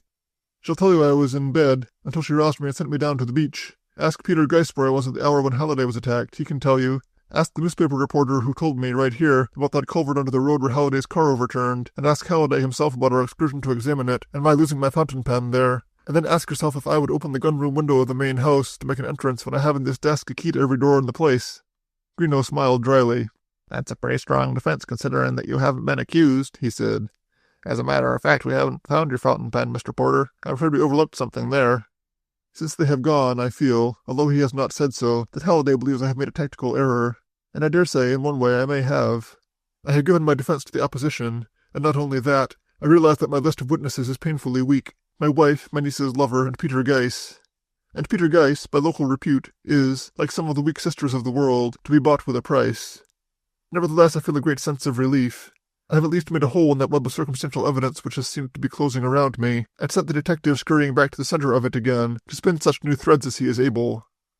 July 29th. Today has been quiet. Those constant reminders of the latest tragedy, the boats dragging the bay, have disappeared, and once more we see gay little picnic parties, chugging across the water to Robinson's Point or thereabouts, laden with hampers, and I dare say, with flasks. Edith came down to luncheon in her best pink frock with a hat to match, and made shameless eyes at me during that meal. The cause of this sudden attention developed later, when she took the car, and Halliday, and went to the lighthouse. Over the purpose behind this unexpected display of interest in our Coast Guard service, she draws a discreet veil. For the rest of the day, there's nothing to record. Jane and I took a brief walk this afternoon, and noticed a man clearing the woods on Niley's farm across the road. We stopped and watched him for a time, and he seemed curiously inexpert at the job. But perhaps I am too ready to suspect Greenough's fine hand in everything I see. I confess, however, to a certain unholy joy when Jock made a most ungentlemanly attack on him, and was only called off with real difficulty. Young Gordon, although still confined to his room, is up and about again. Today I asked Hayward, who had been to see him, if I might visit him, but he shook his head. He is still in an excitable condition, he said. Better give him a day or two more. As, however, Annie Cochran reports him in excellent shape, although moody and irritable, I can only feel that the doctor has his own reasons for keeping me away from him. At the same time, I must be careful not to allow suspicion to carry me too far. Mr. Bethel states flatly that the boy has no idea of who attacked him, and himself suggests Thomas. My talk with Mr. Bethel last night was interesting, and not without an unusual quality of its own. He chose to be civil, and rather more than that. I felt that the alarm of my entrance once over, he not only greeted me with a sense of relief, but kept me as long as possible. And he voiced something of the sort before I left. My infirmity cuts me off from my kind, he said. I am dependent on the indulgence of others, and that is a poor thing. As it was the first time he had referred to his condition, I ventured to ask how he managed without Gordon. It seemed to me that the small laugh he gave was ironical. Paid solicitude, he said. I can manage without it. I make heavy weather of it, but I manage. My offer to assist him upstairs before I left, however, met with a decided negative. He was not going up yet. When he did, it would be a slow process, but he had done it the last night or so, somehow. My impression of him is of a helpless and yet indefinably militant figure, in a dimly lighted room, sitting upright in its chair, one withered hand palm upwards on his knee, and the other not too far from the revolver. I am puzzled over that picture, as I am over the one which I saw from the terrace window as I approached. He gave the same impression then as he did when I left, of a man waiting for something. As I looked in at him, he was facing toward the hall of the dining-room door, directly across, with a concentration so great that my light tap at first did not reach his ears. And during the entire conversation which followed, every now and again I was conscious of a sudden abstraction on his part, an intent listening, that made me nervous in spite of myself. But the conversation was both interesting and enlightening. He was, through the secretary at Annie Cochran, acquainted with the general outline of what had been going on, and even of the stories current about the house itself, especially as to the red lamp. I dare say my statement that the red lamp is locked away, he said whimsically, would not greatly assist the situation. As I understand it, they would simply say this was some further evidence of its abnormal powers. I gather that, like young Gordon, he has heard certain sounds in the house at night, but does not intend to be stampeded by them, to use his own words. He has some theory of a disturbance of molecular activity by some undiscovered natural law, which I could not follow closely. But in the discussion of superstition in general which followed, I was a trifle disconcerted to find him laying much of it to the Christian religion, that our present theology had given birth to the widespread belief in the evil spirits and in sorcery. He went even further, and classed the adoration of saints as polytheism, and the worship of sacred relics as fetishism. Strangely enough, I had at that moment one of those curious sensations which I have heard referred to as a failure of the two sides of the brain to synchronize. Note: Lear, who has read this, advises me that this is now an exploded idea, and that only one side of the human brain functions at all. I had the feeling that, sometime, somewhere, eons ago, I had sat in a dimly lighted room and heard the same words, and that I had had the same instinctive revolt from them. But the impression was fleeting, and seeing perhaps that our views did not coincide, he added that I must not believe that he disregarded the spiritual side of the individual or of the universe. And he quoted Virgil's Spiritus inter alit with a certain unction. "Soul animating matter," he said. "It is a great thought, Mr. Porter, and I have reached that time in life when what is to come is assuming more importance than that which has gone." Then he dismissed the subject and went back again to the local situation, this time taking up the crimes themselves. He sees no necessary connection between the disappearance of Maggie Morrison and the tragedy of Caraway, and on this I did not enlighten him. On his saying, however, that in my place he would not feel safe in keeping Jane and Edith here, I told him at some length of my own involvement, and this brought about a discussion of Greenough and his methods. He smiled dryly over my account of the detective's psychological attitude. "Psychology," he said. "The study of men and motives is a science in itself. With all due respect to the gentleman in question, I imagine that his chief psychological resource would be that portion of the third degree which consists in knocking a man unconscious, and then obtaining his confession before he has entirely recovered his senses. I would rather trust your young friend at the boathouse. At least he appears to be using a certain independence of thought." He broke off there, as he had once or twice before, and seemed again to be listening. But in a moment he picked up the talk again. The mention of unconsciousness had brought Gordon to mind, and his first words on recovering. It was then that I inquired if the secretary had recognized, or thought he recognized, his assailant that night, and that Mr. Bethel replied in the negative. "At least," he said, "he has not said so to me. But he is a queer boy, moody and sometimes sullen. A good secretary, but an indifferent companion." As to the strange affair of the attack on Gordon, he himself, with Annie Cochran's assistance, examined the gun-room the next morning. The lock of the window was broken, but he fancied that was a matter of old standing. He was having it repaired. "The boy's story seems to be borne out by the facts," he said. "There were indications, as you probably know, that someone had entered by the window, but what strikes me as strange is that whoever did so should have known his way so well. Gordon says no light was turned on, yet this fellow puts his hand on the only weapon about, the poker, without difficulty." He turned and glanced at me. "How long have you known Thomas the gardener?" he asked. "Too long to think he would do a thing like that," I said rather warmly. "I dare say. And although I think Thomas is not fond of Gordon, that would be carrying distaste rather far, I imagine." "He has no anxiety for himself, or at least so he said. I am personally not so certain, for as I looked back from the terrace on my way out, he was once more facing toward the hall, and, I somehow felt, watching it. July 30th. I have today borrowed some of Mrs. Livingston's books on psychic research, and intend to go into them thoroughly. If there is any proof in a mass of evidence, it is certainly here. On the other hand, one must remember that the hope of survival is the strongest desire of the human heart. How many, if they felt that this life was all, would care to go on with it? Analyzing my last night's experience, however, I can find nothing in my mind before I went to sleep to account for it. I ate a light dinner, and spent the evening after Jane retired with this journal. The night was quiet, and my last waking thought was concerning the woodcutter across the road, who seems so singularly inactive except when someone leaves the lodge, or appears at one of its windows. One thing I have traced, however. It is distinctly possible that the herbal aromatic odor I noticed at the end of the experience was due to the leaves he collected yesterday, and which I find have smoldered throughout the night. It was after midnight when, just as I was dozing off, Jane came to my door and asked me if I would mind sleeping in her room. "I can fix you a bed on the couch," she said, avoiding my eyes. "I'm nervous tonight for some reason." I went at once, trailing my bedding with me, and while she prepared the couch I observed her. She was very white, and I saw that her hands were shaking, but she refused my offer of some brandy with her usual evasive answer. "I'm all right," she said. "I just don't like being alone." She fell asleep almost at once, like one exhausted, but the change of beds had fully roused me, and I lay for some time staring into the darkness. I do not know when it was that I began to have the feeling that we were not alone in the room, but I imagine fully half an hour had passed. I saw nothing, but I had the sensation of being stealthily watched, and with it something of horror rather than of fear. I was rigid with it. Then something seemed to tug at my coverings, and the next moment they had slid to the floor. Almost immediately after that there came a rush of air through the room, a curtain billowed over my face, and the door into the hall swung open. Then all was silent, save for a low whine from Jock outside in the hall. How much of this today to allot to my nerves I do not know. Undoubtedly Jane's nervousness had affected me. Equally undoubtedly my bedclothing has a tendency to slip from a couch. I have quietly experimented today.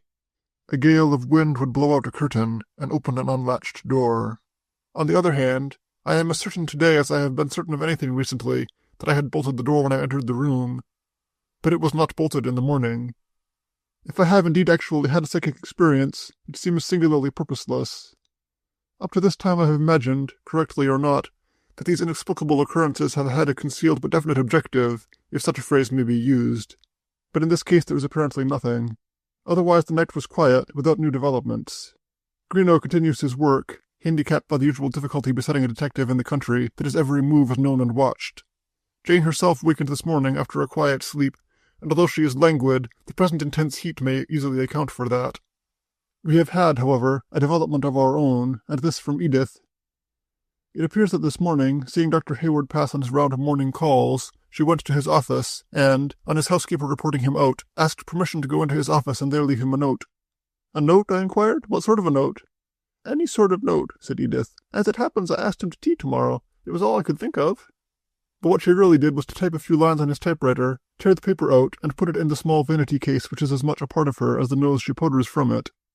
As a net result of which audacious performance, Halliday now informs me that the cipher words were not written on the doctor's machine. A careful comparison under a magnifying glass shows this so that even I can recognize it. So there we are again. If we are to believe that the chalk which marked my car was brought in that paper, we must grant that the doctor did not mark the car, or in other words, that our contra-offensive is not to be launched as yet, and that our only course is to continue rather ignominiously in our trenches. July 31st. Halliday has found the boat. At least he has found a boat which answers Jane's description. Today he took me to see it. It lies in the small creek which extends through the marsh half a mile north of the boathouse, and just beyond Robinson's Point. Note: this creek is really a narrow estuary from the bay, almost entirely overgrown, and its entrance hidden by reeds, and is only a few 100 feet in length. At its upper end, where the boat lay, the swamp ends and the woodland commences. Although on another estate, the woodland is a continuation of our own. The boat, evidently an old and abandoned one, gives some evidence of recent use. That is, although it contains some water, there is very little, whereas, as Halliday says, after the recent rains it might well be full.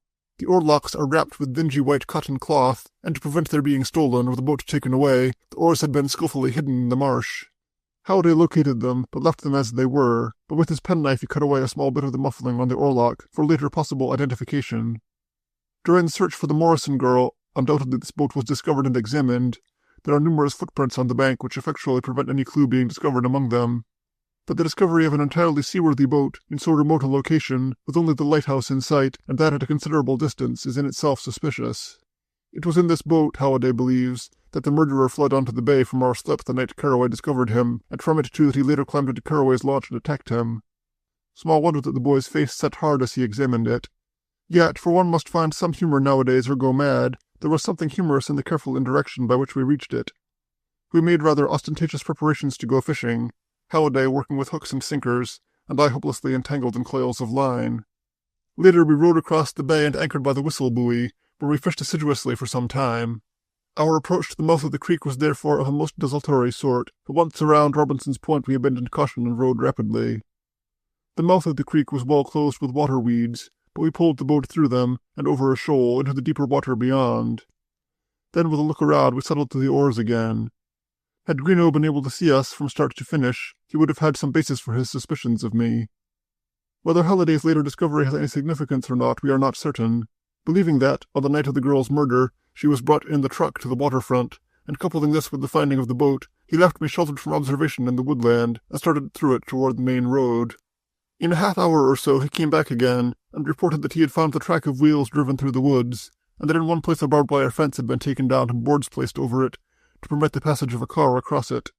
This is, I imagine, fair presumptive evidence, although it brings us no nearer the identity of the criminal than we were before. And it has this disadvantage, that the villagers have always exerted a right of preemption over the fallen timber in the woods hereabout, as I know to my cost, and that the trail would be nothing more nor less than that of some thrifty individual seeking fuel for his cooking stove. One thing, however, may be valuable. Edith, who knows a number of unsuspected housewifely things, insists that the strips which wrap the oarlocks are of a fine grade of material. "Look for somebody," she says. "He uses linen sheets on his bed and doesn't care that they cost $25 a pair nowadays." From which I gather, among other things, that our little Edith has been pricing the equipment of a home. Tonight that old sea chest which in the boathouse holds on its top the law books which were to occupy Halliday's leisure this summer, and which so far seem to be used chiefly to hold open his doors on windy days, the old sea chest contains to date the 4 clues which are our sole ammunition in the putative expedition against Greenough. They are A. half of a broken lens from a pair of eyeglasses. B. a scrap of paper containing a cryptic bit of typing in large and small letters. C. the small cap of an ether can. D. a fragment of white cloth. Had it not been for Halliday's unwittingly placing a weapon in the enemy's hands, we should also have had E. a very sharp knife, with a plain wooden handle, and a blade approximately 6 inches long. August 1st. I am now convinced that any attempt to solve these crimes by the discovery of an underlying motive is a mistake. Nor will Greenough's study of psychology help him here, unless he be expert in its psychopathic developments. One cannot piece together into a rational whole the fragmentary impulses of a lunatic. An incendiary fire was started beneath the boathouse last night, or rather toward morning. An assortment of what was apparently oil-soaked waste was placed in one of the pails from the sloop, and a candle lighted and placed in it. Over this was laid such lumber as was left from the repair of the pier. Had Halliday been asleep, the entire building might have burned. As it happened, he had been in the woods near where we found the boat, on a chance that its proprietor might pay it a visit. He discovered the fire from some distance, and by hard running, reached it in time to extinguish it. He notified Greenough early this morning, but that gentleman was extremely non-committal. He stood with his hands in his pockets, kicking over the ashes of the fire. "What's the big idea, Mr. Halliday?" he inquired. "I don't get that," said Halliday belligerently. "Don't you?" said Greenough, and after kicking the ashes once more, took an unruffled departure. The best we can make of that is that the detective believes the whole thing a clumsy but concerted plan, on Halliday's part and mine, that we have endeavored to show that, although his watchers would be able to testify that I had not left the house last night, the unknown is still at work. Nor can I entirely blame him for that. Whoever built the fire knew that Halliday was out at the time, but Halliday could not so state without betraying his knowledge of the boat, a matter he wishes to keep to himself as long as possible. Small wonder that the detective, estimating from his charred remains the amount of lumber heaped over the flame, was skeptical. "You are a good sleeper, Mr. Halliday?" he observed. "A new month begins today, and like Pepe's, it behooves me to take stock of myself. In spite of my best endeavors, some of my anxiety has crept into this record during the last month, and not all was anxiety for myself. Alone I could take off my coat and fight this thing out, but I am handicapped by Edith and Jane. Edith will not go and leave Halliday. Jane will not consider abandoning me here, although she has no idea of the true situation. "If you want to go back to town," she says, "I'll go too, of course. But if you are talking about staying here alone for some silly reason, I won't even consider it. You wouldn't have a clean shirt after the first week." But even if I felt that no action would be precipitated by the police, in case of such a move, I have a responsibility I cannot evade. The responsibility to my tenant. I have, by reduced rent and an alluring advertisement, brought here an elderly paralytic and his young secretary, and, evade the issue as I may, the fact remains that the last 2 acts of violence have been on my property. From the beginning, indeed, the most casual survey of the situation shows me that Twin Hollows has been a sort of focal point. It was on this property that Niley saw the sheep-killer hunt sanctuary. Not on it, but adjacent to it, is still hidden the boat, and it was from my own float that he first escaped from Caraway and later killed him. It was even very possibly his flashlight that Halliday saw the night of his arrival when, finding the boathouse occupied, he worked his way through the salt marsh toward the sea. More recently, the radius of his activity has been narrowed to the property itself. The secretary sees him outside a window, he enters the house and attacks him from within, and a few days later, possibly having overseen Halliday's discovery of his boat, he attempts to drive him away by setting fire to the boathouse. I am tempted to ask Mr. Bethel to cancel his lease, to return him his money entire, and relieve me of responsibility. What would he say, I wonder? August 2nd. I write and read, and now and then make a fugitive excursion into Jane's room, from behind her curtains, to watch my watcher at work. In spite of himself, he has achieved something, and will doubtless go back to the city somewhat the better for an unexpectedly athletic summer. I have been reading Mrs. Livingston's books, and a pretty lot of nonsense I find them. If there is anything in this question of survival, surely we cannot expect to find it in physical phenomena. Why not better accept that the nervous force which actuates the body may, in certain individuals, extend beyond the periphery of that body? Nevertheless, it is as well that I brought away from the other house the book I found there on the desk, on Eugenia Riggs and the Oakville Phenomena. It is no reading from Mr. Bethel, under the circumstances. One finds, for instance, that the small panelled room which we call the den was used for her seances. That panelling in itself sounds suspicious. But stop! It was not panelled at that time. I recall when poor old Horace found that oak panelling and gleefully installed it in what had been the old kitchen of the original farmhouse. An investigation made just now has supplemented my memory. The photograph, note, Plate 1, Eugenia Riggs and the Oakville Phenomena, shows a plastered wall and 1 or 2 crude watercolors on it, possibly the spirit paintings of the text. It also shows that the cabinet, so-called, was not a cabinet at all, but a dark curtain on a heavy pole, which extends across a blank corner. In the picture, these curtains are thrown back, showing a small stand on which are the stage properties of George, a bell, a pan of something, a glass, and a small bunch of flowers. On the floor, ready for his ghostly hand, is a guitar. The wall is certainly plastered. An inset shows the pan, set on its edge to allow photography, and with the title, Imprint of Hand in Putty, December 2nd, 1902, noticed like unusual whorls and ridges. But in spite of this rather militant caption, I find I am unimpressed.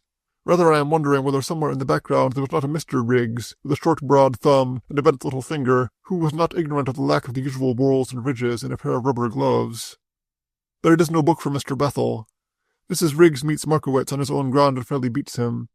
True, he produces a broad face and an arm which comes through the soiled stuff of his curtain, but she does that and more.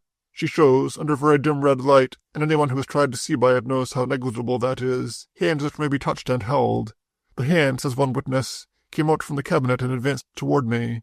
I could see no body, but the billowing of the curtain indicated some unearthly presence behind it. I asked permission to touch it, and the medium agreed, provided I did it without force. I then took the hand and held it for a perceptible moment, when it seemed to dissolve away and slip from my grasp.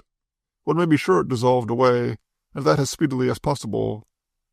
But, considering that plastered wall, the entire evidence in the book, gathered together, forms a surprising whole. One must take off one's hat to the Riggs family, provided there were 2 of them, or to whomsoever assisted the lady, especially since the windows were shuttered and bolted, and small strings of bells, which would ring at the slightest touch, were hung across them. One does not wonder, since Annie Cochran probably had access to the book, that she found her tea kettle moved about, and had her bedclothing shamelessly taken from her. August 3rd. Halliday, who was an early riser, burst in on us this morning at the breakfast table, fairly bristling with excitement. "Good morning, everybody," he sang out. "And how about a picnic today?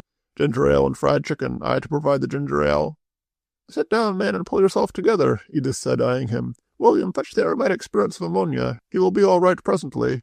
"What do I receive for a piece of very cheering news?" he demanded. "Who's to judge whether it's cheering or not?" "Well, I leave it to all of you," he said. "Greeno's gone. Benchley came over yesterday and threw him off the case. At least that's what they say at the post office. 13 days he's been fooling around, and he couldn't get over the hump." "If only he'd stayed a little longer," Edith said regretfully, "and somebody had killed him. It's rotten bad luck, that's all." The conversation had little or no meaning for Jane. She was, I could see, puzzled by our excitement and unable to understand our relief. "Surely they have left somebody," she said. "We ought not to be left without protection. Who knows when something will break out again, and then where are we?" "Where indeed," said Halliday, and he and Edith two-stepped into the living room, where Edith sat down at the organ and played execrably a few bars of Shall We Gather at the River. "Latest song hit," she called. "Words and music here, 25 cents. "I think you are all a trifle mad," Jane said, and went out to do her morning ordering. The move was a totally unexpected one. Yesterday, as Halliday said, the sheriff came over to the hotel and was closeted for an hour or 2 with Greeno. A bellboy reports that, on carrying some cracked ice to the room, he found Greeno sitting morosely by a table, and Benchley at the window staring out. Half an hour later the sheriff left, passing out of the hotel without so much as a nod to anyone, and within the hour Greeno was paying his bill in the lobby and ordering a car to take him to the train. Our own relief was enormous, but there was much grumbling among the summer folk as well as the natives. Starr was the usual variety of a small-town constable, and it seems extraordinary that the case should be left in his care. It is of course possible that another man is to be sent in Greeno's place, but if so we had no intimation of it. Later, incredible the rapidity with which news circulates here.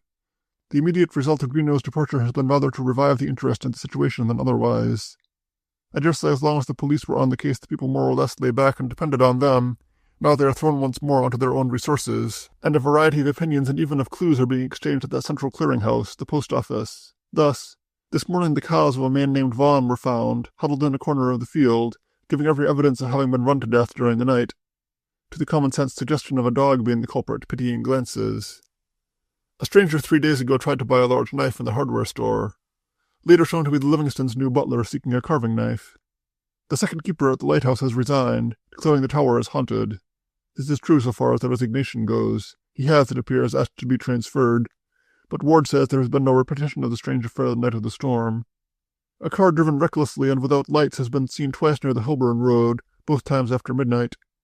There seems a certain authenticity in this. The car, however, shows its lights until fairly close to another car, then it shuts them off entirely. There may be, of course, some defect in the dimmers.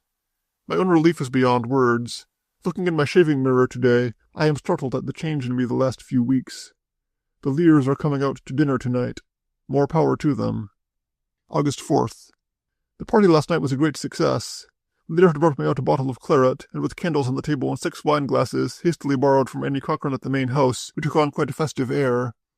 Lear looked a trifle puzzled when, at Edith's suggestion, she, Halliday, and myself drank to the absent one.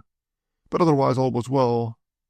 We divided after the meal, Jane and Helena to talk, Edith and Halliday for the boathouse and a canoe, and Lear and I to pace the drive with our cigars.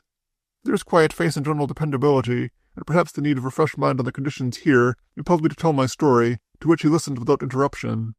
His opinion is that we have to do with a homicidal maniac, and that the sheep-killing was preliminary to the rest, a propitiation, as he puts it. "Of course I am no psychiatrist," he said, "but what other explanation have you?" "None at all," I admitted. "Of course, if I meant to commit a series of crimes, I might find it useful to establish my insanity first. I doubt if any jury, once convinced that the murderer and the sheep-killer are the same, would doubt his essential lunacy." "On the other hand," Lear said, in his cold academic voice, "the man who sets out to commit such a series of crimes as this is unbalanced. He doesn't have to kill sheep to make a plea of that sort. He may present an entirely rational face to the world, but something has slipped. You can depend on it." The supernatural angle of the case he put aside with a gesture. "I won't even argue it," he said. "There may be something to it, I'm not denying that, but it's not stuff to be meddled with. When the Lord means to open that veil, he will do it, and I am no peeping Tom." He said further that Helena has taken up the Ouija board and sits for hours, quote, "with anyone she can entrap," unquote, getting absurd messages which sound well and mean nothing. "In your place," he said, "I would forget it. If you get really to the point where you think you have something, send for Cameron and let him look into it. But keep out of it yourself, Porter. It's bad medicine." I took them to the 11 o'clock train and have only just returned. But I think it would amuse Lear, in spite of his hands-off attitude, to know that as I drove into the garage and shut off the lights and the engine, in the very act of getting out of the car, I heard once more the peculiar dry cough, the faint slow footfall, and smelled again that curious herbal odor which I shall, all the days of my life, associate with my Uncle Horace. So unexpected was it, coming on top of the happiest evening of the summer, that I stood for a moment immovable. Then I leaped from the terrifying darkness of the garage out into the moonlight, and there confronted young Gordon, standing outside and quietly smoking. "Hello," I said when I could speak. "Out again, I see?" "Yes, that place gets my goat," he replied. "I guess I'm jumpy since the other night." He looked badly, and I asked him if he cared to sit down before starting back, but he refused. "I'll get hell if he finds I've left the house," he said elegantly. I turned and walked back with him toward the house, and seeing him secretly amused about something, asked him what it was, whereupon he said that he was thinking of the way I had shot out of the garage. "Put something over on you there, didn't I?" "You startled me. What do you mean?" "I guess you know," he said with a sidelong glance. "That cough." "You mean the lighthouse story?" He finally got into one of his secret convulsions of mirth. "No, I don't mean the lighthouse," he said, and turning abruptly struck off through the trees. I can take from this as much or as little as I will. Is it possible that Gordon has heard the cough in the house and associates it with the other sounds of which he has complained to Annie Cochran? Or has he merely been told of it, and with his perverted idea of humor been deliberately alarming me with it? If I am to believe my recent reading, according to tradition the discarnate frequently do, after death, the things they did most frequently in life. Your hunter returns on horseback and is seen alone on country roads. Ladies of ancient times who lighted themselves to bed with candles seem to go on perennially retiring to God knows what unearthly couch, with the same everlasting candle in their hands. But to record in all seriousness the possibility that they carry with them, without the flesh, the weaknesses of that flesh, is beyond my power of credulity. August 5th. I returned the wine glasses to Annie Cochran this morning, and as a result have been attempting ever since to reconcile what she says with the facts as we know them. Annie Cochran declares that young Gordon has been in the habit of slipping out of the house at night, that he commenced to do it shortly after his arrival, and has done it ever since, that indeed he was not sitting on the kitchen steps before he was attacked, but had been out in the car, and was trying to get back into the house. She also believes that Mr. Bethel suspects it, and has been on the alert, especially since the night of the attack. "There's been bad blood between them ever since that night," she said. "They talk a bit when I'm in the dining room, but once I'm out of it, they're as glum as oysters." She also suspects Mr. Bethel of being afraid of Gordon. On the nights when she assisted him upstairs, while the secretary was still invalided, she always heard him bolt his door as soon as he was inside. And the nights he stayed down, she added, he had me bring down that revolver of his. He laid it to the fellow who got in by the gunroom window, but I've got my own ideas about it. Her reasons for not telling the detective are peculiarly feminine. He had antagonized her early by some high-handed method of his own, and he was getting paid for finding things out. I wasn't. But her other reason is curious, and shows a depth of loyalty to me which is unexpected, and rather touching. I didn't see the use of dragging this place in, she says. It's got a bad enough name already. And there's a lot of talk going on, some of it makes me sick. From the way she avoided my eyes and rattled at her stove, I am left to conjecture that my woodcutter, who by the way is missing today, has not passed unnoticed, and that possibly either Starr or Niley has been talking. Probably Niley. In any event, Annie Cochran, and very likely the entire vicinity, has evidently known that I have been under surveillance. A miserable thought, only relieved by Annie's loyalty. What makes you think he'd been off the place the night he was hurt? He said he couldn't sleep, didn't he? And he got up and went downstairs to get something to eat, and then went outside? So he said. Well, as far as I can make out, he was dressed from top to toe. He didn't need to do that to get down to the pantry. And we had missed that. Hayward, Greeno, and I had checked up that story, according to our several abilities, and had never noticed that discrepancy. I said his clothes to be cleaned the next day, she said. I noticed it then. But her real contribution, if I may call it that, lay in the garage, and after tiptoeing to the hall and listening to the sound of Mr. Bethel's dictation from within, she drew me outside. Note: the small garage for the main house sits behind the kitchen, and not far from the kitchen door. There are two methods of access to it, one by the drive past the lodge, which curves around the house, and the other by what we knew as the lane, a dirt road leading through the woodland, which extends toward Robinson's Point, and which strikes the macadam highway further along. So far as I know, she said, that car's only been out twice since they came. That was to take Thomas home one time and be another the night of the storm, but it's been out just the same. Wouldn't the old man hear it? He mightn't. Suppose it was rolled along the lane and started. He wouldn't hear it there, would he? To support her contention, she showed me a number of marks in the lane, certainly suspicious but by no means evidential. It is nothing unusual for motorists to strike into the woodland along the lane, under the impression that it is a public road, and to be brought up while standing at the house. But against all this, at least as pointing to young Gordon as our possible criminal, is what is to me an insuperable obstacle. We know that the crimes are connected with the killing of the sheep. It is not possible to doubt this. And the sheep were killed and the altar built before Mr. Bethel brought Gordon into the neighborhood. Annie Cochran has a certain support for her contention, but not enough. And she dislikes the boy extremely. Probably she unwittingly revealed the reason for her attack on him just before I left. There's something wrong about him, she said. When a man's dishonest, he thinks everybody else is. Surely he doesn't say that about you. Well, he's taken to locking his room and carrying the key about with him. I never took a thing of anybody else's in my life. As Halliday went to town early today, taking the scrap of paper with the cipher to an expert he knows there, I have not been able to discuss this new angle with him. Quite aside from the discrepancy in dates, however, Gordon not arriving until after the reign of terror was well under way, the chief stumbling block is the attack on the boy himself. Suppose the boy does slip out at night and take the car. He is young, and I imagine pretty much a prisoner all day. He takes dictation all morning, types after luncheon while Mr. Bethel sleeps, and at 4 o'clock again is ready with his notebook and pencil. The few moments he has spent with Edith now and then are plainly stolen.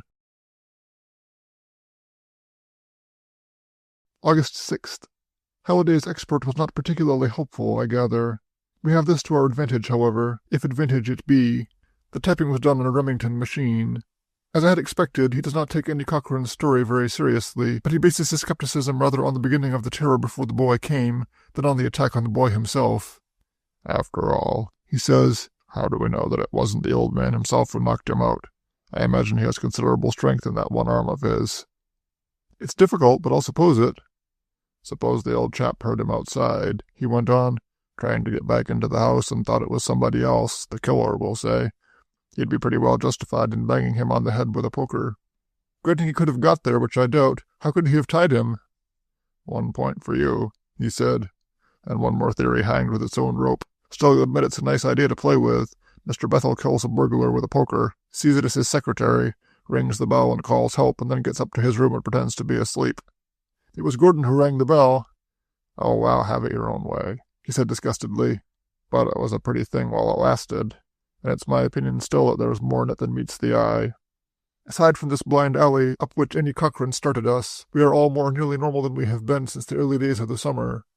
I rise, shave, and bathe, and go to my breakfast, no longer with the feeling that it may be, figuratively speaking, my last. Jane is at the table, fresh in the crisp ginghams she affects, and which in their turn are no crisper than the bacon. She must have been sadly puzzled the last few weeks. She shows such evident relief now. Sometime during the meal Edith, who has been awaiting her turn at our solitary tub, breezes into the room and, surrounded by her usual aura, pats Jock, kisses Jane, and takes from me the society portion of the morning paper, after a casual glance at the mail. And you step outside, Thomas preparing to wash the veranda, where the boy who has taken poor Maggie's place brings a faint colour to her face. But in case it turns out to be Halliday, she is cavalier in the extreme. "Morning," she says airily, and it may be adds, "Where on earth did you get that shirt?" "What's the matter with this shirt?" "Nothing at all," she says, resuming her breakfast. "I just thought maybe someone had given it to you. It isn't exactly the sort of shirt one buys, is it?" Her glance appeals to me. I am for a moment the arbiter between them. "It is a perfectly good shirt," I say with decision, and am accused of sex solidarity and poor taste, both apparently equal sins in Edith's eyes. It is the apotheosis of the trivial. Small things once more make up our lives, and we find pleasure in them. Clara brings in more bacon, catches a reflection of our morning cheerfulness and smiles with us, and even Jock, hearing unaccustomed laughter, joins in with sharp staccato barks. We are not worried by the uncertainty of the prospect before us, the long period ahead of Edith and Halliday before they can marry. That next year, and the year after that, and God knows how many years to come, I shall be pouring the priceless treasures of the English language into ears that will not hear, that my vacation is more than half over, and that its net result so far is a loss to me of some odd pounds of weight. We are once more safely behind the drain-pipe. August 7th. Edith has today received a large sum of $10 for the lighthouse story.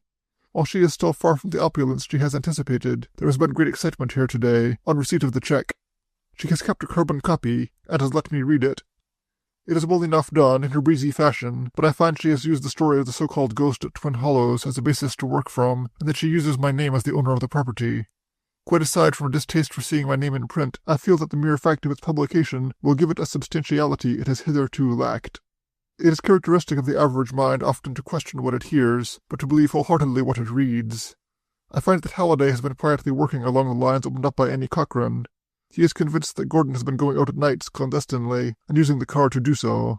"I don't blame him for that," he said today. "The car's there and not being used, and I'm not keen about Gordon, but from such views as I've had of Mr. Bethel, a little of him would go a long way. Gordon's disconnected the speedometer, by the way, but there's something else." He thinks it was Gordon who set fire to the boathouse. He found a bit of waste outside the garage, hanging on a limb of blue spruce there, and a similar scrap on the raised walk over the marsh to the boathouse. "Of course that isn't evidence, Skipper," he said, "except as a trout in the milk might be, but the stuff's there and needs some thinking about." "But why?" I asked. "There has to be a reason."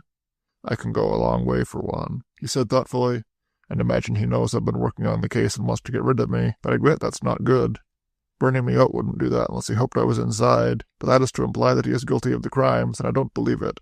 But he added as an afterthought, "There's one curious thing, though. That is, it may be curious, I'm not sure. The machine he's using is a Remington." August 8th. This has been a nerve-wracking day. I, for one, am willing to cry quits, to compromise with crime, and to say, in effect, that if the murderer leaves us alone, we will not disturb him. And yet the reason for my moral surrender does not lie in any event today on which I can place my hand. I cannot say that for this reason or for that I am through, discouraged, ready to go to the mountains and come back from a walk with a withered bunch of wild flowers held in my clenched hand, or to sit on some piazza with my after-dinner cigar and talk politics in the presence of the universe, or to go back to town and help Jane select a new wallpaper for my study. My condition probably arises from sheer confusion. For the life of me I cannot see where the results of Halliday's search can lead us, nor I think does he. Edith this morning, at Halliday's request, telephoned to Gordon and asked him to lunch with us. He accepted, after a brief hesitation, and promptly at 1 o'clock came down the drive, clad in white flannels and with an additional dose of pomade on his hair. Whether he was suspicious or not, we cannot tell. I know that, watching him from a window, partway down the drive he came to a dead stop and then turned, as if he had some idea of going back on some pretext or other.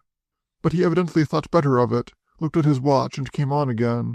He made a poor impression on us, furtively watching Jane's choice of fork or spoon, and otherwise bestowing most of his attention on Edith.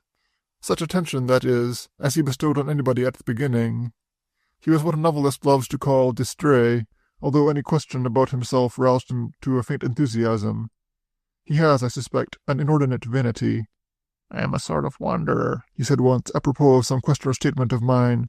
I stay in a place long enough to look about me, and then I get the itch to move on. Restless, he added.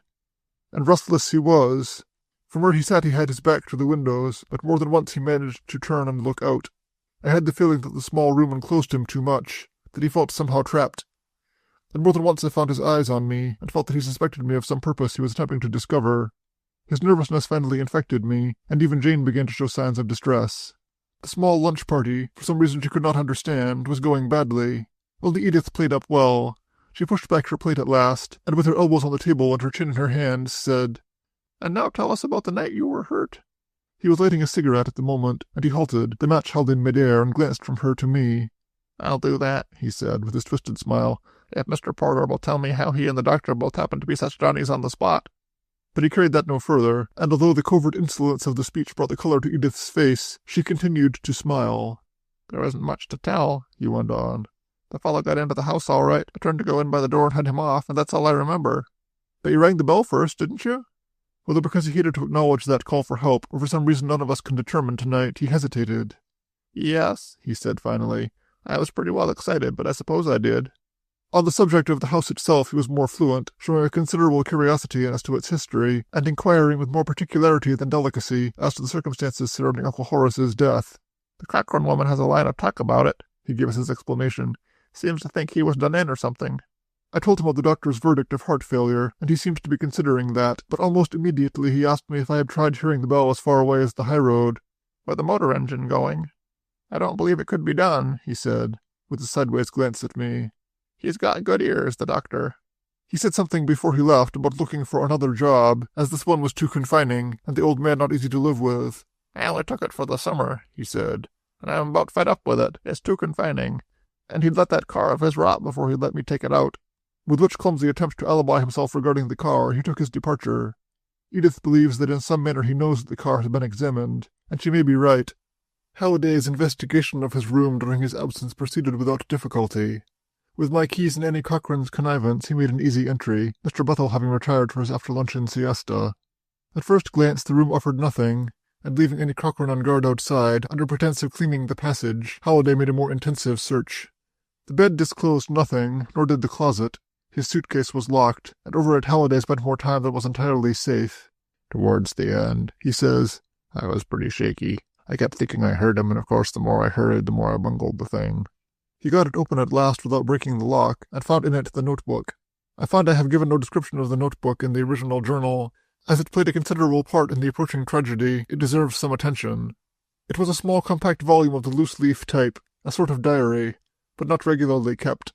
Most of the entries, due to the complication of the cipher, were very brief. One or two, however, occupied almost a page, and all of them had been typed. Needless to say, the cipher was the one we had found in the scrap of paper picked up in my garage.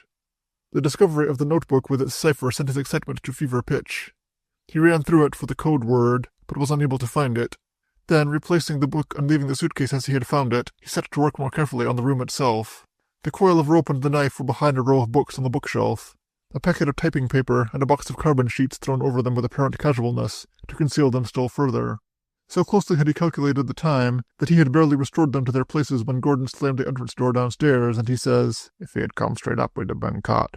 I could have got out, but I don't believe I could have locked the door. But he stopped there a second or two, and I just made it." He had not time to make the back staircase, however. Annie Cochran opened the linen closet door, and he bolted in there. He heard Gordon unlock his room and enter it, and almost immediately reappear and demand of Annie Cochran if she had been in it during his absence. An angry dispute followed, within a foot or two of the linen closet, not the less acrimonious because of its lowered voices, and of an almost hysterical quality in Gordon's. Every particle of his veneer had dropped from him, and the threats he made if he should find she had been in his room are not even to be recorded here. And now once again, where are we? We have, as against Gordon, A. the knife and the coil of rope. B. our belief that he uses the car clandestinely at night. C. at least an indication that he set the fire under the boathouse. D. the cipher found in my garage. E. the notebook in the same cipher. A man does not record his thoughts in this manner unless he wishes to keep them hidden. F. the linen strips muffling the oarlocks, and suggested to Halliday today by his place of concealment. The inventory of the main house shows a certain number of linen sheets. If one is missing, it will prove a strong factor in connecting him with the boat. G. The locking of his bedroom. H. Last and not least, an unpleasant personality. Halliday uses the word degenerate, but I am not prepared to go so far. As against all this, however, we have A. The attack on him at the kitchen door, and the manner in which he was tied, corresponding to the rope about Carroway. B. The sheep-killing and murder of Carroway, taking place as they did before his arrival. C. The fact that Halliday cannot identify him as the man he picked up in his car. D. The distinguishing mark by which the criminal has signed his crimes, so to speak, is the circle and triangle drawn in chalk. While this is not vital, Halliday found no chalk in the room. I have put to Halliday the boy's veiled inquiry about the doctor. It is impossible for us to experiment with the bell, but he thinks it could be distinctly heard from the main road. On the other hand, the arrival of Hayward on the scene almost as soon as I had got there is extremely puzzling. We have tonight paced off the distance, in view of my statement that I had lighted only one match when the doctor's flashlight was turned on me. There seems to be no doubt that Hayward was on the property that night, but I do not accept the possibility, suggested by Halliday, that as he was in Greenow's confidence he had been watching me. A man does not, I imagine, go out on such an errand with his medical bag in his hand, and the doctor had carried his bag. I recall distinctly his taking from it the dressings for Gordon's head. August 9th. Leonardo da Vinci said, "Patience serves as a protection against wrongs, as clothes do against cold. For if you put on more cloth as the cold increases, it will have no power to hurt you. But I have put on all the extra patience I can find in my mental closet, and I am still uncomfortable. Whether Jane has noticed our ostracism I do not know, but I have, and so I think has Edith. So marked has it become that today I greeted Mrs. Livingston with a warmth that slightly puzzled her. Nothing else new today.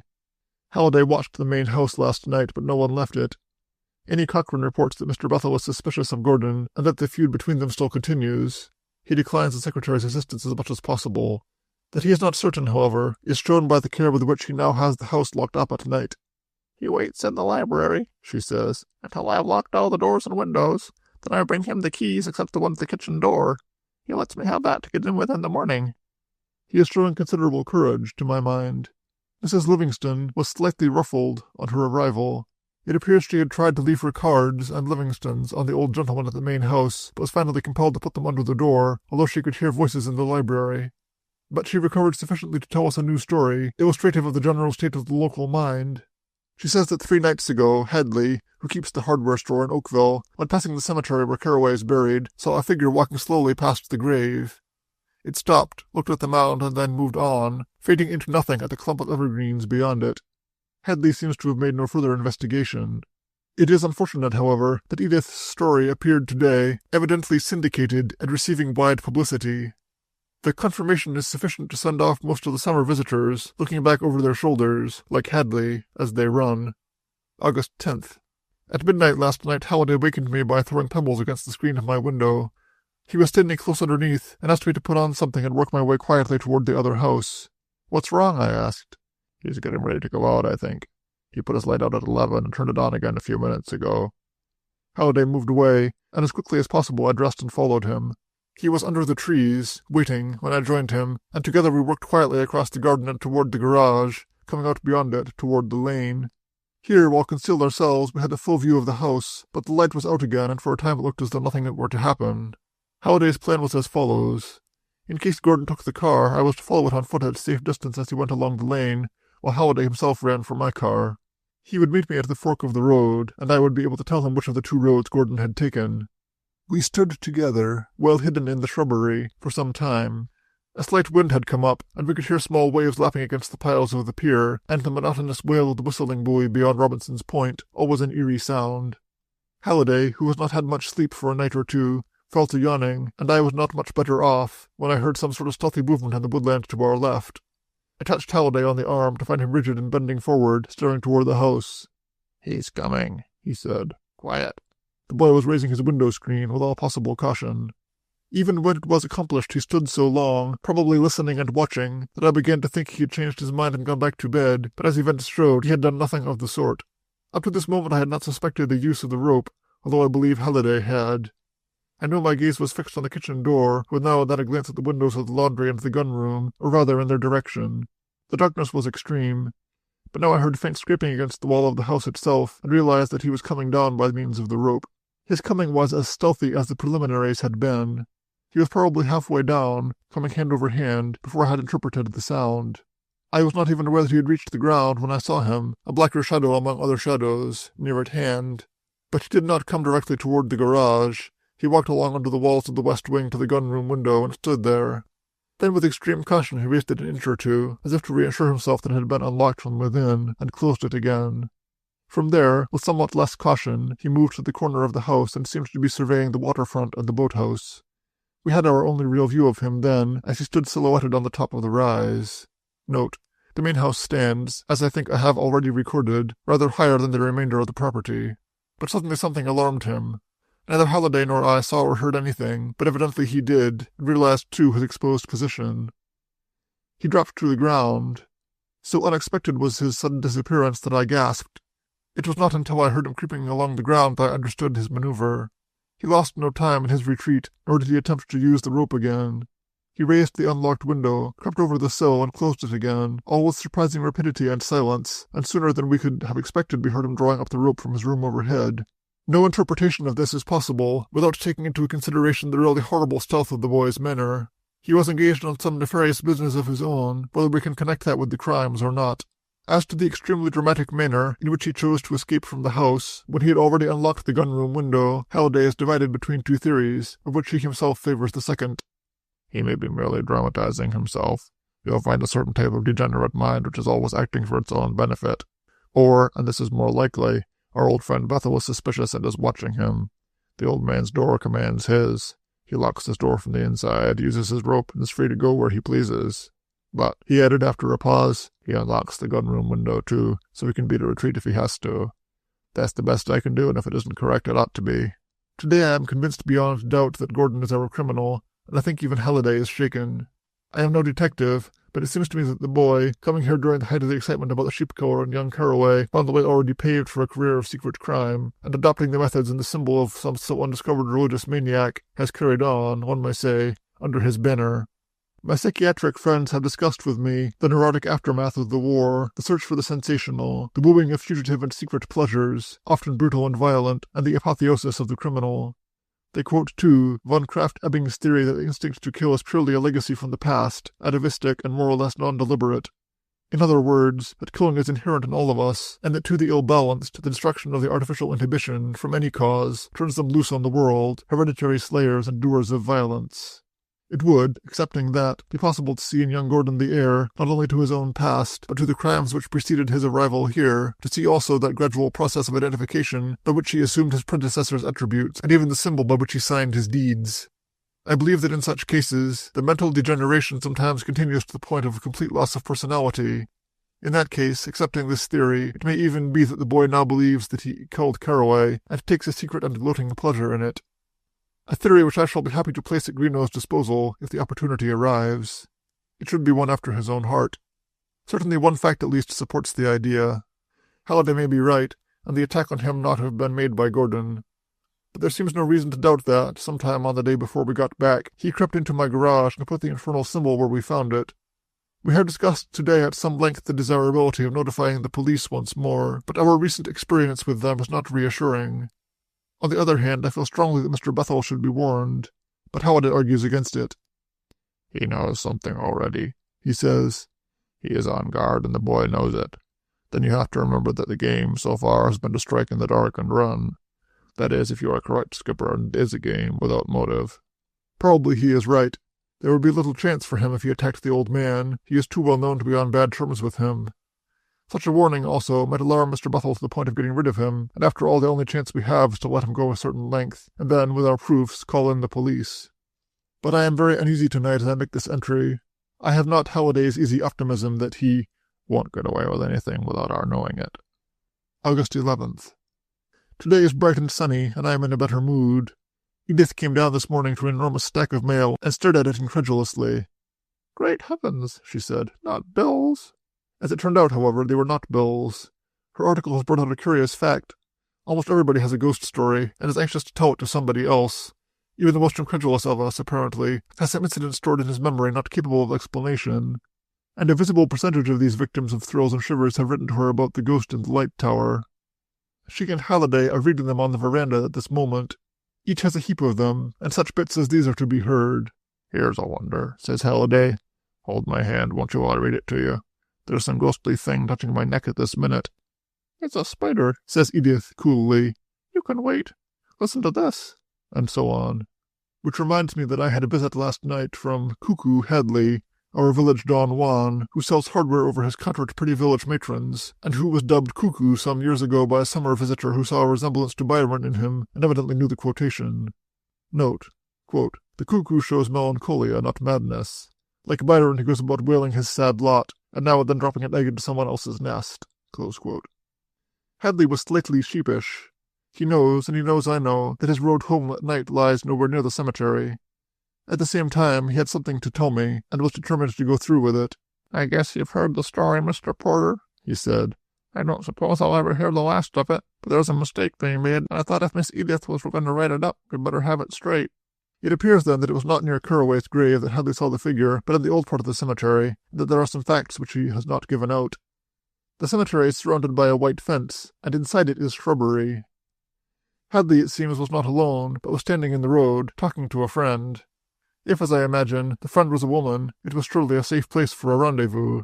It was the friend who saw the light, and who accounts for the suppression of this portion of the tale. It shone through the shrubbery, a small blue-white light about 2 feet from the ground, and directly in front of the headstone of one George Pierce, who died in the late 1700s.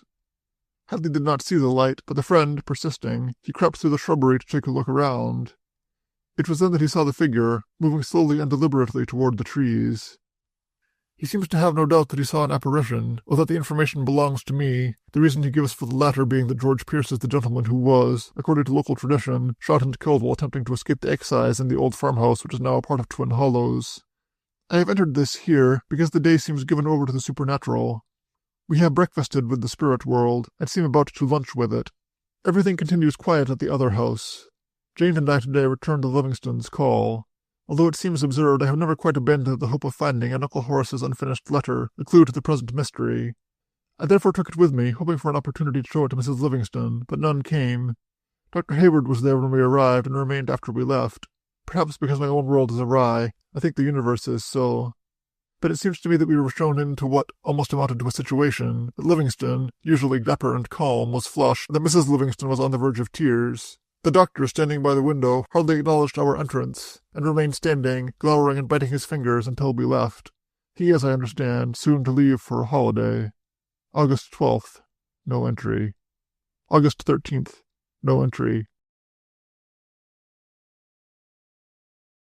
August 14th.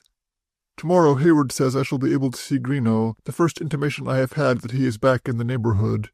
But I feel that my consciousness of my own innocence will be as nothing against Greenough's sheer determination to prove me guilty. And yet, guilty of what? Of a bullet buried in the floor of my own house, and a broken window? We have had no further crime. Nothing is altered, save my own feeling that a net is closing around me, and that some malignant fate is sitting spider-fashion in the center of it, waiting to pounce on me and destroy me.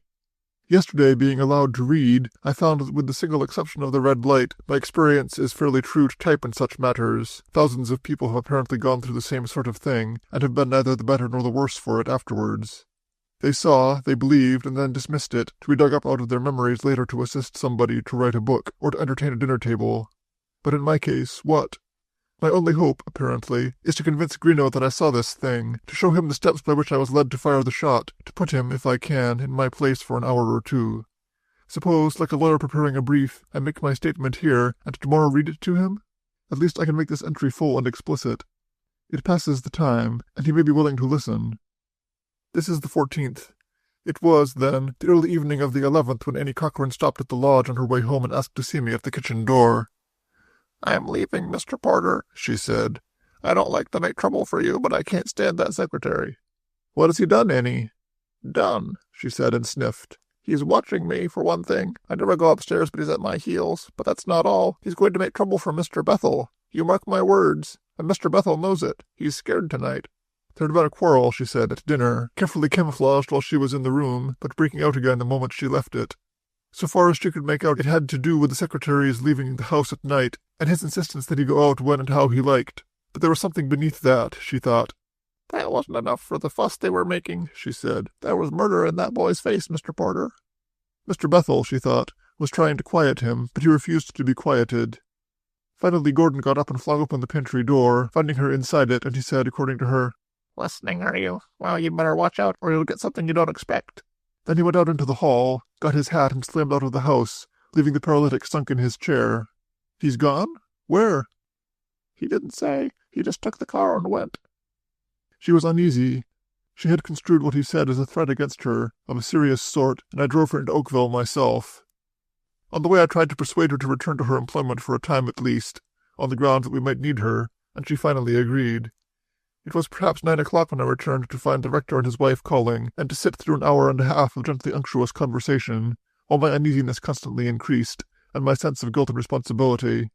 If we had warned the old man, he would have been at least prepared to take care of himself in an emergency, but we had foolishly kept our knowledge to ourselves, and even allowing for exaggeration on Indy Cochrane's part, there seemed no doubt that such an emergency might be at hand. At 10:30 our visitors took their departure, and leaving Jane prepared to retire, and Edith to answer some of her letters, I wandered with apparent aimlessness down to the boathouse. Halliday was not there, and as the dory was missing I knew he was somewhere out on the water. After waiting until 11, my restlessness was extreme, and I walked up and around the main house, to find the garage doors open and the car still out. Had there been any indication of life in the building, I think I would have wakened Mr. Bethel and warned him, stayed with him, perhaps, until that murderous young devil was safely settled for the night. But his room was dark and his windows closed, so I thought better of it. But I did ascertain that the gunroom windows were locked, and that if the boy effected an entrance at all, it would be by some less surreptitious method. Thus reassured, I went back to the boathouse, and soon after Halliday rode quietly in and tied the dory. He had rowed up, he said, to see if the boat was still there. It had not been disturbed, so far as he could tell. I told him my story, but he was less anxious than I had expected. "It's not the game," he said. "If Gordon is the killer, we've got to consider that he doesn't kill out of anger. That's different. He's cool and deliberate. He plans his stuff ahead and goes through with it. I don't even think he gets any thrill out of crime itself. The real secret joy is in baffling discovery, and he knows this. After the quarrel tonight, if old Bethel fell down the stairs and broke his neck, he would be blamed for it." But he thrust his army automatic in his pocket nevertheless, and we started toward the house, with no particular plan in mind, but a fixed determination to protect Mr. Bethel, "in case of any trouble," as Halliday put it. We had almost reached the end of the walk over the marsh when he halted suddenly and stared to the right. "There was a light over there," he said. "In the woods. Wait a minute, maybe it will show again." It did show, above the head of Robinson's Point apparently, in that lonely strip of woodland which leads to the hiding place of the boat. Note: in explanation of our conclusion that we had seen one of the lights of the car as Gordon drove down through the trees, I can only give again the difficulty of distinguishing at night a small light comparatively close at hand from a large one some distance away. Halliday watched it, and then passed his revolver to me, first taking off the safety catch. "Don't fall over anything," he warned me. "and don't shoot until you see the whites of his eyes. I'm going over there, Skipper." He set off on a steady lope, heading for the light, but obliged to make a long detour around the marsh. I myself, holding the revolver gingerly, started on to the house. I was feeling, comparatively speaking, relaxed. I felt, as did Halliday, that Gordon was near Robinson's Point. My duty, as I saw it, was simply to stand guard until Halliday returned, and we could make some plan, in case of trouble later, to get into the house, if possible. This thought, that we might want to get into the house, bothered me. My keys were at the lodge, and I could hardly hope to secure them without disturbing Jane. I made, as a result, another round of the windows, and was brought up short by the fact that one of the gunroom windows, certainly closed and locked before, now stood open. It was the more startling, because I had but at that moment ascertained that the garage doors still stood wide, and that the car was still missing. I dare say every man has occasional doubts of his physical courage. I know that, after the sinking of the Titanic, I was obsessed with the fear that I might have fought like a demon to get into a lifeboat. But I dare say, too, that every man has a sort of spare reservoir of courage, on which he can draw in the emergency, when it comes. Yet I shall not pretend, even to myself, that I pulled up my shoulders, examined my weapon, and then boldly entered that window.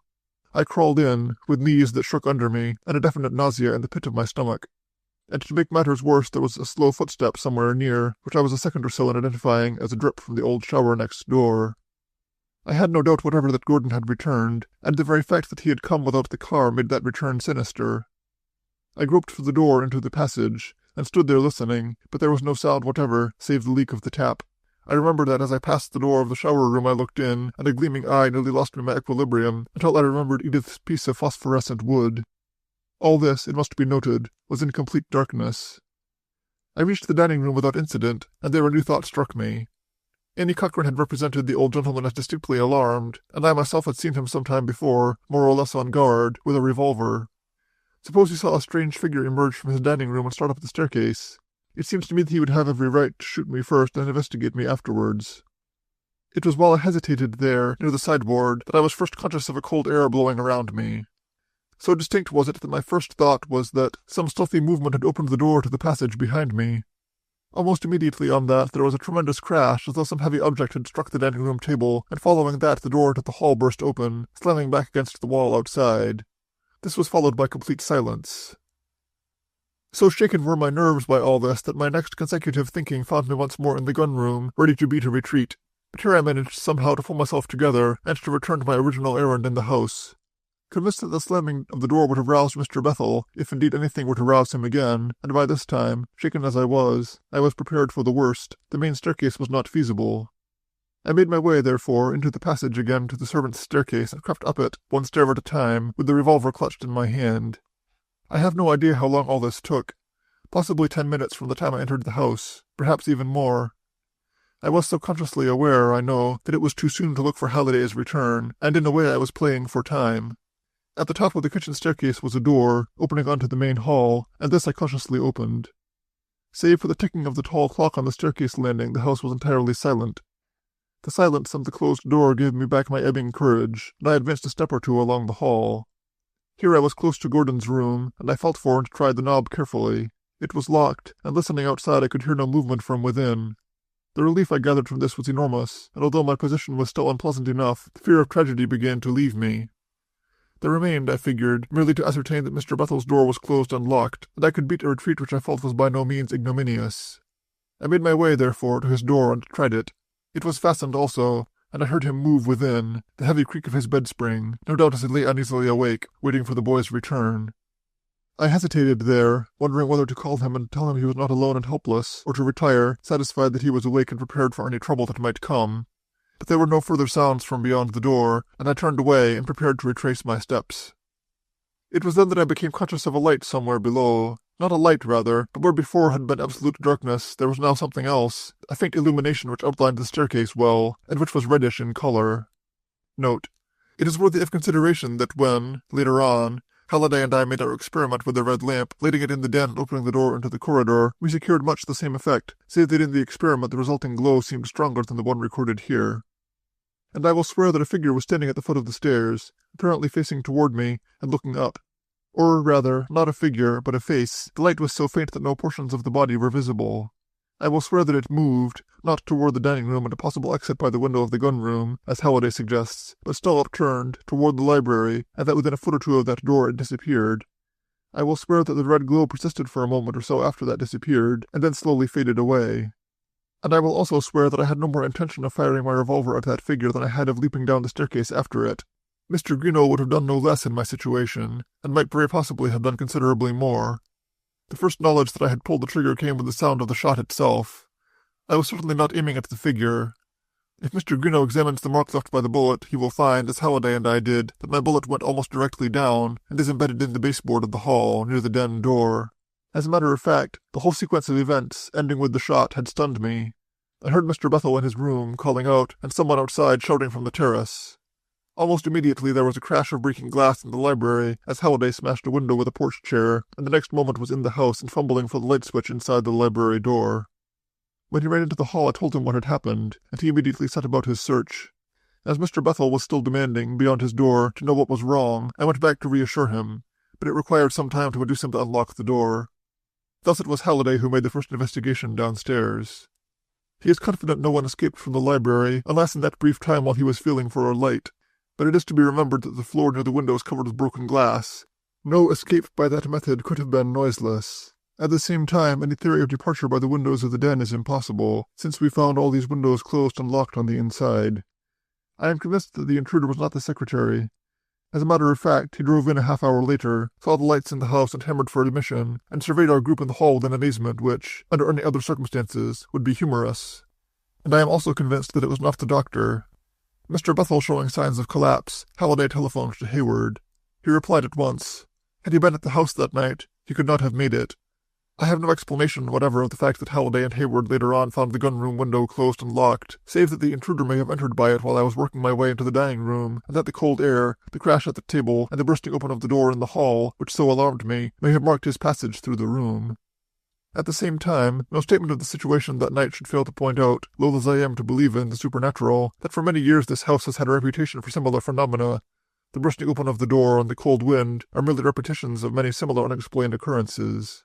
So also is the reddish color of the light I saw. The disappearance of the figure and the blank darkness which followed that disappearance are difficult to account for under any natural law at present known. I am not a spiritist, but it is to be remembered that only a second or so elapsed between Mr. Halliday's entrance by the broken window and his turning on of the lights. Neither he nor I heard in that interval any movement, yet an escape over the broken glass of the window would certainly have made some sound.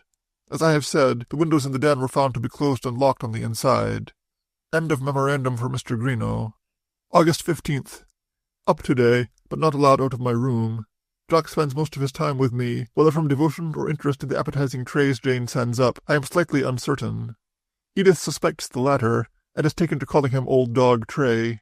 She reproaches me bitterly for my faculty of getting myself into difficult situations, and quoted for me today those immortal words of Lewis Carroll, with a small amendment of her own. "You are old, Father William," his young niece said, "and your hair has become very white. And yet you incessantly stand on your head. Do you think at your age it is right?" In preparation for the detective's visit she has laid out my best silk pajamas, and her reason for doing so sounds like her.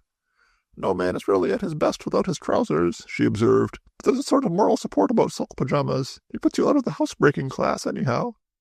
"Not at all," I retorted. "Only our best housebreakers can afford them, these days. But it shows for strength in my weakness that I am now wearing them." Greenough has come and gone. What he thinks of things now I cannot say, but at least I am, as I have had occasion more than once to record here, still at liberty.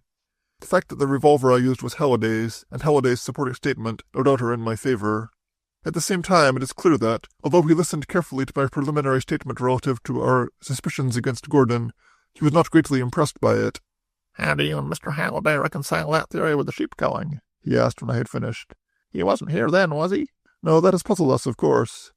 "Then again," he went on, eyeing me, "he himself was knocked down and tied. I don't suppose you accuse him of that, too?" "I've told you," I said impatiently, "that we haven't a case. It's a theory, that's all. Take, for instance, that rope." "Oh, come now, Mr. Porter. I have slept out of my room at night over a woodshed, so have you, probably." Coming down to the night of the 11th, he listened to my written statement without comment, save that he smiled somewhat over what he called my ingenious conclusion.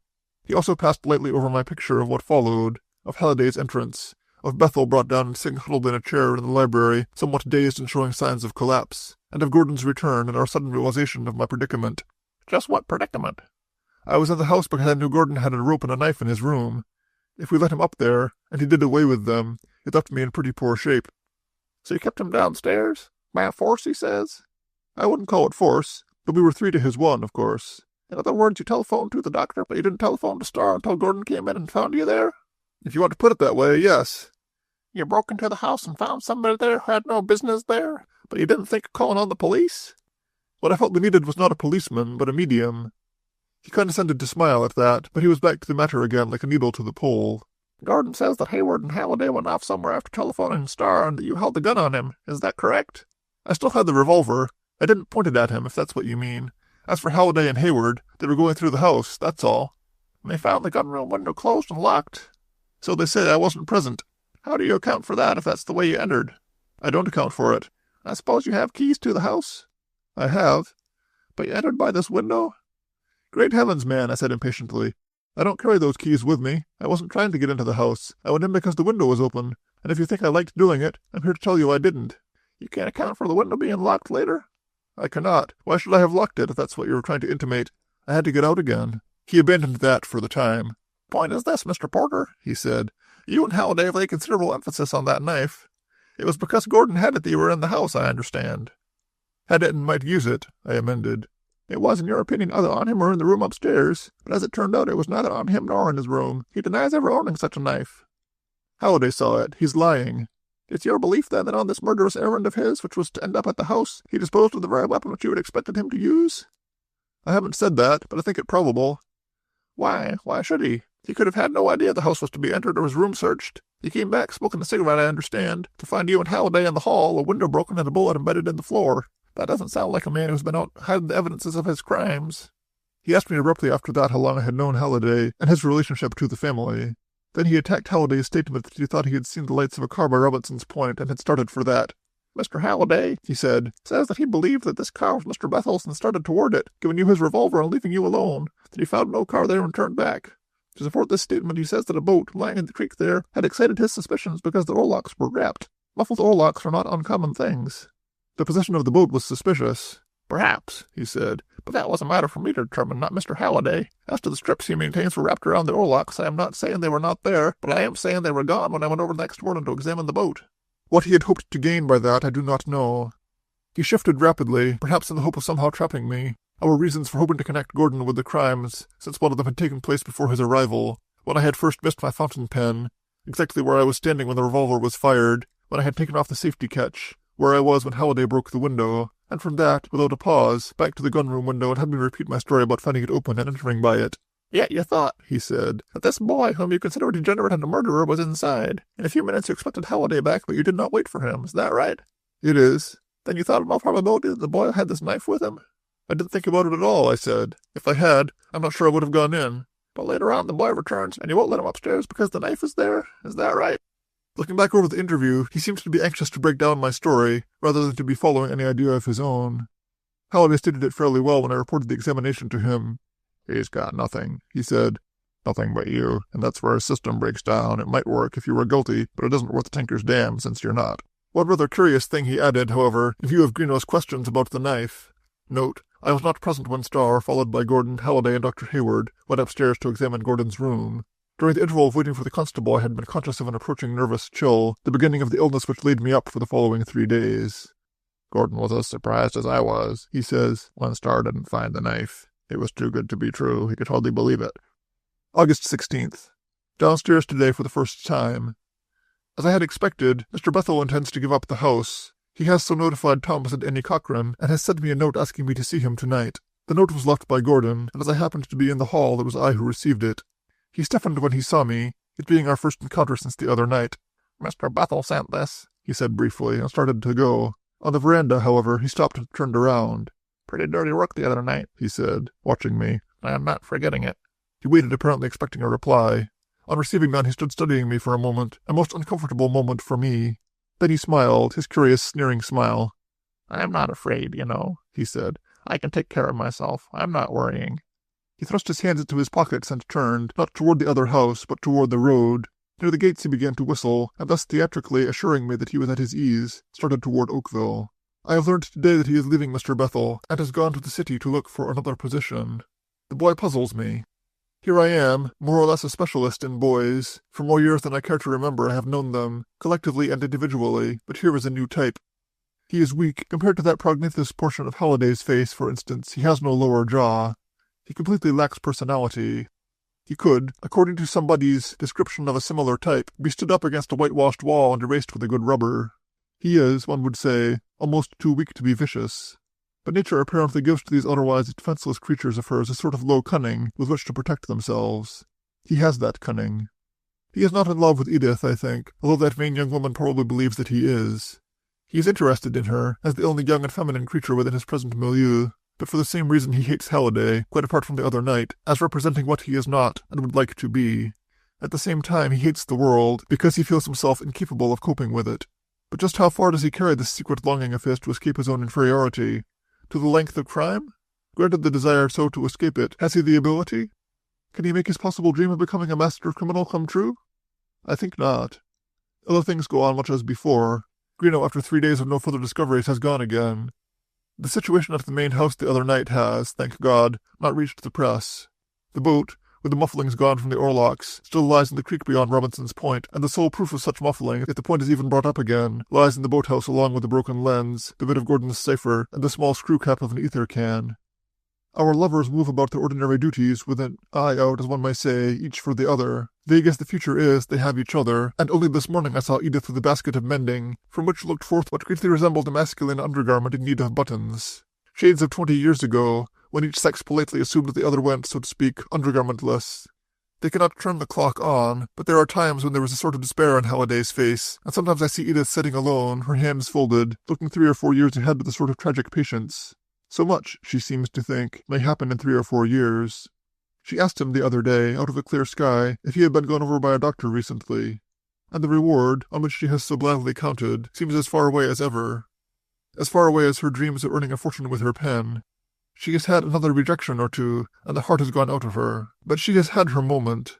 Mail still continues to come in, which reminds me that she received a curious letter yesterday.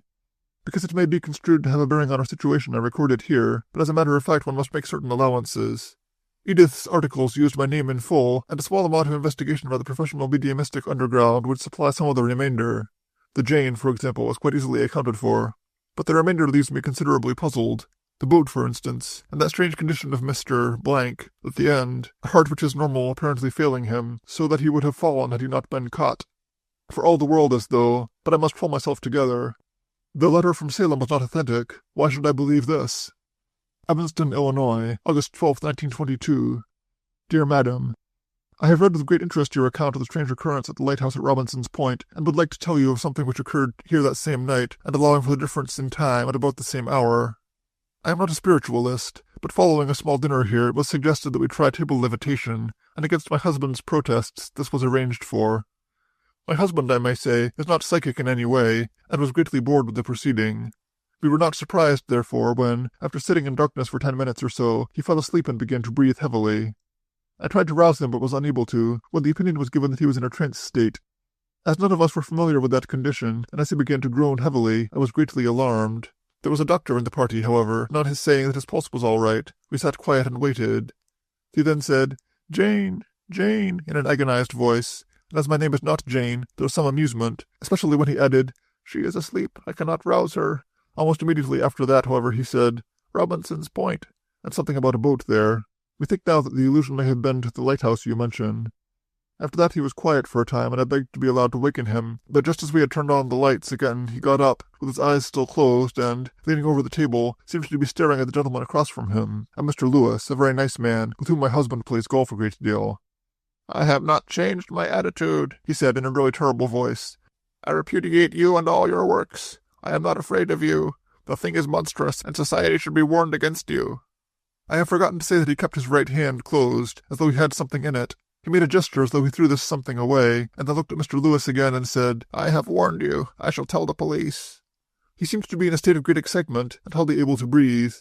He fell back into the chair, and our doctor friend reached over and felt his pulse. He says now that, although his heart's perfectly sound, it had almost stopped. Indeed, he would have fallen had the doctor not caught him. In a short time he came around and seemed to think he had been asleep. He felt, however, very wretched the next day. This may not interest you, but the mention of Robinson's Point in your article, and the similarity in time, has struck me as a strange coincidence. I am signing this in full as an evidence of good faith, but I must ask you not to use it for publication. Note: I have since secured the writer's consent to the use of this letter, on condition that I withhold the signature.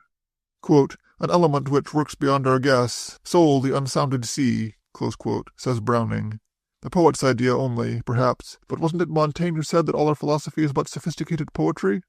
What a joyous time little Pettingill would have had with all this, trotting about, a notebook in hand, adding up a glimpse here, a look there, until he had a complete panoramic view of all eternity. But the real question is, what would Cameron say?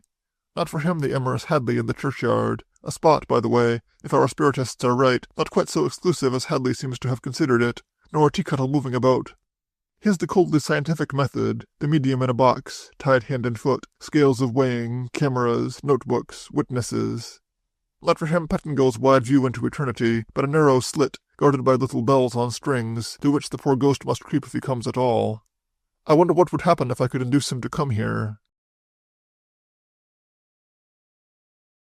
August 17th. One lives and learns. Mr. Bethel last night lifted a small corner of the mystery and showed me a few of the wheels within, with the net result that we are where we were before. He telephoned me at 9 o'clock last night, the first time I have known him to use the telephone, and asked me to see him. Note: I have, I think, not mentioned in the journal that the 3 buildings, the lodge, main house, and boathouse, are on one telephone. As this fact plays an important part later, it requires explanation. I find him alone in the library, but with certain changes from the last time I had seen him thus. The windows were closed and locked, and the heavy curtains drawn across them. Both the rear and front doors in the hall were bolted, and when I was finally obliged to ring, I could hear the old man dragging himself slowly into the hall and there stopping. "Who is it?" he called. "Porter."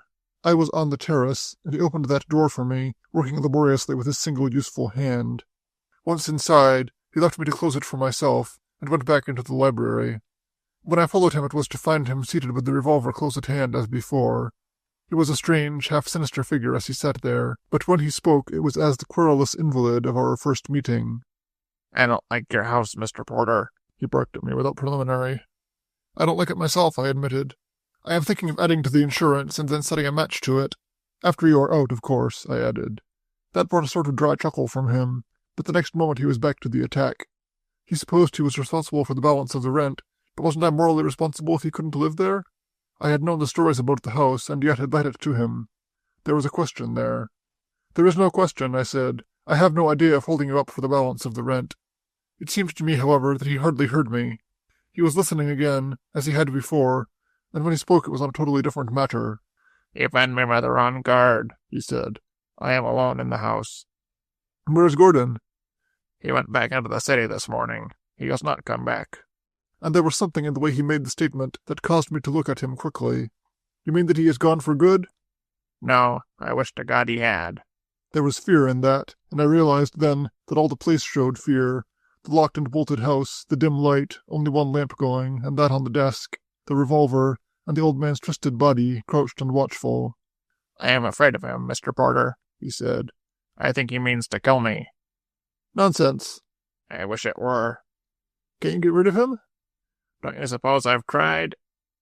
His story, if story it can be called, that rambling discourse broken into by his fits of listening, even once of sending me out to take a look around, is as follows.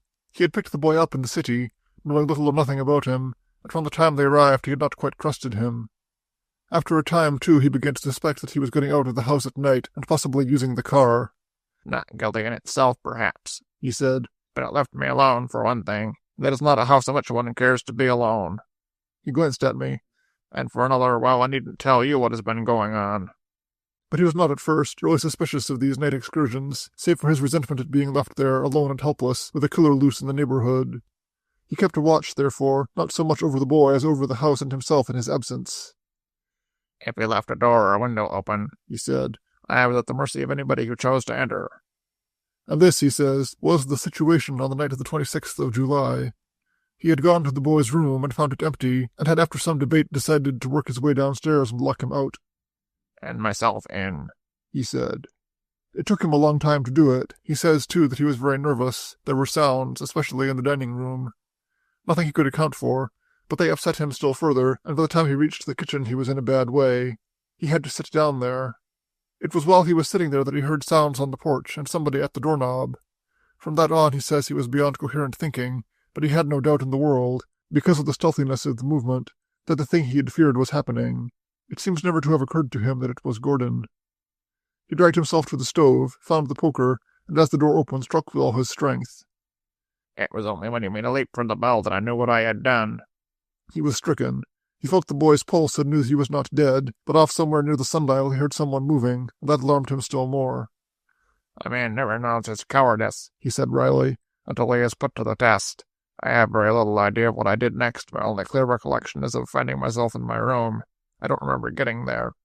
But, and this is the point, the boy suspected him. He was sure of it. There had been a complete change in his attitude since that time, and watching that change, studying Gordon as he had felt obliged to, he had felt that something underlay all this.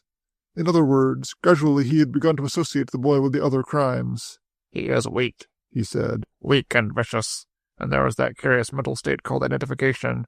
The weak see the crimes committed by the strong, admire them, admire the criminal. Then they begin to ape them. As Gordon may have aped your sheep killer, finally even identifying himself with this unknown, adopting his symbol, or whatever one chooses to call it." I listened carefully, trying to fit this new light on Gordon's injury with the evidence as I knew it. True, the weak link in our chain against him had been that he himself had been attacked, and this was now solved in a perfectly matter-of-fact manner. But there was some discrepancy there, something which eluded me until I had gone over in my mind the events of the night of the 26th in their sequence. Then I found it. But what about the man the boy saw enter by the gun-room window? Pure invention, I feel certain. Had he accused me, he knew the matter of his night excursions would come out.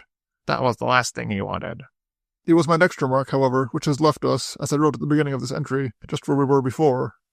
You haven't said anything about the rope, Mr. Bethel. That is always— Rope, he said slowly. What rope? He was tied hand and foot when I found him. He glanced at me, and then down at his helpless hand. It's a very long time since I have been able to tie a rope, Mr. Porter, he said quietly. I remained with him until an hour or so after the last train from the city had arrived, but there was no sign of Gordon. I offered to remain for the night with him, but he declined. He would not go to bed, however, and I left him there at last, his revolver within reach. Of that later talk there was one matter of real importance to record. I have a strange picture in my mind, bearing on the relations of these two, the old man and the boy, and leading up to it, each watching the other, the old man terrified, the boy deadly. And on the surface, before any Cochrane, all well enough between them, dictation taken and the book growing. Small surface differences, perhaps, but underneath suspicion on one side, and revenge and hatred on the other. Then Gordon took to locking his room. It was Annie Cochrane who told Bethel, and from that time on that locked room played its own part between them, the old man asking himself what was hidden in it, the secretary with his sneering smile quietly carrying the key. It grew, I gathered, to have a peculiar place in the old man's imagination. He wandered down the passage to it more than once. Finally Annie Cochrane caught him there, trying the knob, and he had made some excuse and gone away. But the night young Gordon flung out of the house, the same night I saw the figure at the foot of the stairs, Annie Cochrane had come to him before leaving, with the key in her hand. I thought you might like this, sir, she said. I find it fits Mr. Gordon's door. Then she had gone, and he went to the room and entered it. The knife and the rope were there, and he took them. What was I to say that night when the constable came down and reported nothing there? In 10 minutes or an hour you were going to leave me here with him. He was watching me. He knew. And I dare say he was right. No matter what statement had been made relative to the rope and the knife, there was no reason for Gordon's arrest that night. In 10 minutes or an hour, they would have been left together, and who knows what might have happened. August 18th. Gordon came back early this morning.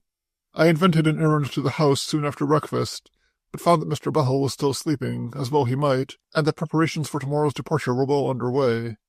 While Gordon was busy on the lower floor, Thomas and I made a tour of the house, with a view to closing it. I have instructed him to paint and put up the window boards which close the windows on the lower floor. I shall know no peace until the place is sealed and left to its demons or its ghosts. But I took advantage of my legitimate presence on the upper floor to examine the locked closet in which I had stored the red lamp. It is still there, and apparently has not been disturbed. Halliday today advised for me a period of masterly inactivity. Not that he calls it so, but that is what he means. I have an idea, Skipper, he said, but this calling Greenough off the case was sheer bluff. Every move he made was being watched, and unless I miss my guess, you'll find he's at Bass Cove or someplace nearby, under another name. I thought I saw his fort a night or so ago. What I finally gathered is that Halliday wants to eliminate me from the case for my own sake. Just now, he said, you are sitting very pretty. But one more bit of bad luck and he's ready to jump. Although he smiled, I have an idea that he is deadly serious, that he knows Greenough is not far away, and that for some unknown reason he expects another bit of bad luck. His face is thin and haggard these days, and from the fact that he sleeps a great deal in the daytime, I am inclined to think that he sleeps very little at night. Between him and Edith, too, I surmise some sort of mysterious understanding.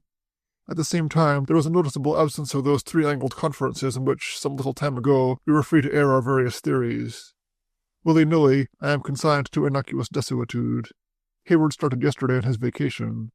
August 20th. 4 a.m. Mr. Bethel was murdered between 11 o'clock and midnight last night. Gordon has escaped. 7 a.m. Jane is at last asleep, and I have had some coffee. Perhaps if I record the events of the night it will quiet me. After all, one cannot forget such things. The only possible course is to bring them to the surface, to face them. But I will not face that room. Murder. The very word is evil, but no one has ever known how evil until he has seen it. Such things cannot be written, they should not be seen. They should not be. We have had this murder. We have gone over, inch by inch, the scene of it. We have been spared no shock. The evidence of the struggle is on the walls, the floor, the furniture. We have the very knife with which it was committed. We have even gone further than that. We have followed it outside along the drive to the garage, and from there by the car to the salt marsh beyond Robinson's Point. And yet, according to Halliday, until we have gone still further, we have had no murder, according to the law. Ever since daylight, I have been struggling to see the justice of a law where, when Gordon is found, and Greenough believes he will be found, We cannot convict him unless we also find that bit of old flesh and blood and bone which was once Simon Bethel. Is it only necessary to escape justice that a criminal artfully dispose of his crime? And by how narrow a margin did he escape it? A matter of minutes. Between my calling Halliday on the telephone and my meeting him at the terrace, perhaps even between that and our entrance into that wrecked room, a matter of minutes. In one thing only did he make an error, and even that may not have been an error. He may coolly have abandoned his suitcase, packed and hidden in the shrubbery. He may have stood there a second or so, considering it, and then decided to let it lie. The most grievous thing to me is that I should have given him the warning. And the most terrible picture I have is that, when I called Halliday, he stood listening in at the telephone, craftily calculating. Can I make it? Can I not? With that behind him. Crafty, as old in crime as crime is old, for all his youth, out on the bay disposing of his horrible freight and watching the lanterns as they searched for the boat, seeing them scatter, looking for other boats with which to follow him out onto the water, and then quietly heading back into the creek again and escaping through the woods. Crafty beyond words. August 21st. The excitement is still intense. I have hardly seen Halliday since our trouble. He is working with the police, of which a number have come to assist Greeno. Curious crowds stand outside our gates, which we have been obliged to close and lock.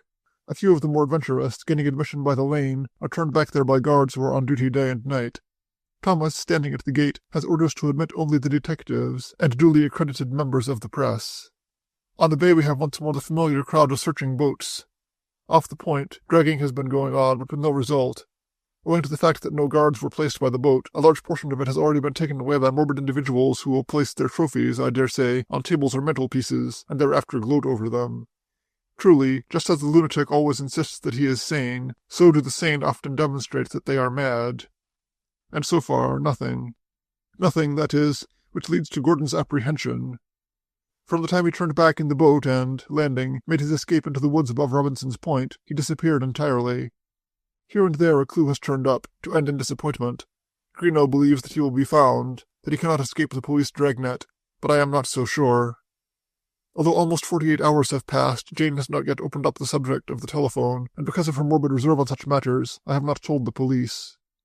Asked how I happened to be at the telephone and thus received the alarm, I have replied that the bell rang, that I went to the instrument, and was immediately aware that one of the receivers was down, either at Halliday's or at the main house, that I heard a crash over the wire, followed by a second nearer one, and after that a silence, that following that I heard, near the receiver, the sobbing breath of exhaustion, and that immediately after that the receiver went up, and I called Halliday frantically, and that, on his replying, I told him my suspicion that something was wrong at the main house, and to meet me there at once.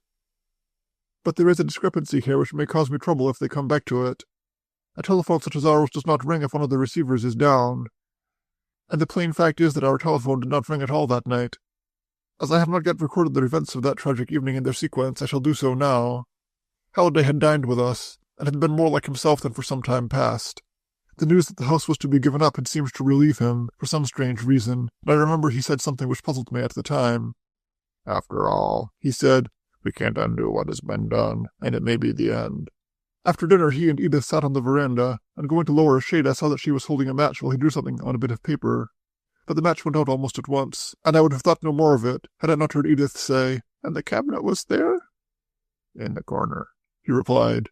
I am no eavesdropper, so I drew the shade and turned away. He left at something after 10, and Edith joined us. She was very quiet, and sat watching me play solitaire while Jane sewed industriously. At 10:30 or thereabouts, Jane suddenly said, "The telephone is ringing." Both Edith and I looked up in amazement. The instrument was in the small hall, not 10 feet from where I sat. It would have been impossible for it to ring without our hearing it, and we had heard nothing.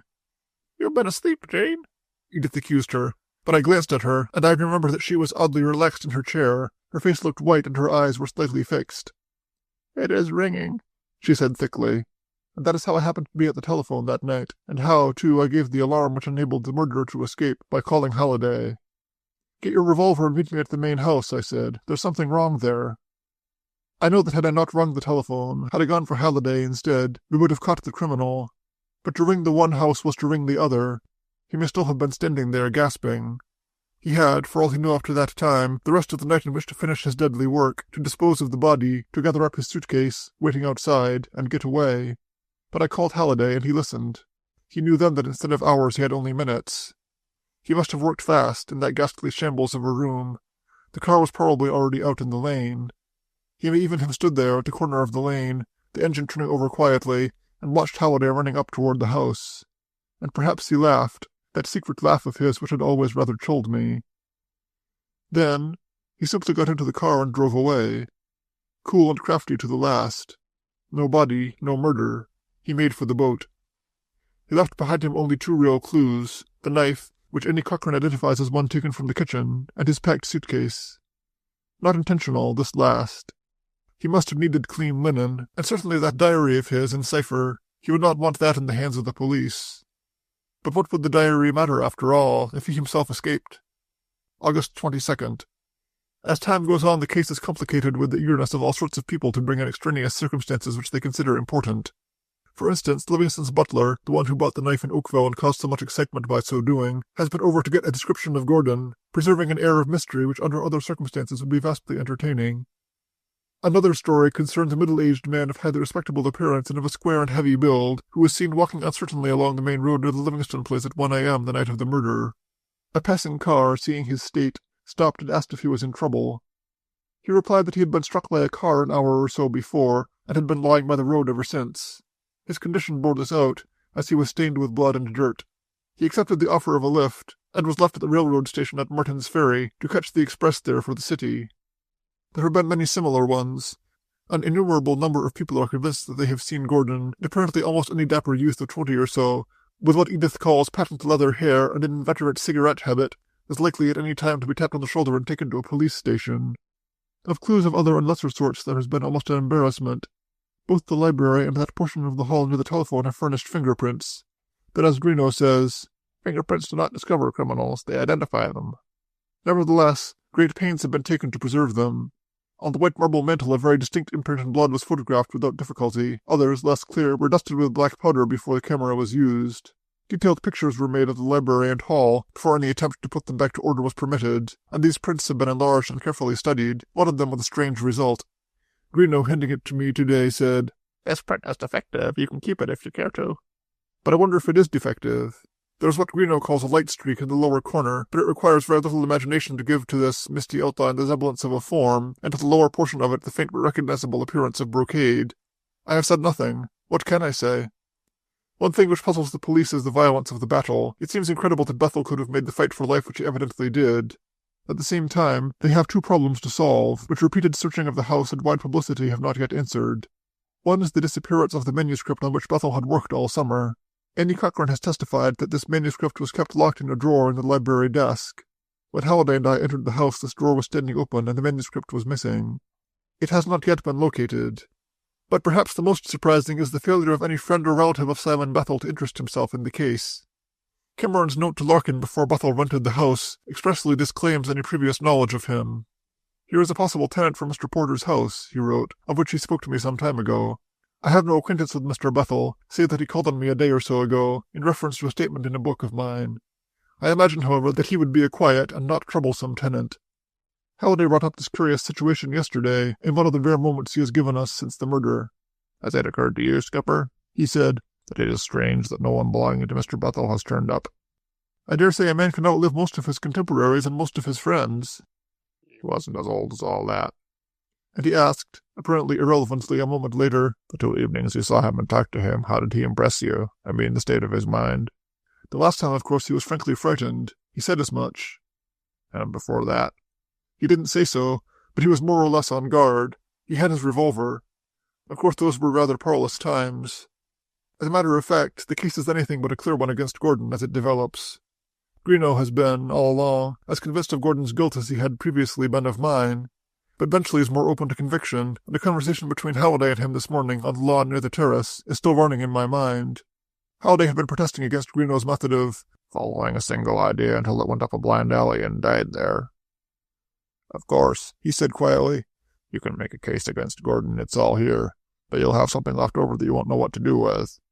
We know that it was Mr. Bethel who hit Gordon and knocked him out some time ago, but who tied him? Where's the boy's own story about seeing a man at the gunroom window? Mr. Porter here later on finds that same window open and sees a man in the lower hall. Who was that?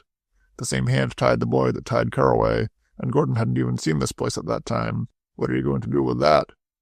"And where's Gordon now?" Benchley asked, practically enough. "I don't know. Dead, maybe. Benchley stood thinking. "I think I get the idea," he said. "The fight, you think, was between Mr. Bethel and this unknown of yours? The boy either saw it and got mixed up in it, or he knew he'd be suspected and beat it? Is that it?" "Well, I would say that a man about to commit such a crime doesn't pack his suitcase with the idea of escaping with it." A thought which, I admit, had never occurred to me until that moment. As a result of this conversation, Benchley has advanced a theory of his own which accounts at least for the failure of any relatives to make inquiry. This is that the old man was in hiding under an assumed name, hiding in the most secluded spot he could find, from some implacable enemy who had finally caught up with him. How he reconciles this with the Caraway murder and the disappearance of Maggie Morrison I do not know, but certain facts seem to bear out this idea. He was, in one sense, a man of mystery. His accounts were paid in cash. The automobile in which he arrived had been bought second-hand a few days before, by the secretary, and in the same manner. And all identifying marks had been carefully removed from his clothing. In addition to all this, there is the puzzling report on the knife itself.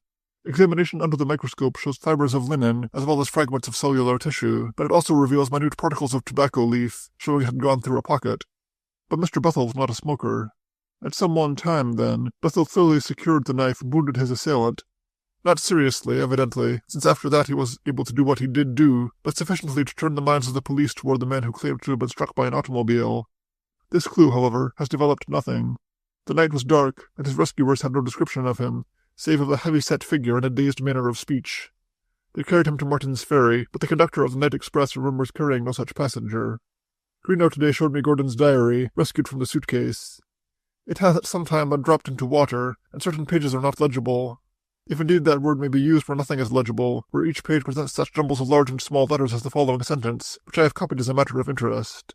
Quote, capital T, small r, small n, space, small g, period.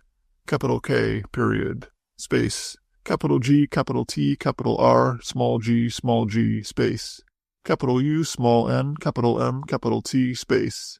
Small a, small o, small t, space. Capital L, small m, capital G, capital T, space. Capital M, small o, small t, small r, capital T, period. Close quote. The record is not a daily one, but apparently was used for jotting down odd thoughts or ideas. It continues, however, at intervals for the entire period of his stay at Twin Hollows, the last entry having been made on August 17th. Certain entries are neat and methodical. The one on July 27th, however, after his injury, is by hand and shows certain erasures and changes. Once or twice in August the record is long, covering more than a page, while the July entries are all brief. On the last page, however, and without comment, he has drawn in, rather carefully, a small circle enclosing a triangle. Greenough, while attaching a certain interest to it, has not yet sent it to be deciphered by the code experts of his department. As a matter of fact, I suspect him of holding it out with the idea of being able to claim the reward if he finds Gordon.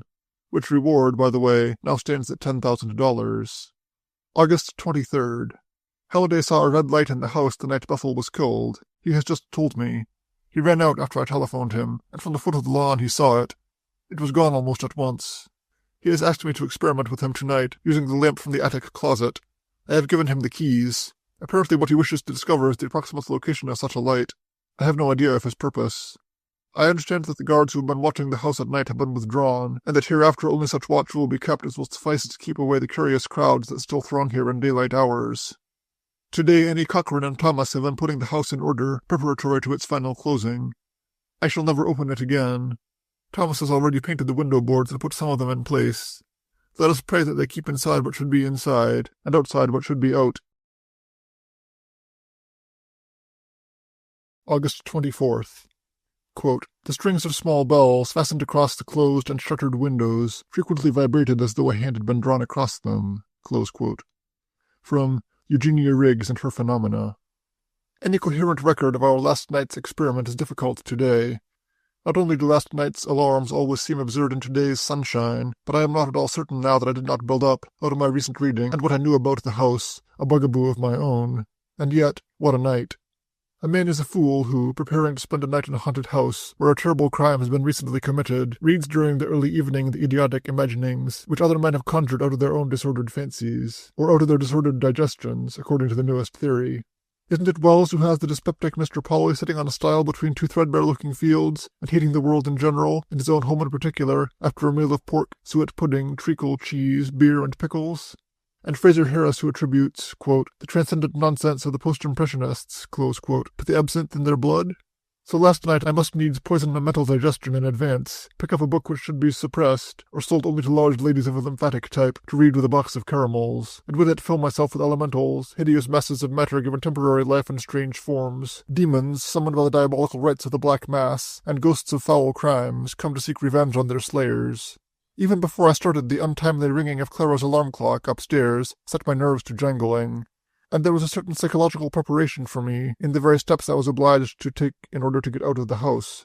For a man of my age to put on his pajama coat and retire into his bed otherwise fully dressed was an act of deception nerve-wracking enough in itself. But when Jane came in after I had retired, tardily remembering a missing button and demanding the shirt I was still wearing, I broke into a cold sweat. It was with difficulty that I got her away, shirtless, and settled down to wait until the house was quiet. Halliday had opened the main house, and the red lamp was already in the den. Owing to the fact that the windows were boarded from the outside, we had no scruples about lighting it, but although it was better than complete darkness, it added very little to the general gaiety. Halliday was quiet and somewhat strained, the house itself hot and airless, and with all outside sounds cut off, depressingly still. I lighted a match and glanced into the library. It was a ghost of a room, the floor bare, the furniture and pictures once more swathed in white.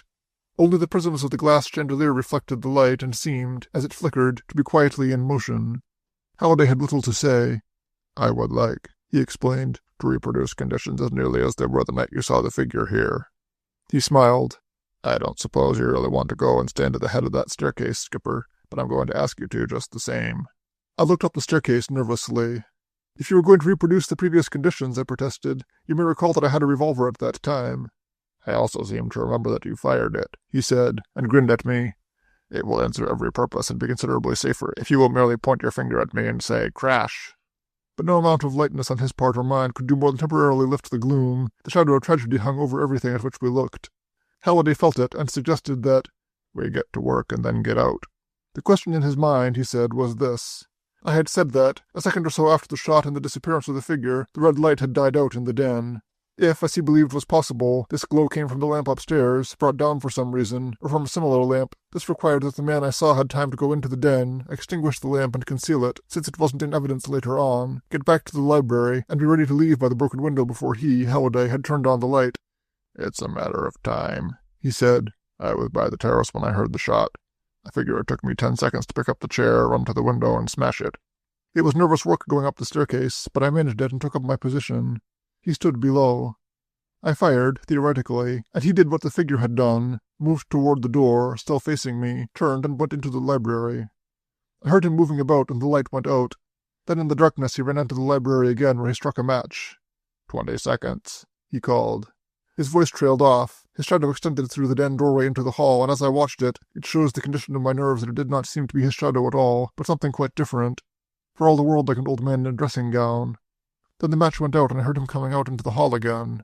"Did you move a minute ago?" he asked. "Move," I said. "I wouldn't move for $1,000,000. Strike a light." "Funny," he said. "I thought I heard something." He groped his way back to the den, and the red lamp looked actually cheerful after the complete darkness.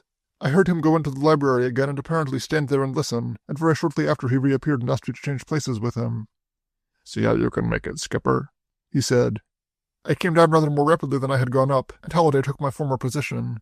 I had never had any particular stomach for the business, and now my one idea was to get it over.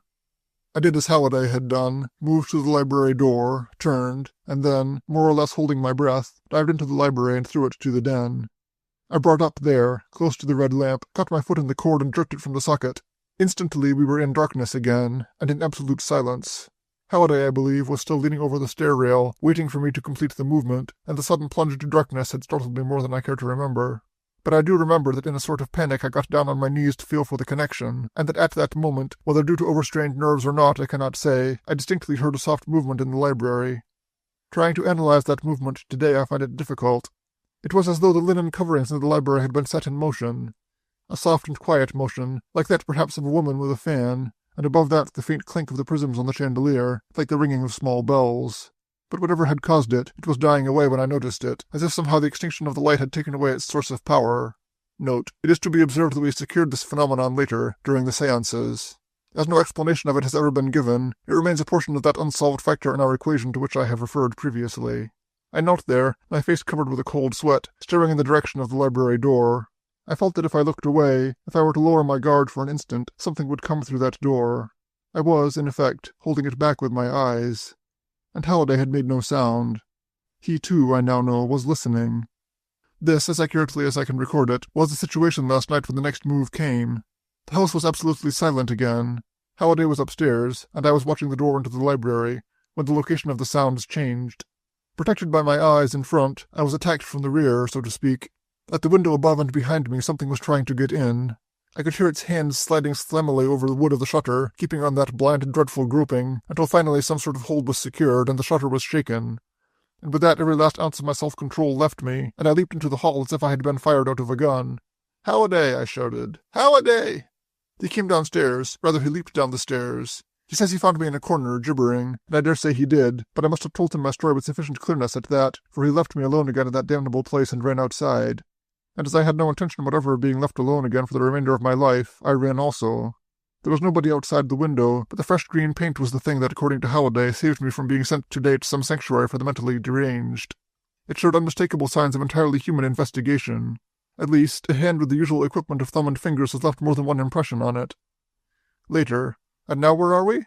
I am willing, even anxious, to accept Halliday's verdict, but the sounds we both heard in the library were due to an east wind blowing down the chimney, plus the settling and creaking of the old portion of the house. But we have just returned from an inspection, in broad day, of the marks outside the boarded-up window of the den. There is a complete imprint of the hand on it, and it shows a broad short thumb and a curved little finger. What is more, there is a complete absence of the usual whorls and ridges of the ordinary hand. One could take this imprint and put it side by side with the one in the bowl of putty. They are identical. Halliday seems to have seen a great light from somewhere, but to me the situation is as absurd as it is maddening. It is as outrageous as that, out of some forgotten corner of my memory, I should have dug up a triangle within a circle, to find it cropping up soon after as the signature to a crime. August 25th. 5 days have passed since the murder, and we are apparently as far from its solution as ever.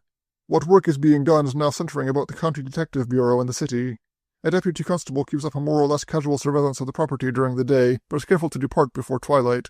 The dragging of the bay has once more been stopped, and Benchley's idea of an unknown enemy of Bethel's has apparently been abandoned in favor of Gordon as the killer.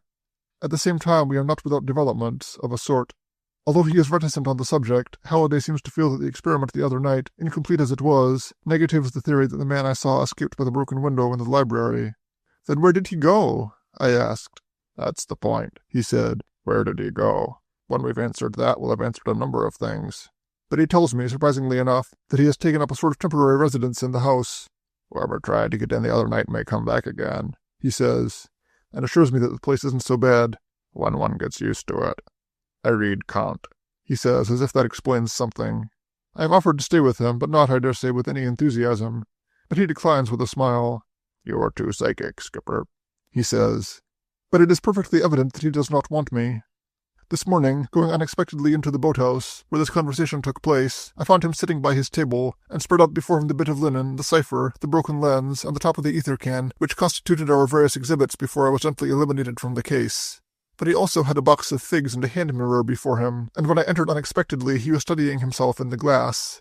As he immediately asked me if I cared to go fishing, which I did not, I saw that he was not prepared to make any explanation. The other development, although it does not solve the crime or touch on it, came to me through Lear today, and throws a new and interesting light on poor old Bethel himself. Lear did not like his errand. He prefers a presumptuous skepticism to an irrational credulity, and knows no middle ground. Those things which lie beyond his understanding he refers to as poppycock, a favourite word of his. And today he prefaced his business with a small lecture to me, taking me into the drive to deliver it. "You don't look like a man who has been on a vacation," he began, surveying me. "I know you've had a bad time, but after all, it's no possible responsibility of yours." "I rented him the house, and I knew I had no business to rent it to anybody." "Poppycock," he said, and cleared his throat. He had fallen into step with me, but at that he stopped and faced me. "Now see here, Porter," he said, "there's a good bit of talk going around. Some of your friends are saying that you and Jane are laying the blame on some damnful nonsense about the house itself. That's poor hearing, and it's ridiculous into the bargain. The Morrison girl was not killed in the house." "I'm not so sure she wasn't. At any rate, he was, and I believe the same hand killed them both." "But a human hand, of course? You're not going to say—" "Oh, I admit that," I said, "but there are a lot of curious things. If you think the house is normal, spend a night there and see." "Normal," he snapped. "Of course the house is normal. It's the people in it who aren't."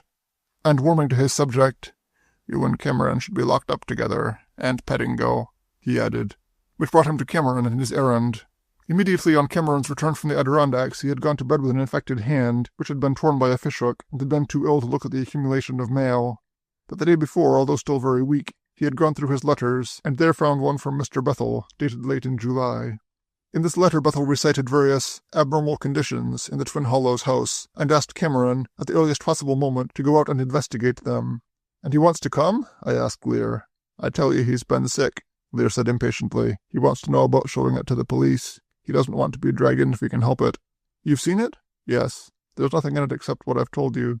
"He doesn't describe these abnormal conditions?" "No, but he said that he had made some experiments of his own and was anxious to have his results verified." "Experiments? Using a red light?" "He didn't say," Lear said with some asperity. "A red light. What in heaven's name has a red light to do with the immortal soul?" He enlarged on that savagely.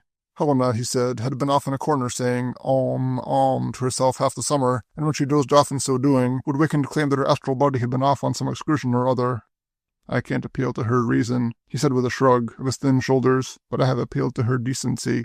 I've asked her if it is fair to intrude on the privacy of every human individual is entitled to at times, but it's no good. She keeps a record, and I'm convinced it would jail her. The only advice I could send Cameron was to use his own judgment concerning the letter. Personally, I do not see what value it has, save to corroborate my own ideas concerning the house, but it has suggested to me the advisability of asking Cameron to come here quietly and look the place over. I rather think he wants to do so." August 26th. All along I have been impressed by the attitude of at least the summer public to our tragedies. As each one came, it brought with it its temporary thrill. For a moment, one might say, the dancing stopped and a bit of drama was enacted on the stage. Then the curtain fell, the band struck up, and the whirl began again, with some inconsiderable of the dancers missing. Poor Carraway's widow is working at one of the shore hotels and has bobbed her hair, and a small boy with adenoids delivers our milk and chickens. I caught him this morning chalking up a triangle within a circle on one of the pillars of the gate. The main house shut and empty, a new assistant keeper at the lighthouse, and perhaps a closed room and grief at the Morrison farmhouse. These are the only apparent scars left to mark our summer's wounding. I saw Larkin this morning. He believes that we may be able to sell the property as a hotel site. As this would ensure destroying the house, it seems the best thing. But one other change I have not recorded. Watching Halliday as I do, affectionately and not too openly, I can see a very considerable change in him. He is like a man lit from within by some flame, of vengeance perhaps, of resolution certainly, and he is moody at times. His old gaiety is gone. He has put me out of his confidence, not because he does not trust me, but because for some reason he is afraid for me, and the same, I think, is largely true of Edith in the last day or two. It is as though he said, in effect, "Keep out. It is dangerous. I am willing to take a chance, but I want to know that the rest of you are safe." Now and then, however, I gather something. Thus yesterday he said, "You have to remember this. We are not dealing with a criminal, but with an idea." Again, he has asked me for Uncle Horace's letter, and has been apparently making a study of it. Only along the lines of what I call the supernormal phenomena of the summer does he show his old openness, and there he is frankly puzzled. My decision not to call him Cameron has, I think, disappointed him, but my reasons are sound. Cameron's coming might result in unpleasant press publicity for us, and more than that, puts me where I do not intend to be placed, among the believers in Spiritism. He accepted that decision today, however, without comment, but shortly after he asked Edith for the letter from Evanston, and sat thinking over it for some time. "Of course, with a little imagination," he said, "you might figure that these people were somehow let in on what happened here last year, but why Evanston?" And after a pause, following a train of thought, "Of course, I suppose if you grant a spirit world, you have to grant that where time and space do not exist and only vibration counts, whatever that may mean. You could tune in Evanston as easily as you can on the radio." But he got up soon after, saying that we were all crazy and that he himself was the maddest of the lot, and went away. August 27th. Livingston is a curious chap, dapper, fastidious, and taciturn. He is almost too much of a gentleman. I have had the feeling, and I think Jane has also, that a part of his reticence is caution, that he is always watchful, subconsciously at least, lest the veneer crack and something secretly vulgar be exposed. I am still wondering why he came to see me today. He was sitting gloved and spatted in our small living room when Clara brought his cards to me in the garage and I hurried in. Sitting, too, staring at our ridiculous parlor organ with an odd look on his face. "Haven't seen one for years," he said in his clipped and deliberate manner.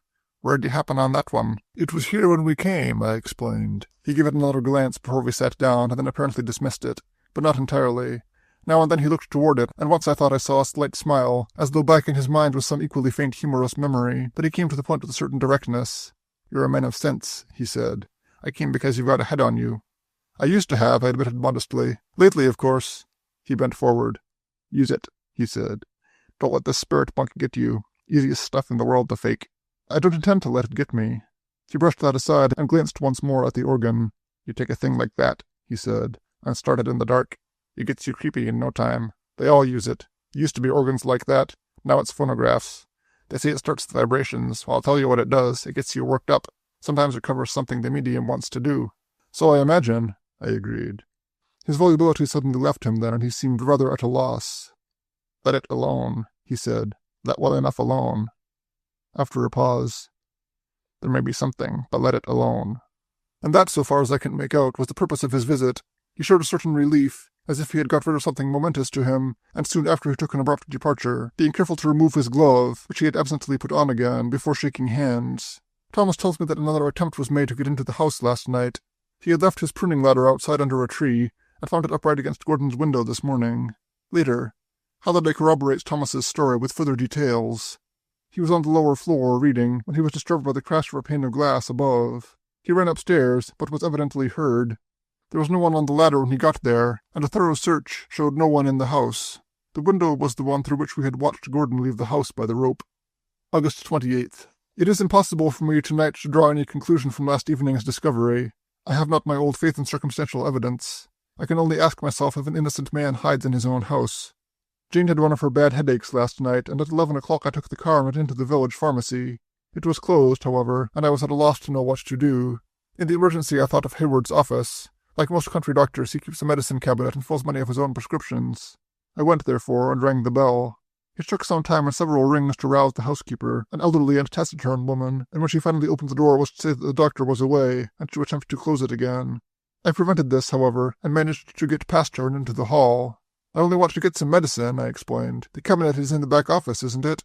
"I'm not allowed to let anybody into the office." "Nonsense," I said sharply. "Anyhow, you're not allowing me. I'm going."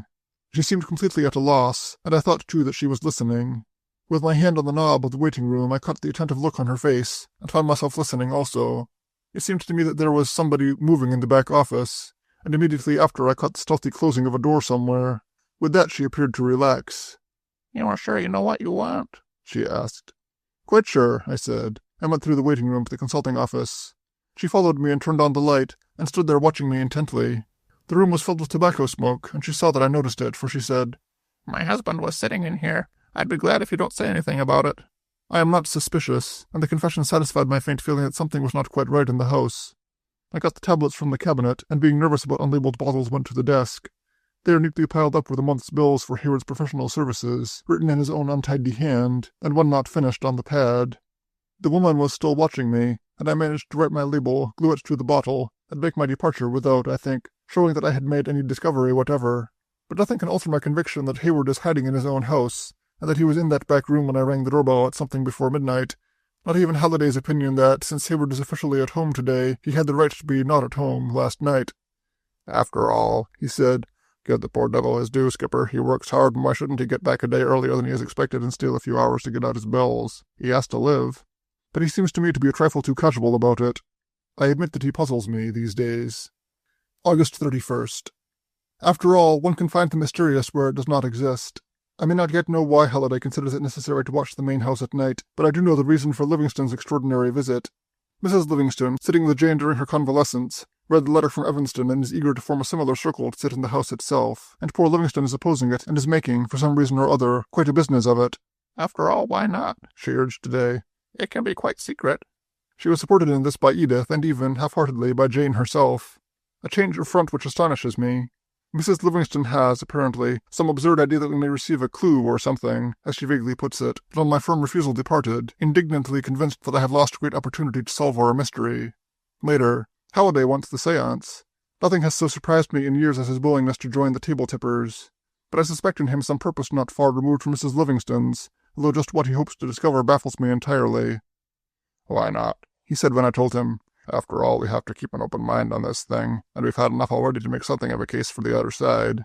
"The other side of what?" "The other side of the veil," he explained gravely, and then, seeing my face, was obliged to laugh. "There is a pleasure in being mad which none but madmen know," he quoted of me. "I've heard you say that Descartes advises us to seek for truth, freed from all preconceived ideas. Who are we to stand in the way of truth?" "And we are to search for it, sitting around a table in the dark?" "Precisely that, Skipper," he said with sudden gravity, "and has left me to make what I can of it." 12 days have now elapsed since the murder here, and the police know no more than they did on the morning of the 20th. Now and then a car stops outside the gate, but our curious crowds are gone, save that some nocturnal relic hunter has chipped a corner off the sundial, the place as much as it was before. All this water over the dam, and it has brought us nothing. September 1st. I dare say there is no type of investigation in which the grave, no pun here, is so mixed with the gay, as in this particular psychic research on which we are at present engaged. For, let Halliday use it for such purposes as he will, to Jane, Edith, and Mrs. Livingston it is a deadly serious matter. Their reactions are peculiar. Jane accepts it stoically and without surprise. It is almost as though, from the beginning, she has known that it was to happen. But she is nervous. She has eaten almost nothing all day. Edith shows a peculiar and rather set-faced intensity. Whether she knows that something quite different lies behind it or only suspects it, I do not know. Halliday also is grave and quiet. He is less interested, however, in the manner of the sitting than in its dramatis personae. The list he has made out himself: Hayward, the two Livingstons, Jane, Edith, and himself. On my pointing out a slight omission, namely myself, he told me cheerfully that I belonged among the scribes and Pharisees. "The scribes, anyhow," he said. "You are to sit by the red lamp and make notes. I am particularly anxious to have notes," he added. On the other hand, Mrs. Livingston has entered into it with extraordinary zest. She appeared this afternoon, slightly wheezy with the heat, carrying a black curtain of some heavy material, and demanding a hammer and assistance before she was fairly out of her car. As it was apparently up to me to furnish both, I did so, but anything less conducive to a spiritual state of mind than the preparations which followed at the main house, it would be hard to find. To stand on a ladder in the heated darkness of the den, and to nail up that curtain across a corner with no more ritual than if I had been hanging a picture, to place inside it a small table and a bell on it, while beside it leaned an old guitar, resurrected from the attic and minus 2 strings, struck me as poor psychological preparation for confronting the unknown. But we are curious creatures. The sun was low before we had finished, and as we sat resting from our labors, dusk began to creep into the house. And with it came, self-created, of course, a sort of awe of that cabinet I had myself just made. It took on mystery. Behind its heavy folds almost anything might happen. It brooded over the room, tall and menacing, with folds that seemed to sway with some unseen life behind them. I left Mrs. Livingston placing chairs about a small table that went out into the air. The arrangements are now complete. Mrs. Livingston has brought over a phonograph with a collection of what appear to be most lugubrious records. She also promises Livingston, alive or dead. "I left him sulking," she said, "but he will feel better after he's had his dinner." And to this frivolous measure we start the night's proceedings. Notes made during first séance. September 1st, 11:15 p.m. Present, Jane, Edith, Hayward, the two Livingstons, Halliday, and myself. Livingston and Edith examining house. All outside doors locked and windows boarded. The red lamp on small stand in corner diagonally opposite cabinet, and my chair beside it. 11:30 p.m. All was ready. Mrs. Livingston at end of table next to cabinet. On her left, Jane, Hayward, and Mr. Livingston. On her right, Halliday and Edith. A red silk handkerchief over lamp makes light very faint. I have started the phonograph according to instructions. I was right about it. It is playing "Shall We Gather at the River." 11:45. Small raps on the table, and one strong one, like the blow of a doubled fist. 11:47. The table is moving, twisting about. It ceases, and the knocks come again. 11:50. The curtain of the cabinet seems to be moving. No one else has apparently noticed it. I have stopped the phonograph. 11:55. The curtain has blown out as far as Mrs. Livingston's shoulder. All see it. Edith says something has touched her on the right arm. To my inquiry if anyone has relaxed his grip of the hand he is holding, no one has done so. 12 o'clock. The bell inside the cabinet has been knocked from the table with such violence that it rolls out into the room. 12:10. Nothing since the bell fell. Livingston has asked if less light is required, and by knocks the reply is yes. I have put out lamp. The following notes were made in the dark and are not very distinct. I have supplemented them from memory. All quiet since the last entry. There is a mouse apparently playing about in the library. Edith says that Jane seems to be in a sort of trance. She is breathing heavily. More raps, apparently on doorframe into library. I am cold, but probably nerves. There is a sense of soft movement in the library. The covers are rustling. The prisms of the chandelier can be heard. Edith says her chair is being slowly lifted. It has crashed to the floor. A hand has, apparently, run over the guitar strings. All complain of cold. I am alarmed about Jane. I notice the herbal odor again. No one else has, apparently. Note: at this point, Jane's breathing continuing labored, and my apprehension growing, I insisted on terminating the séance. September 2nd. Jane shows no ill effect from last night, and indeed appears to have no knowledge of the later phenomena. "I think I must have fallen asleep," she said this morning. "How silly of me." She has no idea of her entranced condition, and I have not told her. She accepts the idea of a second sitting tonight, without enthusiasm, but apparently with the fatalistic idea that what must be must be. She took a little tea and toast this morning. As to what Halliday had hoped to discover, I am as completely in the dark as ever. On my decision to end the séance, and on turning on the lights as I did without warning, the group was seen to be as it had been at the beginning, except that Mrs. Livingston's chair appeared to have been pushed back, and was somewhat nearer the cabinet than before. Hayward, so far as I can tell, had not changed his position. His attitude throughout seemed to me to be one of polite, but rather uneasy skepticism. Livingston, on the other hand, showed strong nervous excitement from first to last, but certainly never left the table. He is ill today, which is not surprising, but I understand the intention is to carry on the experiment without him tonight. Regarding the phenomena themselves, what can I do but accept them? Certainly they showed no connection with what Mrs. Livingston likes to call the spirit world. On the other hand, either they were genuine, or they showed an experience in trickery utterly beyond any member of our small group. And who would trick us, and why? Livingston was right, however, as to the psychological effect of the preliminaries. In spite of myself, they influenced me. The music, the low light followed by darkness, the strange and fearful expectancy of something beyond our ken, all added to the history of the house itself and its recent tragedy, had prepared us for anything. The billowing of the cabinet curtain was particularly terrible. Skeptic as I am, I had the feeling of some dreadful thing behind it, something one should not see, and yet somehow might see. Both Crawford and Cameron believe that certain individuals have the ability to project from their bodies rod-like structures of energy, invisible to the naked eye, but capable of producing levitations, raps, and other phenomena. They believe that these structures are utilized by outside spirits, or controls. My own conviction is that if such powers exist, they are not directed from outside, but by the medium's subconscious mind. In that case, of course, it is possible that Jane was the innocent author of last night's entertainment. Mrs. Livingston suggests that if we secure anything of interest tonight, I consult Cameron with a view to his joining us later on. Notes of séance held on evening of September 2nd. 1 a.m. Largely from memory, since all the later part was held without light, but made immediately following séance. Present, Jane, Edith, Hayward, Halliday, Mrs. Livingston, and myself. Livingston absent. I have moved lamp out from corner, and am now near door into hall. Doors from den and library into hall closed. Door into library open. 11:10. Table moves almost immediately. Edith says is rising from floor. It has risen, but one leg remains on floor. 11:15. All remove hands and table settles down. 11:20. Loud raps on table. Construed as demand for less light. Handkerchief thrown over lamp. Curtain of cabinet billows into room. Guitar overturned inside cabinet. All quiet now. No phenomena whatever for about 10 minutes. Jane very quiet. Hayward feels her pulse, is fast but strong. Mrs. Livingston asks if too much light, and Rapp replies, yes. I have put out the lamp. Note: from here on I was able only to jot down a word or two in longhand, the previous night's experiment of making stenographic notes in darkness having shown its practical impossibility. The following record I have since elaborated from memory. Bell in cabinet rings violently and is flung across room, striking door into hall.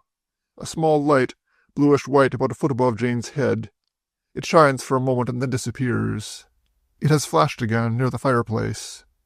A fine but steady tattoo is being beaten, apparently outside of the door to hall.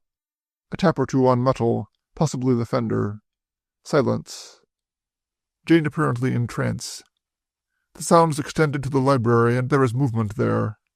The covers seem to be in motion as before. The prisms of chandelier tinkle like small bells. From where I sit I can see a small light over bookcase in library. It is gone. The herbal odor again. Jane is groaning and moving in her chair. Mrs. Livingston and Hayward having trouble holding her hands. She calls, "Here, here," sharply. Hayward says something has touched him on the shoulder. "Something floated by me just now," he says. "On the left, it touched my shoulder." A crash on the table.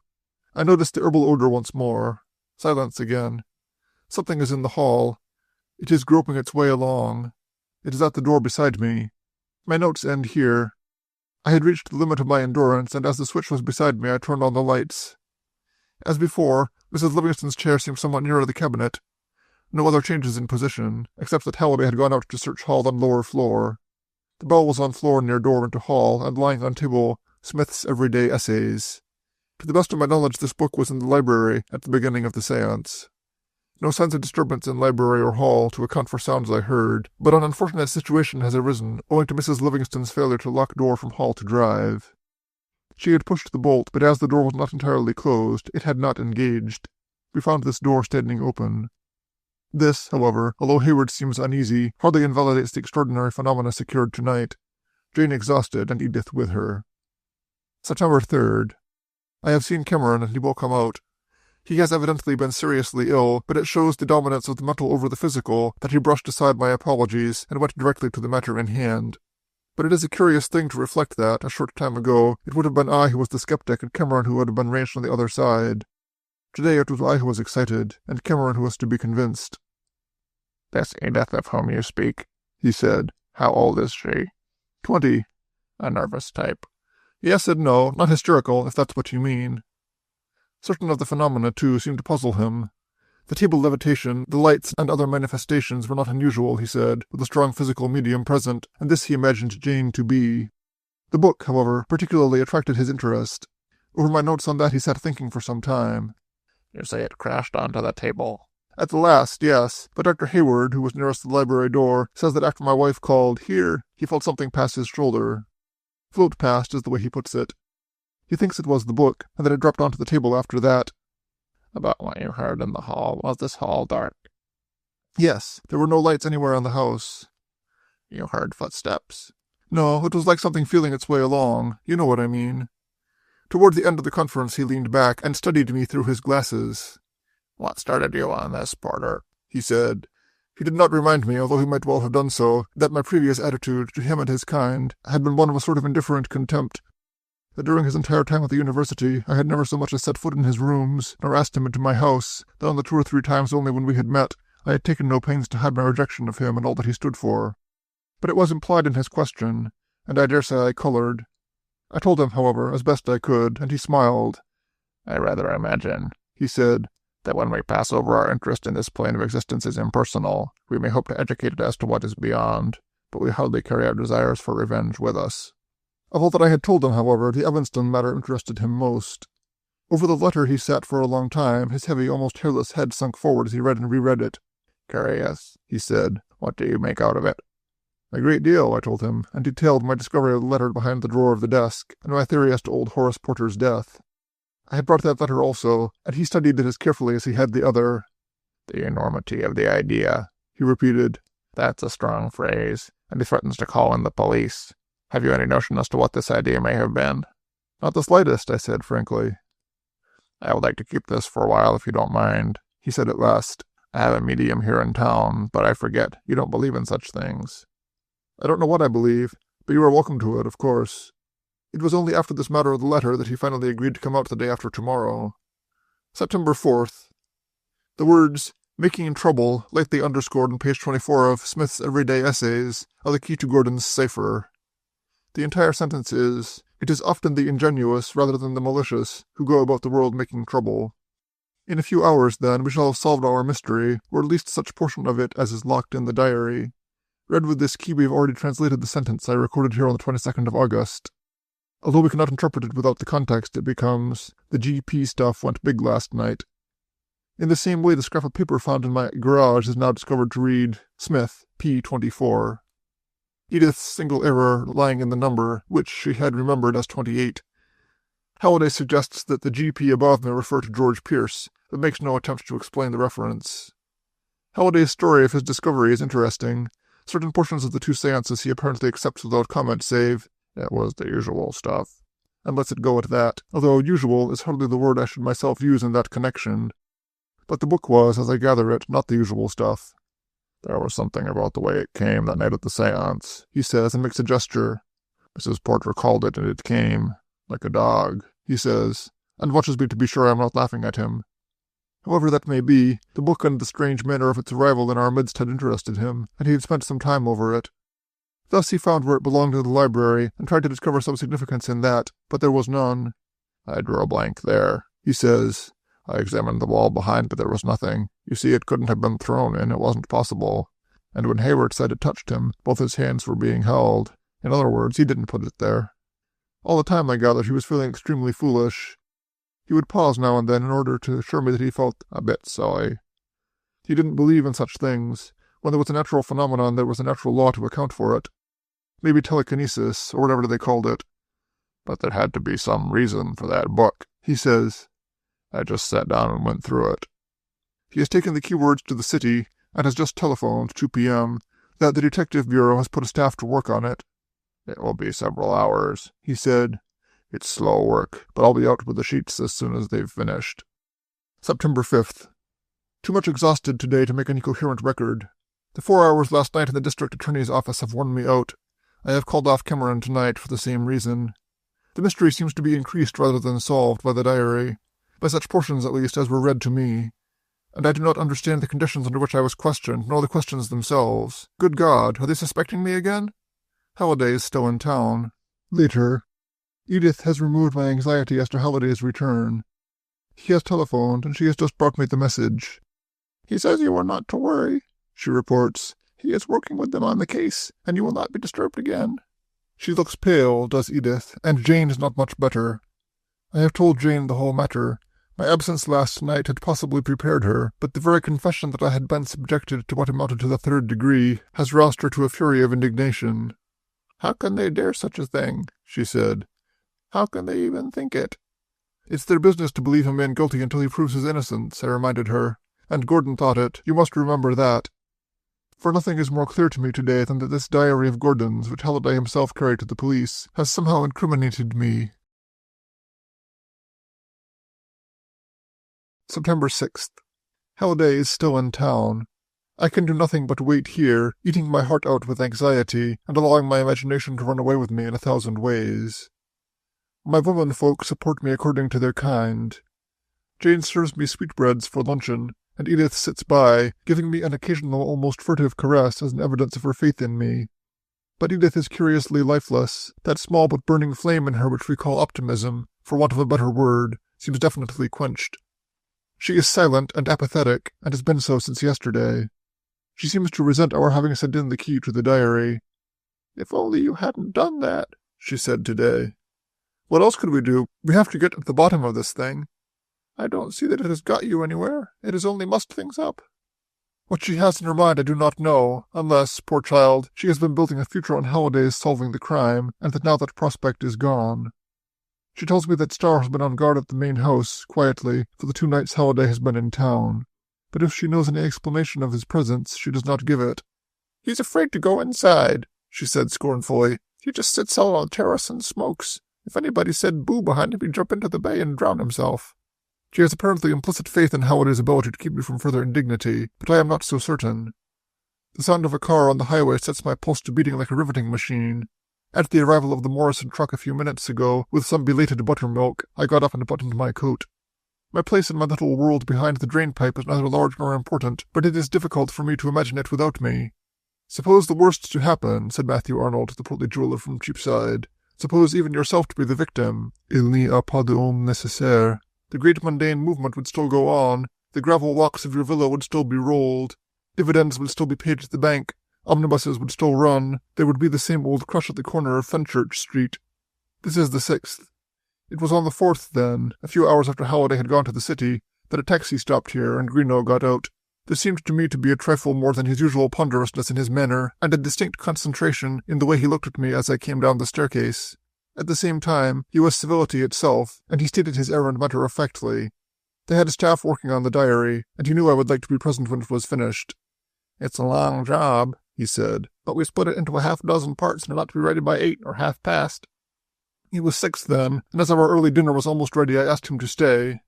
We ate cheerfully enough, took the 7:15 express from Oakville, and were in town and at the county building at something before 10. I was surprised but not startled to find Benchley, the sheriff, there, and 3 or 4 other men, including Hemingway, the district attorney. Hemingway held some typed sheets in his hand when we entered, and was reading them carefully. Halliday was standing by a window, staring out into the square, and the first indication I had that anything was wrong was the expression on his face as he turned and saw me. The second was a polite invitation to Halliday to leave the room, and his manner of receiving it. I'm staying, he said flatly. If there's any objection to that, I shall advise Mr. Porter to make no statement and to answer no questions until he can be properly protected. Protected? I asked. Protected from what? From this strong-arm outfit, said Halliday, and surveyed the room with his jaw thrust forward. I am under arrest? Hemingway put down the papers and took off his glasses. Certainly not, he said. Your young friend is being slightly dramatic. I know that you want this mystery solved as much as we do, more since it directly concerns you. This is not a trap, Mr. Porter. We shall ask you some questions, and I hope you will answer them. That is all. I reserve the right to interfere in case of any trick, Halliday put in. We have framed no trick questions, Hemingway said quietly. We want the facts, that's all. He rang a bell, and a secretary came in. My mouth was dry, and someone placed a glass of water before me. From that on, for 4 hours, I answered questions. At the end of that time I walked out, still free, although slightly dizzy. Note: Halliday has recently secured a copy of the stenographic notes of that night. As they would make a small volume in themselves, I give here only such portions as seem to forward the narrative. Q. Your name, please? A. William Allen Porter. Q. Age? A. 46. Q. Your profession is? A. I am a professor of English literature at blank University. Q. You own the property at Oakville known as Twin Hollows? A. I do. I inherited it something more than a year ago on the death of my uncle, Horace Porter. Q. Had you known that this property was to come to you on your uncle's death? A. It was always understood between us. He had no other heirs. Q. Had you any previous acquaintance with Mr. Bethel? I mean, before he took your house? A. None whatever. I never saw him until he came out to take possession. His secretary inspected the house, and negotiations were carried on through my attorney. Q. In any of your talks with Mr. Bethel, did you gather that he had known Mr. Horace Porter previous to his death? A. Never. Q. When you rented the house, did you retain any keys to it? A. I have a full set in my possession. Q. You had access to the house, then? A. I never used my keys, if that's what you mean. Q. On the night of the 26th of July, Mr. Bethel's secretary was attacked outside the kitchen door of the house and managed to ring the bell there before he fell unconscious. Just where were you, Mr. Porter, when that bell rang? A. The police have my statement as to that. By the sundial. Q. Dr. Hayward was on the road in his car. You were by the sundial, close to the house. Yet when he reached you, you had apparently only found this boy. Is that correct? A. It seems to me that the question there might be, was Hayward on the main road that night, as he says, or nearer to the house than he admits? Q. You own a boat, I believe? A. I inherited one with the property, a sloop. Q. Do you sail the boat yourself? A. I don't know one end of it from the other. Q. In your various conversations with Mr. Bethel, did he ever mention the character of the house? By that I mean any curious quality in the house itself? A. He recognized such a quality, yes. Q. Did he ever mention a letter written to him by a Mr. Cameron here in the city? A member of the Society for Psychical Research, relative to the house? A. Never, but I know of the letter. Cameron sent me word of it a day or so ago. Q.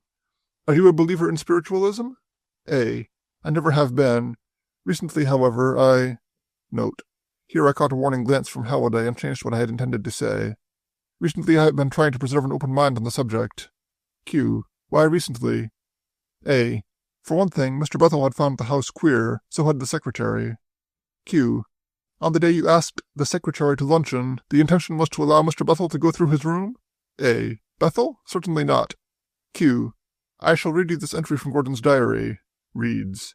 Porter asked me to lunch today, so B could go through my room. They left the knife, but at least they know I have it. A. That's a lie. I asked him to luncheon so Halliday could search his room. It was Halliday who found the knife. You can ask him. Q. We'll let that go just now, and come to the night you were found in the house, Mr. Porter, by Mr. Halliday. A. I wasn't found in the house by Mr. Halliday. We had started for it together. The maid, Annie Cochran, had reported a quarrel between Mr. Bethel and Gordon, and that Gordon had gone away. You must remember that we suspected the boy of being the killer. I was anxious and went for Halliday. Q. What time did the maid tell you this? A. About 7:30, possibly 8 o'clock. Q. And when did you go for Mr. Halliday? A. It was about 11, I imagine. Q. What did you do in the interval?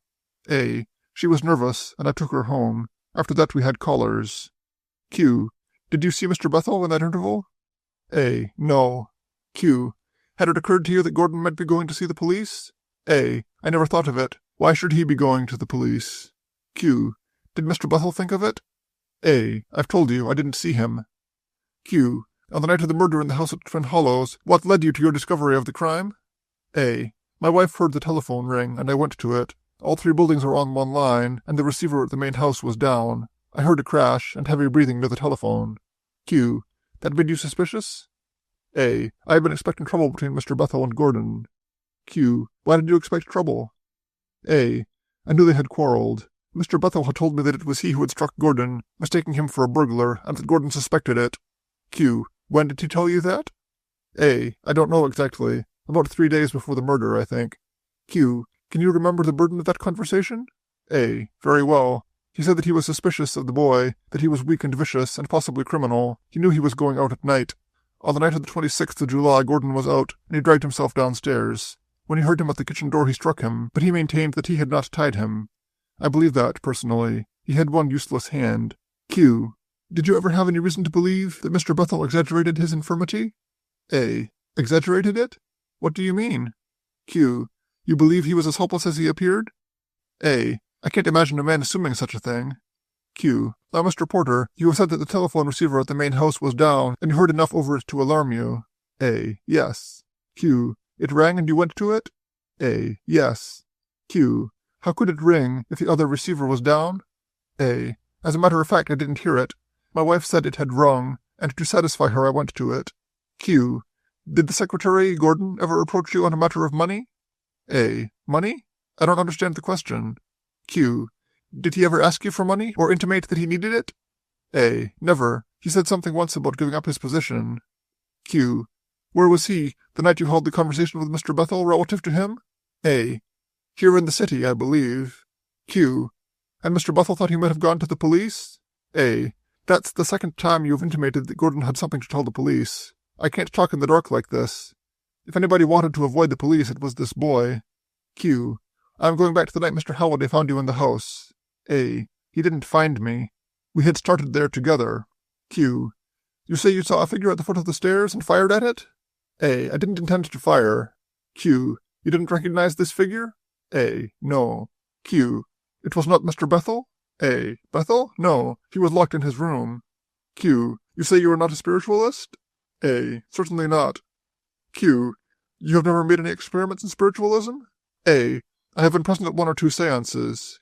Q. When? Recently? A. We have held 2 sittings in the main house within the last few days. Q. When did you first hear the symbol of a triangle inside a circle? A.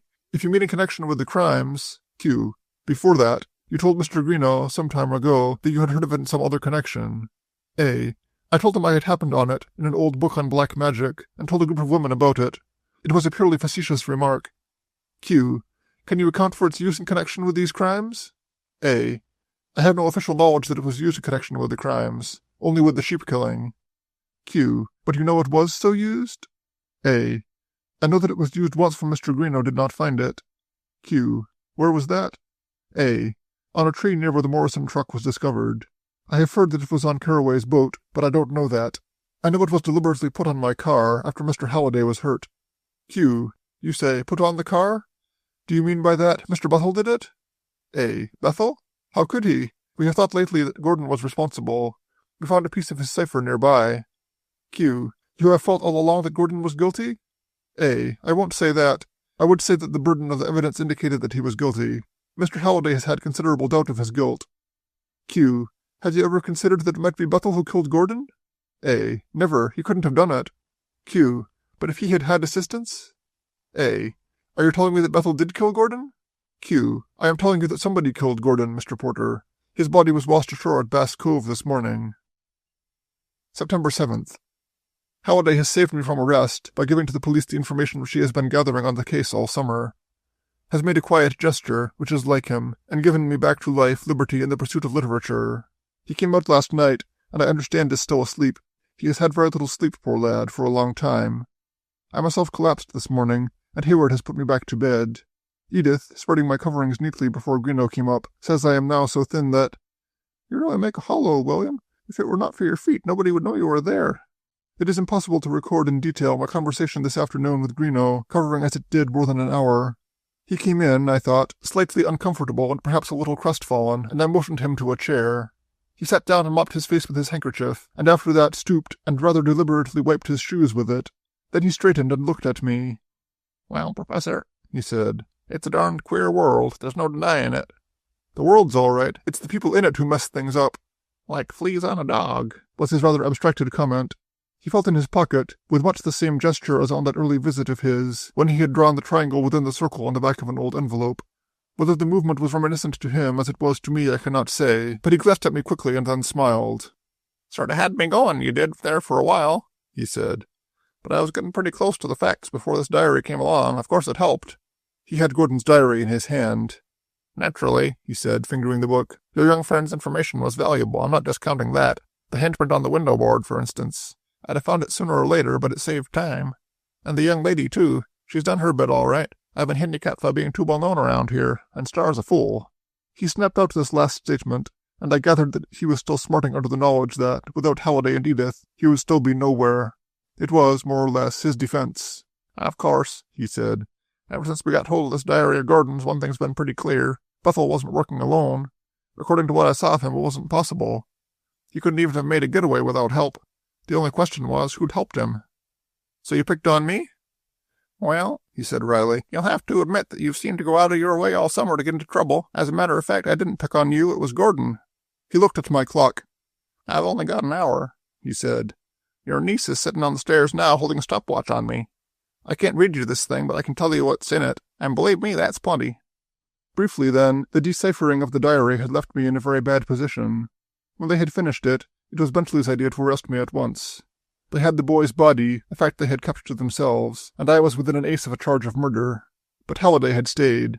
He seemed to feel there was trouble coming, Reno said. He hung around and drove us all crazy. He insisted that he'd brought the key on his right to read the stuff as it came through, and as it went on, he didn't know exactly what to do. Finally, seeing what was in the air, he made a trade with us. He was willing to have you brought in and interrogated, but on condition that if you weren't held, he'd come over with something of his own. You get the point, of course. There's a reward involved, and he'd been holding out on us a bit. He waved his hand. That's natural. We don't hold it against him, but the point is he made his trade. Coming to my examination, my answers had apparently impressed Hemingway satisfactorily. On the other hand, added to the diary's constant suspicion of me was Reno's own case against me. He passed over that rather airily. I wasn't trying to make out a case against you, he said. As a matter of fact, you couldn't have been the man who attacked Halliday. You weren't here. Naturally, I agreed gravely. I wasn't here. Of course, if I had been here. He glanced at me quickly, but went back to the night of the inquiry. The question was whether to hold you or not. You may remember Hemingway going out when it was over and talking to Halliday outside? Well, it was then he made the trade. Apparently, the fact that Gordon had been the victim had not been the surprise to the police that it had been to me. For one thing, the microscope had shown one detail which the detective had not mentioned to me at the time. Cut between the handle of the knife and the blade had been a short piece of hair. The microscope showed this hair not only young, a matter readily determined, and the approximate color of Gordon's, it also showed it liberally coated with pomade. Poor Gordon's glistening, varnished hair. But Greenough had been inclined at first to think that there had been two victims instead of one. "Dying and passing on," he says. "It's not like taking your thumb out of a bowl of soup. It's bound to leave some sort of a hole." And there had been no hole. If Bethel had died and passed on, no one apparently missed him. As time went on and no queries were received, the thing began to look ominous, as though Bethel himself had been hiding away, under an assumed name. The idea that Bethel had had an enemy from whom he was hiding, and who had found him, began to intrude itself. "But," he said with engaging frankness, "that eliminated you, and you wouldn't be eliminated. You were like some people you've seen when there's a cameraman about, always getting in front of the machine and into the picture. 'And the king will not be able to whip a cat, but I shall be at the tail of it,'" I quoted. He looked rather bewildered. Then came the diary, and Gordon brought me in unmistakably, and in a way they had not thought of. Not an enemy, but an accomplice. Bethel hiding there, with my connivance, and the two of us, he the brains presumably, and I the hands, working out between us some sinister design which even the boy could not understand. "Whatever it is," Gordon had written, shortly after the Morrison girl's disappearance, "he's got outside help. And he wonders if I am guilty. But he is not sure of that. He even suspects Bethel, in one entry, of being less helpless than he appeared, and possibly of working on his own. He abandoned that idea, however, and there was a time when he suspected Thomas, even a time when he thought of bringing his suspicions to me. But Bethel was beginning to be afraid of him. He thinks Bethel knows he has discovered the boat. He grows alarmed, and buys a knife. He records that he can take care of himself. But there is bravado in it. Later on he finds that he is occasionally stealthily locked in at night for 3 or 4 hours, and he buys a rope and hides it in his room. After that, matters moved rapidly. He found the gunroom window unlocked on certain nights, and set a watch on it, and on one such night, Bethel tried to kill him. He tried to kill me last night, he writes on the 27th of July, and goes on to say that Bethel couldn't have tied him and that maybe it was Porter. From that time on, he suspected me. And Bethel was watching him. Nothing is so dramatic in all the diary as the situation unconsciously revealed between the paralytic and the boy, each watching the other, the guard up between them, while the servant is in the room, and then down again, the boy recklessly mocking, the old man grim and waiting. And nothing said. The boy goes to the city and tries to buy a revolver, but there is a new law in effect, and he fails. He has the knife and has to trust to that. He thinks of going to the police while he is in the city. The reward would be a big thing. He says, I could go around the world on 10,000. But his case isn't complete. He needs the outside man. He suspects me, but he hasn't the goods on me. And there are times when he admits the possibility that I may not be the outside man. One night he hears the unknown in the house. There is a reddish glare, and he sees a figure steal into the den. But it doesn't look like Porter. And he is more puzzled than ever, for Bethel is in his room, asleep, and although the boy camps on the stairs until daylight, he does not see the figure again. Quote, At daylight examined den in the library, all windows closed and locked. It beats me. Close quote. It is about this time, too, that he begins to believe that Bethel is not only watching him, but that he is expecting trouble from some other source. He tells Bethel he has seen a figure go into the den at night, and Bethel shows alarm. He and the other one have quarreled, he says, and B's afraid of him. But on the night when he came home to find Starr, Halliday, and myself in the house, his suspicions of me returned in full force. He decides that Bethel and I have had a quarrel, and that one of us has tried to shoot the other. But his knife has been taken. He steals one from the kitchen and carefully sharpens it, but he is not so frightened as he has been. Bethel and I have quarreled, and he can handle the old man. But matters were rapidly approaching a climax. Bethel was going to give up the house and let him go. He seems to have dared Bethel to discharge him, and to have more than hinted at what he suspects. I can talk for 10,000, he writes, or keep quiet for 20. He can take his choice. He has the upper hand now. The other man is no longer in evidence. They have apparently quarreled, and Bethel was left to bear the situation alone. The boy lays various traps, but no one enters the house. The murder pact is broken, and the old man sits in his chair and broods. Blackmail is an ugly word, he says once. Not half so ugly as murder, retorts Gordon, and notes it with satisfaction in his diary. Murder was the last word he wrote there. But for all his apparent frankness, Greenow's errand was clearly only to relieve my anxieties concerning myself. He refused all further information. We have a suspect, all right, he said. I don't mind saying that, but we haven't a case yet, and it's touch and go whether we'll get one. Until we do, we're not talking. September 8th. Halliday's attitude is very curious. He is taciturn in the extreme. He avoids any confidential talks with me, and Jane commented on it this morning. He worries me, she said, and he is worrying Edith. If you go out now and look, you'll see him pacing the boathouse veranda, and he has been doing it for the last hour. I admit that he puzzles me.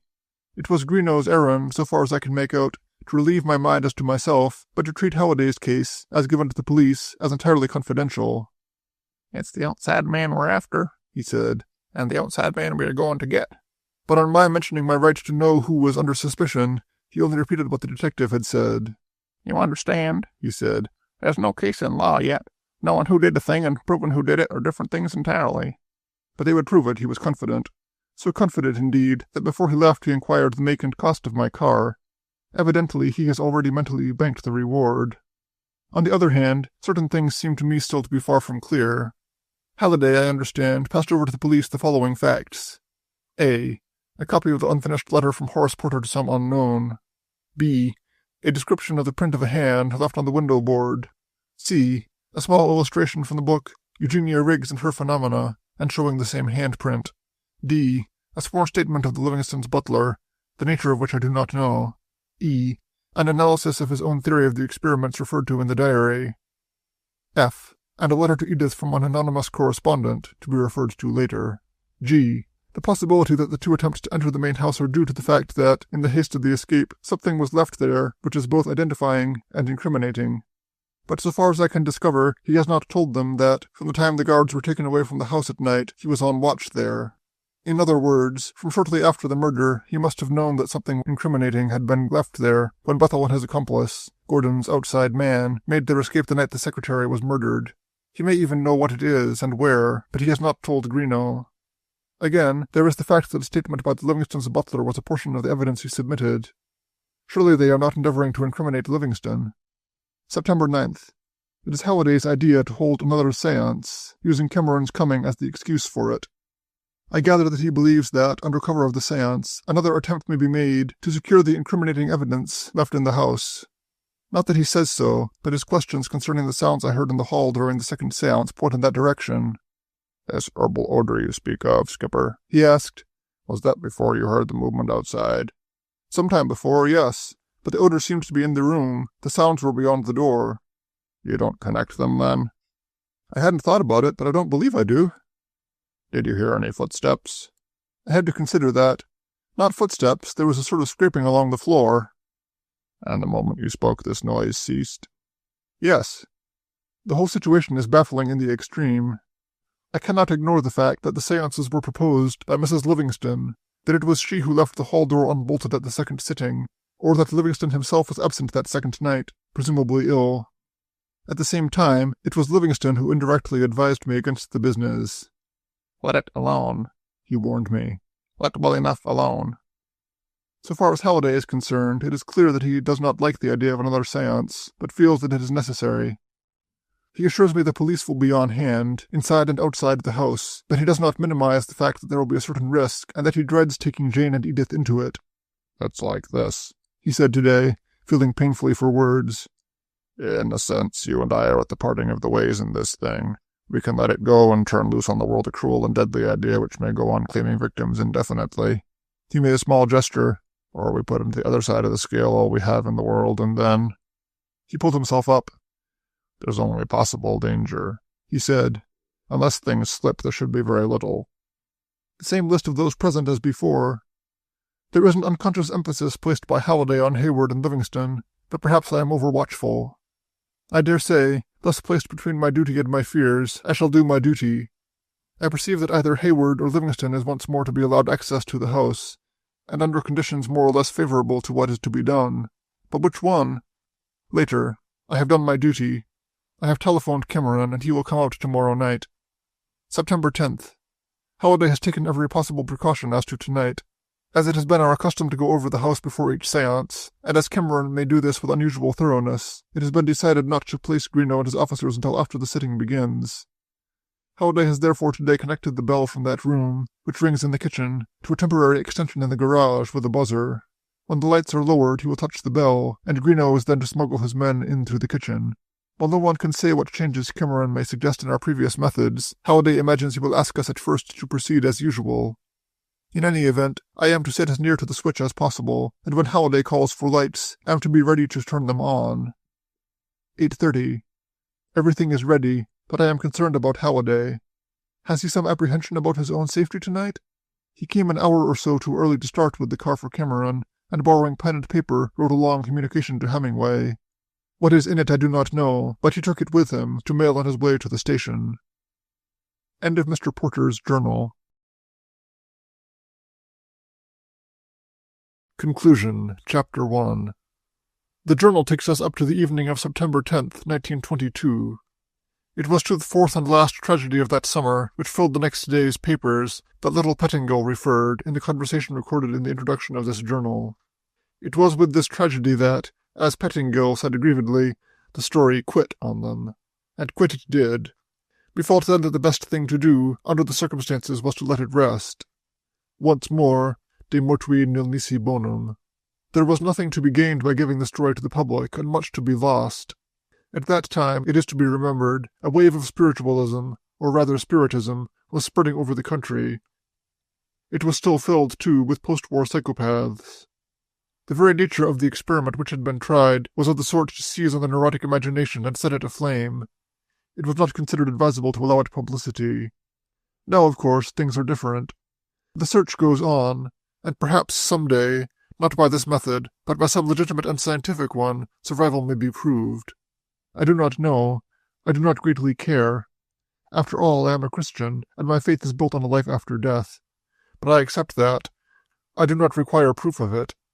Picture us, then, that evening of September 10th, when the journal ends, waiting for we knew not what, Jane picking up her tapestry and putting it down again, Edith powdering her nose with hands that shook in spite of her best efforts, Halliday at the railroad station with the car to meet Cameron, and off in the woodland, where the red lamp of the lighthouse flashed its danger signal every 10 seconds from the end of Robinson's Point, Greenough and a half-dozen officers. Picture us, too, when we had all gathered. Cameron, with his hand still bandaged, presented to the dramatis personae of the play, and eyeing each one in turn shrewdly. Mrs. Livingston garrulous and uneasy, and Livingston a sort of waxy white, and with a nervous trembling I had never observed before. Of us all, only Halliday seemed natural. And Hayward, natural because he was never at ease. What Cameron made of it I do not know. Very probably he saw in us only a group of sensation-seekers, excited by some small contact with the world beyond our knowledge, and if he felt surprise at all, it was that I had joined the ranks.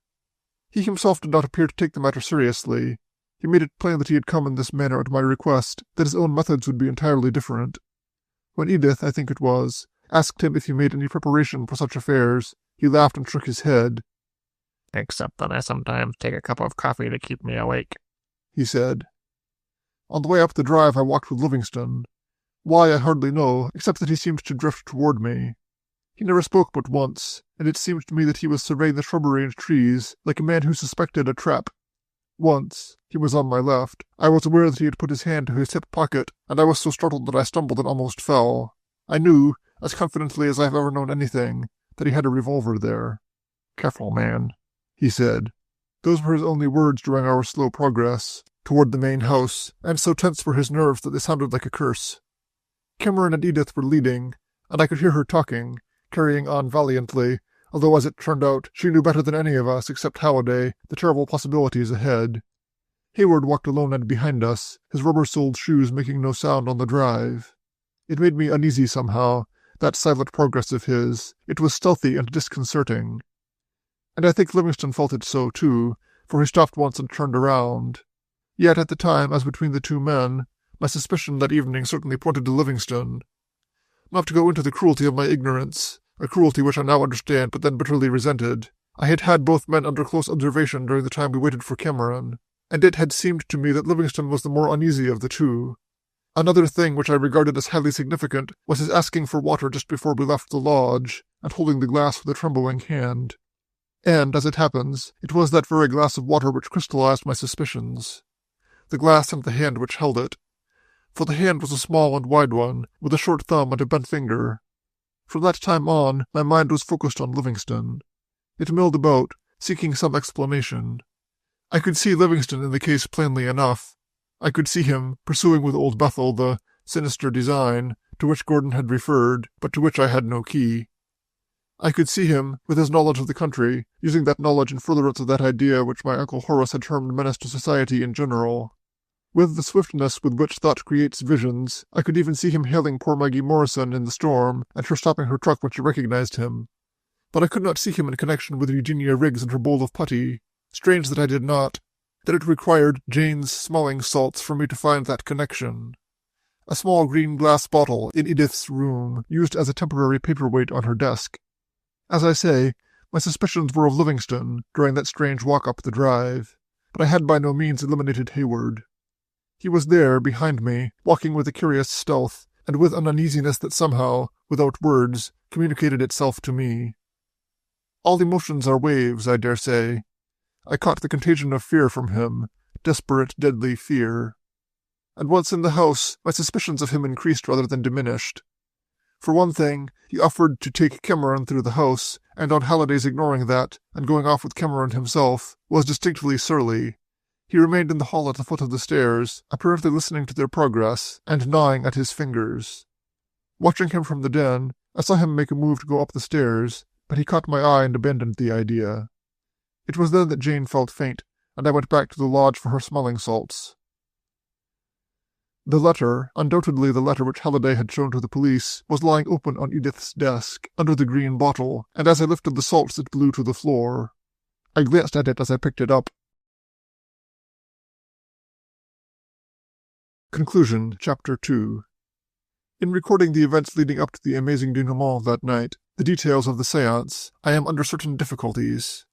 Thus, I kept no notes. For the first time I found myself a part of the circle, sitting between Livingston and Jane, and with Cameron near the lamp, prepared to make the notes of what should occur. "Of course," he said as we took our places, "we are not observing the usual precautions of what I would call a test seance. All we are attempting to do is to reproduce as nearly as possible the conditions existing at the other 2 sittings. And," he glanced at me and smiled, "if Mr. Porter's admission to the circle proves to be disturbing, we can eliminate him." He asked us to remain quiet, no matter what happened, and to be certain that no hand was freed without an immediate statement to that effect. "Not that I expect fraud, of course," he added, "but it is customary under the circumstances." I am quite certain that nobody except myself saw Halliday touch the bell as the light was reduced to the faint glow of the red lamp. It was not surprising, I dare say, that beyond certain movements of the table and fine raps on its surface, we got nothing at first. In fact, that we got anything at all was probably due solely to Jane's ignorance of the underlying situation. Livingston, next to me, was so nervous that his hands twitched on the table. Across, Halliday was beside Hayward, and as my eyes grew accustomed to the semi-darkness, I could see him, forbidden recourse to his fingers, jerking his head savagely. And for the life of me, I could not see where all this was leading us. A breaking of the circle was, by Cameron's order, immediately to be announced. Even in complete darkness, when that came, as I felt it would, what was it that Halliday expected to happen? But the table continued to move. It began to slide along the carpet. My grasp on Livingston's hand was relaxed, and indeed, later, as it began to rock violently, it was all I could do to retain contact with the table at all.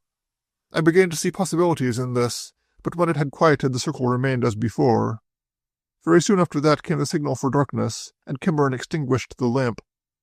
Soon Edith, near the cabinet, said the curtain had come out into the room, and was touching her. The next moment, as before, the bell fell from the stand inside the cabinet, and the guitar strings were lightly touched. Without warning, Cameron turned on the lamp. The curtain subsided and all sounds ceased. He was apparently satisfied, and after a few moments of experiment with the lamp on, resulting only in a creaking and knocking on the table, again extinguished it. On a repetition of the blowing out of the curtain, however, he left his chair for the first time, and with the pocket flash examined the cabinet thoroughly, even the wall coming in for close inspection. When he had finished with that, however, I sensed a change in him. I believe now that he suspected fraud, but I am not certain. He said rather sharply that he was there in good faith, and not to provide an evening's amusement, and that he hoped any suspicious movement would be reported. "This is not a game," he said shortly. Jane was very quiet, and now I heard again the heavy breathing which I knew preceded the trance condition, or that auto-hypnotism which we know as trance. "How is that?" Cameron asked in a low tone. "Mrs. Porter," Halliday said. "Quiet, everybody." The room was completely dark, and save for Jane's heavy breathing, entirely quiet. Strangely enough, for the moment I forgot our purpose there, forgot Greeno and his men, scattered through the house. I had a premonition, if I may call it that we were on the verge of some tremendous psychic experience. I cannot explain it. I do not know now what unseen forces were gathered there together. I even admit that probably I too, like Jane, had hypnotized myself. And then 2 things were happening, and at the same time. There was something moving in the library, a soft footfall with, it seems to me, an irregularity, for all the world like the dragging of a partially useless foot, and Livingston was quietly releasing his grip of my hand. I made a clutch at him, and he whispered savagely, "Let go, you fool." The next moment he had drawn his revolver, and was stealthily getting to his feet. The dragging foot moved out into the hall. Livingston, revolver in hand, was standing beside me, and there was a quiet movement across the table. Cameron was apparently listening also. He made no comment, however, and in the darkness and the silence the footsteps went into the hall and there ceased.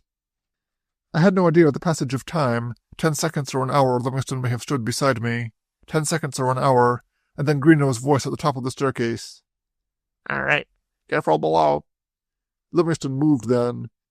He made a wild dash for the red lamp and turned it on. Hayward was not to be seen, and Halliday, revolver in hand, was starting for the cabinet. "More light," he called. "Light, quick."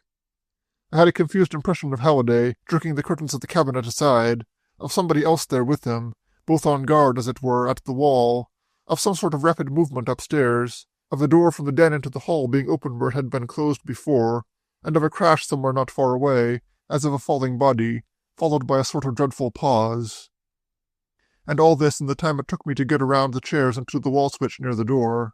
And it was then, in the shocked silence which followed the sound of that fall, in the instant between my finding the switch and turning it on, that I will swear that I saw once more by the glow of the red lamp the figure at the foot of the stairs, looking up. Saw it and recognized it, watched it turn toward me with fixed and staring eyes, felt the cold wind which suddenly eddied about me, and, frantically turning on the light, saw it fade like smoke into the empty air. Behind the curtains of the cabinet somebody was working at the wall. Edith, very pale, was supporting Jane, who still remained in her strange auto-hypnotic condition. Livingston's arm was about his wife. And this was the picture when Greeno came running triumphantly down the stairs, the reward apparently in his pocket, and saw us there. He paid no attention to the rest of us, but stared at Livingston with eyes which could not believe what they saw. "Good God," he said. "Then who's in there?" He pointed to the wall behind the cabinet. Conclusion, Chapter 3. The steps by which Halliday solved the murder at the main house, and with it the mystery which had preceded it, constitute an interesting story in themselves. So certain was he that, by the time we were ready for the third séance, his material was already in the hands of the district attorney, and it was not the material he had given to Greeno. For the solution of a portion of the mystery, then, one must go back to the main house, and consider the older part of it. It is well known that many houses of that period were provided with hidden passages, by which the owners hoped to escape the excise. Such an attempt, many years ago, had cost George Pierce his life. But the passage leading from the old kitchen, now the den, to a closet in the room above it, had been blocked up for many years. The builder was dead. By all the laws of chance time might have gone on, and the passage remained undiscovered. In 1899, however, Eugenia Riggs bought the property, and in making repairs the old passage was discovered. Although she denies using it for fraudulent purposes, neither Halliday nor I doubt that she did so. She points to the plastered wall as her defense, but Halliday assures me that a portion of the baseboard, hinged to swing out, but locked from within, would have allowed easy access to the cabinet. But Halliday had at the beginning no knowledge of this passage, with its ladder to the upper floor. He reached it by pure deduction. "It had to be there," he says modestly, "and it was." Up to the time young Gordon was attacked at the kitchen door, however, Halliday was frankly at sea. That is, he had certain suspicions, but that was all. He had discovered, for instance, that the cipher found in my garage was written on the same sort of bond paper as that used by Gordon, by the simple expedient of having Annie Cochran get him a sheet of it, on some excuse or other. But his actual case began, I believe, with that attack on Gordon. At least he began at that time definitely to associate the criminal with the house. "There was something fishy about it," is the way he puts it. And with Bethel's story to me, forced by his fear that the boy knew it was he who had attacked him, their belief that it was fishy gained ground. "Gordon was knocked out," he says, "and that ought to have been enough, but it was not. He was tied, too, tied while he was still unconscious. Somebody wasn't taking a chance that he'd get back into the house very soon. It was that play for time, as he terms it, that made him suspicious. All this time, of course, he was ignorant of any underlying motive. He makes it clear that he simply began, first to associate the crimes with the house, and then with Bethel. He kept going back to his copy of the unfinished letter, but "It didn't help much," he says quietly, "only there was murder indicated in it, and we were having murder." He had 3 clues, 2 of them certain, 1 doubtful. The certain ones were the linen from the oarlock of the boat, torn from a sheet belonging to the main house, and the small portion of the cipher. The one he was not certain about was the lens from an eyeglass outside the culvert. He began to watch the house. He didn't get Gordon in the situation at all. There was no situation there, really, nothing, that is, that he could lay his hand on. But on the night I called him and he started towards Robinson's Point, as he came back toward the house he saw the figure of a man, certainly not Gordon, enter the house by the gun-room window. When he got there the window was closed and locked. He was puzzled. He looked around for me, but I was not in sight. Still searching for me, he made a round of the house, and so was on the terrace when I fired the shot. From that time on he saw Bethel somehow connected with the mystery, but only as the brains. "There was some devil's work afoot," he said, "but always I came up against that paralysis of his. He had to have outside help." On the night in question, then, he was certain that this accomplice was still in the house through all that followed, through Hayward's arrival and Starr's. He was so certain by that time of Gordon's innocence that he very nearly took him into his confidence the next day. But he was afraid of the boy. He was not dependable. Halliday had an idea that he was playing his own game. But if this man was in the house that night, where was he? He grew suspicious of the den after that, and he found out through Starr the name of the builder who had put in the paneling in the den for Uncle Horace. It was a long story, but in the end he learned something. Tearing the old baseboard prior to putting up the panels, the builder had happened on the old passage to the room overhead, and he had called Horace Porter's attention to it. It seems to have appealed to the poor old chap. It belonged, somehow, to the room, with the antique stuff he was putting into it. He built in a sliding panel. It was not a particularly skillful piece of work, but it answered. And he kept his secret, at least from me. I doubt if he ever used it until Prohibition came in. Then, no drinker himself, he put there a small and choice supply of liquors, some of which we found later on, and one bottle of which placed Halliday in peril of his life, a day or so after the night I had fired the shot into the hall. He had borrowed Annie Cochrane's key to the kitchen door, and after midnight entered the house and went to the den. Although he is reticent about this portion of it, I gather that the house was not all it should be that night. You know the sort of thing, he says. But, pressed as to that, he admits that he was hearing small, inexplicable sounds from the library. Chairs seemed to move, and once he was certain that the curtain in the doorway behind him blew out into the room. When he looked back over his shoulder, however, it was hanging as before. He had no trouble in finding the panel, and as carefully as he could he stepped inside, but he had touched one of the bottles and it fell over. It didn't make much noise, he says, but it was enough. He was awake, and paralysis or no paralysis, I hadn't time to move before he was in the closet overhead and opening the trap in the floor. He had not had time to move, and even if he had, there were the infernal bottles all around him. So he stood without breathing, waiting for he knew not what. Things looked pretty poor, he says. I didn't know when he'd strike a match and see me, and it was good night if he did. But Bethel had no match, evidently. He stood listening intently, and in the darkness below Halliday held his breath and waited. Then Bethel moved. He left the trapdoor above open and went for a light, and Halliday crawled out and closed the panel quietly. From that time on, however, he knew Bethel was no more helpless than he was.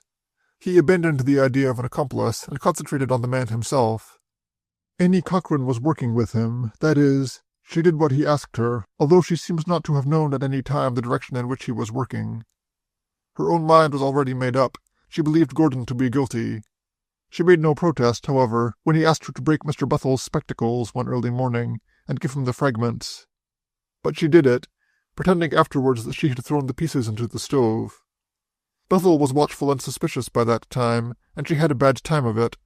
But what is important here is that Halliday took the fragments into the city and established beyond a doubt that they and the piece of a lens found near the culvert were made from the same prescription. And he had no more than made his discovery when Gordon, attempting at last the blackmail which he had been threatening, was put out of the way as quickly and ruthlessly as had been poor Peter Carroway. 24 hours, Halliday says bitterly, and we would have saved him. But 24 hours later, Bethel had made good his escape, and everything was apparently over. But from that time Bethel as Bethel ceased to exist for Halliday. He was not working alone, however. Very early he had realized that he needed assistance, real assistance. Annie Cochrane's help was always of the below-stairs order, and he found the help he wanted after the night Gordon was attacked in Hayward. As a matter of fact, it was Hayward who went to him. He was worried about you, Skipper, Halliday says, with a grin. He considered it quite possible that the attempt to wrangle English literature into too many brain corrals might have driven you slightly mad. And breaks off to wonder, by Jove, if that's where the English get their collegiate term of wrangler. On the night, then, when Gordon was hurt, the doctor was impulsively on his way to Halliday and the boathouse. He came within an inch of having you locked up that night, says Halliday. Later on, he did go to Halliday, and Halliday then and there enlisted him in his service. He was not shrewd, but he was willing and earnest, and from that time on he was useful. He had started, presumably, on his vacation, but actually on a very different errand, when the murder at the main house occurred, and Halliday recalled him by wire. But when he returned it was, at Halliday's request, to hide in the Livingston house. It was from there that he came at night to assist Halliday in guarding the main house, and to provide, by the way, that sworn statement of the Livingstons' butler that after the murder they had concealed someone in the house, which threw Greenough so completely off the track. One perceives, of course, that the Livingstons had been brought into the case. Dragged in, is the way Halliday puts it. But after the first conference between the doctor and himself they were in it, willy-nilly. Who? Halliday asked Hayward, referring to his copy of my Uncle Horace's letter. But likely to have access to Horace Porter at night. No one, so far as I know. The Livingstons, possibly. Then the man who came in while he was writing this letter might have been Livingston? He was ill that night. I was with him. Then Livingston's out, said Halliday, and turned in a new direction. Some theory, some wickedness was put up to him, and it horrified and alarmed him. A man doesn't present such a theory without leading up to it. Let's try this. What subject was most interesting Horace Porter during the last years or months of his life? Spiritism, I imagine. I know he was working on it. Alone? A man doesn't work that sort of thing alone, as a rule. I'll ask Mrs. Livingston if you like. She may know. And ask the Livingstons he did, with the result that Halliday got his first real clue, and elaborated the daring theory which culminated in that fatal fall from the ladder, in the secret passage on the tragic night of the 10th of September. All this time, of course, it remained only a theory. Hayward scouted at it first, but came to it later on.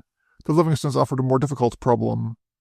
They didn't want to be involved, Halliday says, but after Edith's letter came, I more or less had them. And of course after he tried to get into the house and left the print of his hand on the window board, they had to come in.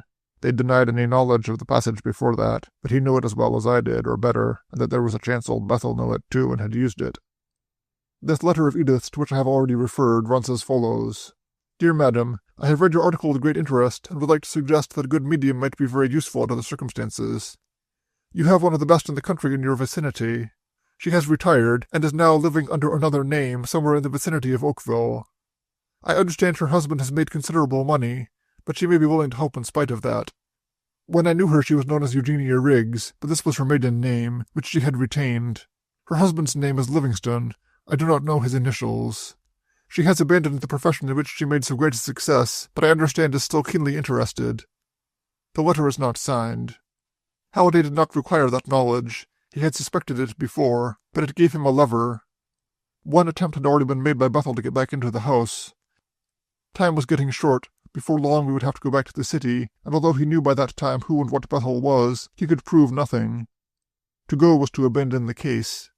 He could not secure the arrest of a man because his land's prescription was the same as the murderer's, or on the strength of an unsigned book manuscript left behind the wall of the den. He could not prove that Maggie Morrison had died in the process of the experiment Gordon had puzzled over, because the mud on the truck wheels corresponded with the red iron clay of the lane into the main house. He could not prove his own interpretation of the abbreviations S and GT so liberally scattered through the diary. And he could not prove that it was Bethel who, looking for the broken lens in or near the culvert, had found my fountain pen there. A fact which Gordon had noted in the journal as follows. I have them now, sure. W.P. was here last night and left his fountain pen. But he could, through the Livingstons, take a chance on proving all these things. And against Livingston's protests and fears, prove it he did. As a matter of fact, he says, they were in a bad position themselves, and they knew it. They had to come over again. Things were, indeed, rather parlous for the Livingstons. The butler's story had turned the suspicions of the police toward them, and on the night of my threatened arrest, Halliday deliberately used them to avert that catastrophe. As a matter of fact, he says cheerfully, I gave the police a very pretty case against them. It was all there, according to Greenough, even to the handprint. But he held them off. He had done what he wanted, turned the police along a false trail, and was free once more to travel along the true one. And in this he says, and I believe, that his purpose was not mercenary. The situation was peculiar, he says. The slightest slip, the faintest suspicion, and he was off. And he goes back again to the subtlety and wariness of the criminal himself, so watchful, so wary, that throughout it had even been necessary to keep me in ignorance. You had to carry on, Skipper, he says. In a way the whole thing hung on you. Even then you nearly wrecked us once. Which was, he tells me, the night of the second séance, when the criminal actually fell into the trap and entered the house. Livingston was on guard upstairs that night, and everything would have ended then, probably. But you spilled the beans. He accuses me. From the first the séances were devised for a purpose, and I gather that some of the phenomena were deliberately faked in pursuit of that purpose. On the other hand, Mrs. Livingston has always been firm in her statement that things happened which she cannot explain. The sounds in the library, the lights and the arrival of the book on the table are among them. But trickery or genuine psychic manifestations, in the end they served their purpose. I called the third séance, and the mystery was solved. It is not surprising that my memory of those last few moments is a clouded one. I was, of all those present except the police, the only one in complete ignorance of the meaning of what was going on about me. Edith knew, and was bravely taking her risk with the others. Even my dear Jane knew a little. No wonder she required her smelling salts. Actually, out of the confusion, only 2 pictures remain in my mind. One was of Greenough staring at Livingston, and then jerking aside the curtains of the cabinet, where Halliday and Hayward had opened the panel, and after turning on the red globe hanging there, were stooping over a body at the bottom of the ladder. The other is of that figure at the foot of the stairs. I know now that it could not have been there, that it was lying, dead of a broken neck, at the foot of the ladder.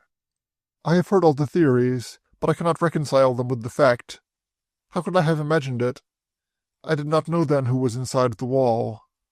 I am not a spiritist, but once in every man's life comes to him the one experience which he can explain by no law of nature as he understands them.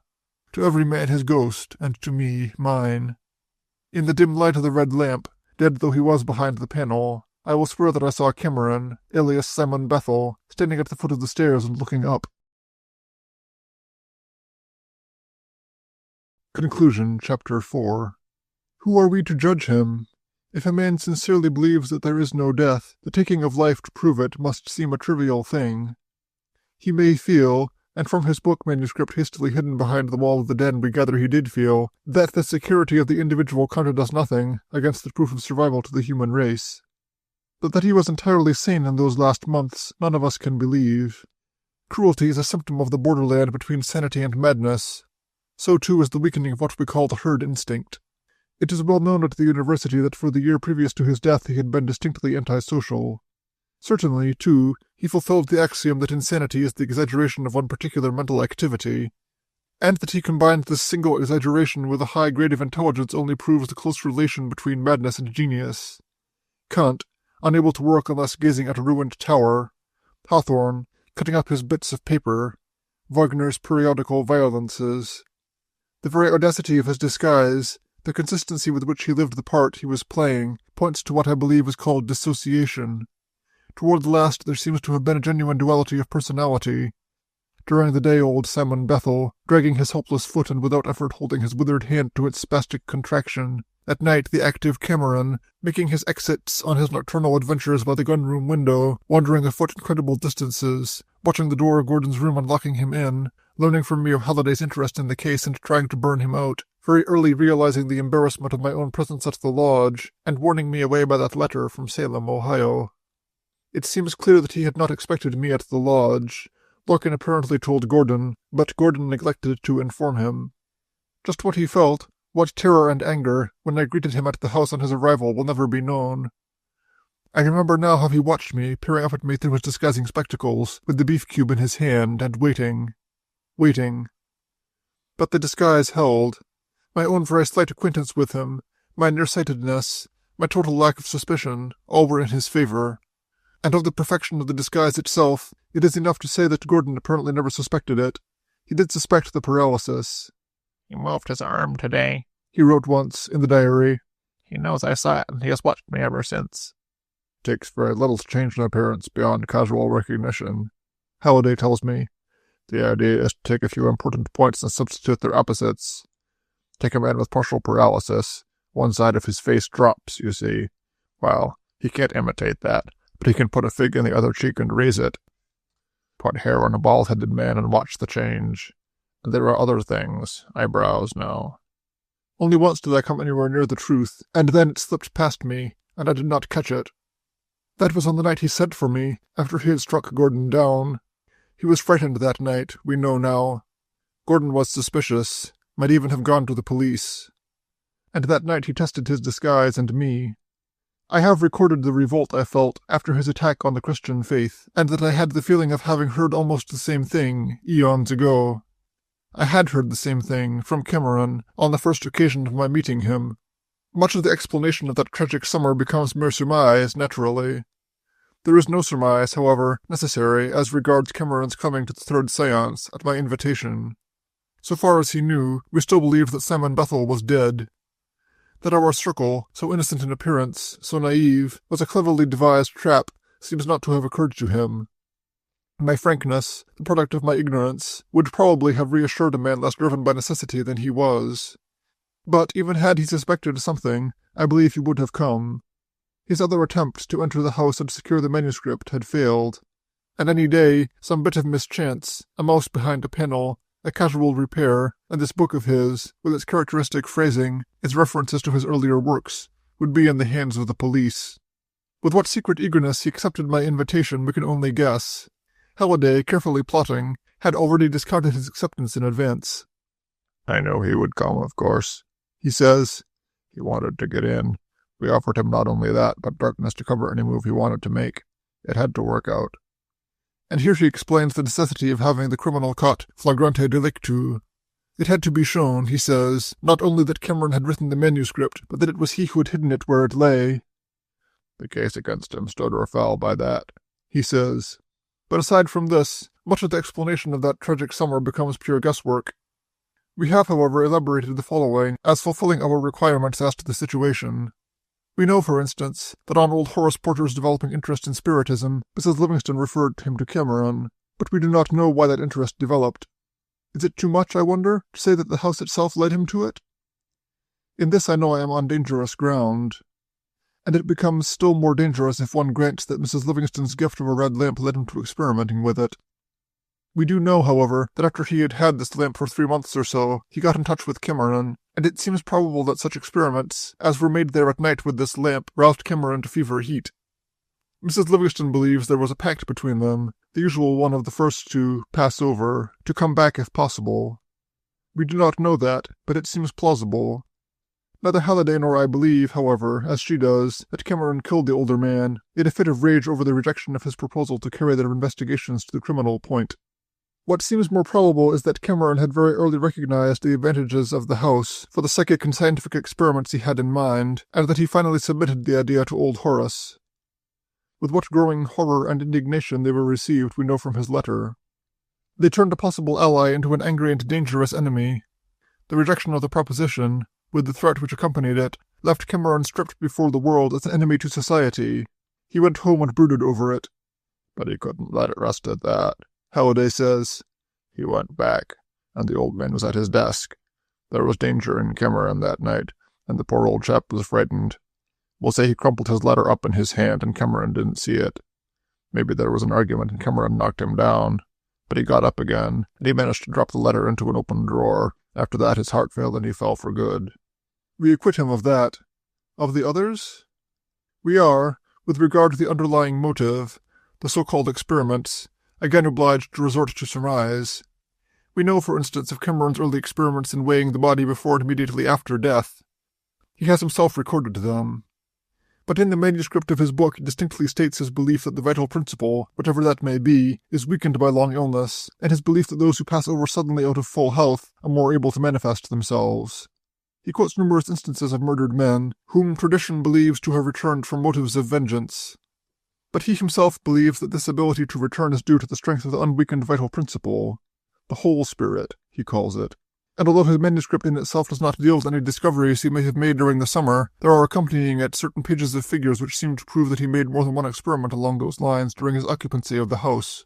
What waifs and strays he picked up on those night journeys of his we do not know. Poor wanderers, probably, with no place in the world from which they could be missed.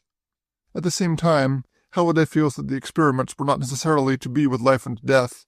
He suggests that they were to lie, rather, in deep narcosis, pushed to the danger point, and that it was under this narcosis that Maggie Morrison, for one, succumbed. Among Cameron's papers, later on, we found a curious document entitled The Reality of the Soul Through a Study of the Effects of Chloroform and Curare on the Animal Economy, with this note in Cameron's hand. "The soul and the body are separated by the agency of anesthesia. The soul is not a breath, but an entity." Of the nature of the further tests made we have no idea. Halliday believes that, shown the space behind the wall by Horace Porter, he later utilized it to conceal such apparatus as he used in his experiments. "It seemed to be full of stuff," he says, "the night I found it." But later on, as the chase narrowed, he got rid of it bit by bit at night, probably throwing it into the bay. This is borne out by the fact that, late that following autumn, going back to Twin Hollows to look over the property with a real estate dealer, I found washed up on the beach the battered fragments of a camera. Only a portion of the lens remained in the frame, but this lens had been of quartz. As nearly as I can discover, the theory of quartz used in such a manner is to photograph the ultraviolet. In other words, I dare say, to make visible that strange world which may lie beyond the spectrum in our normal vision. Did he obtain anything? We shall never know. But sometimes I wonder.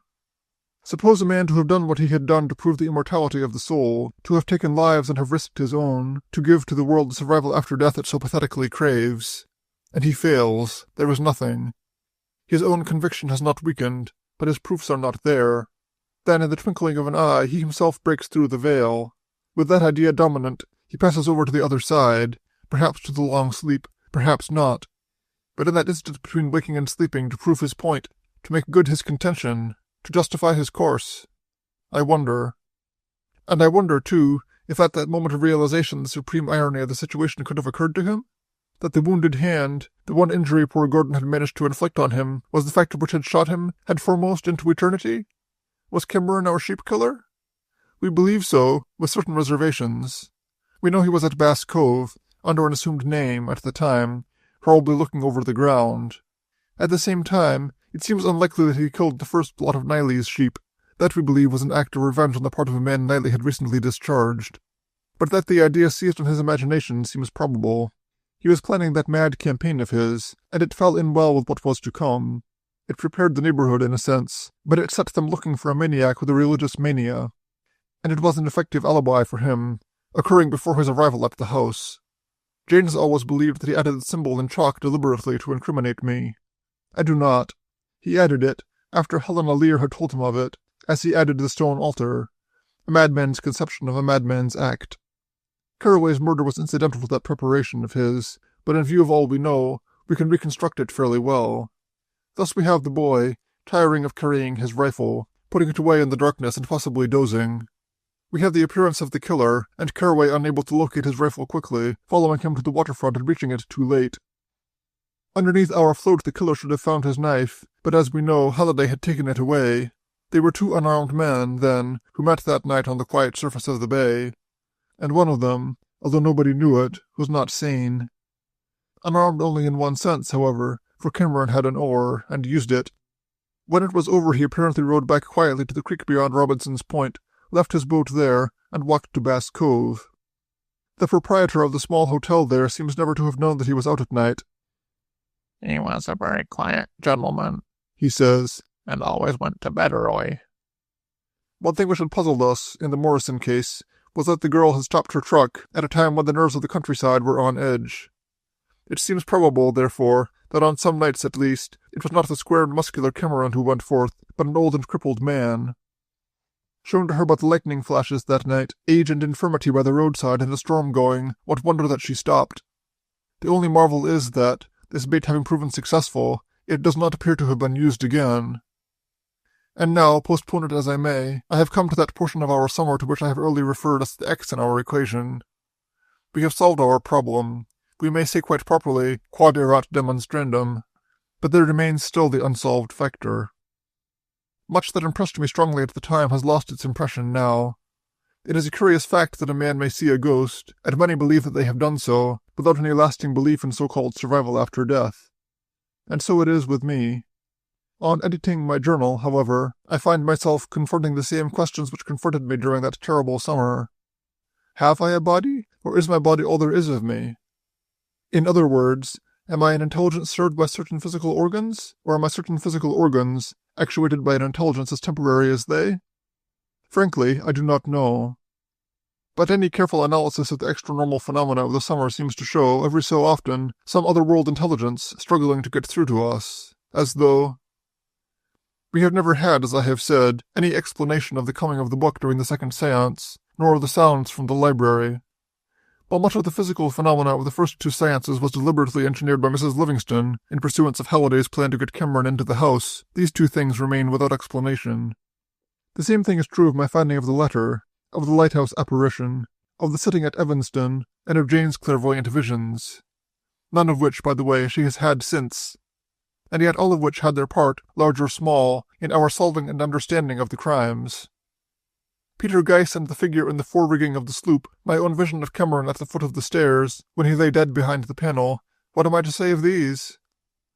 Am I to accept them as I do Jane's vision without eyes, as no more extraordinary than the feats of somnambulists, who go through their curious nightly progress with closed eyelids?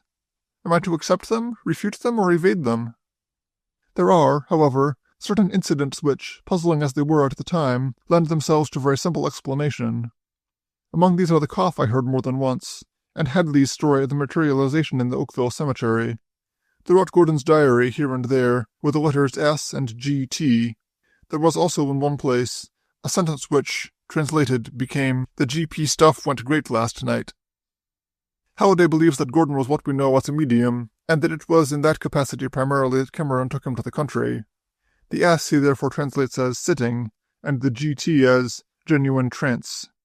After the GT there almost invariably follows the rather pathetic entry, "Feel rotten today," or "all in." Hadley's ghost, then, in all probability, was a secretary, securing data for the sittings, which he so carefully differentiates from the nights when he went into genuine trance. Being honest with himself, poor boy, and honest nowhere else. And the same was no doubt true as to the dry cough which he practiced on me the night I was in the garage, almost to my undoing.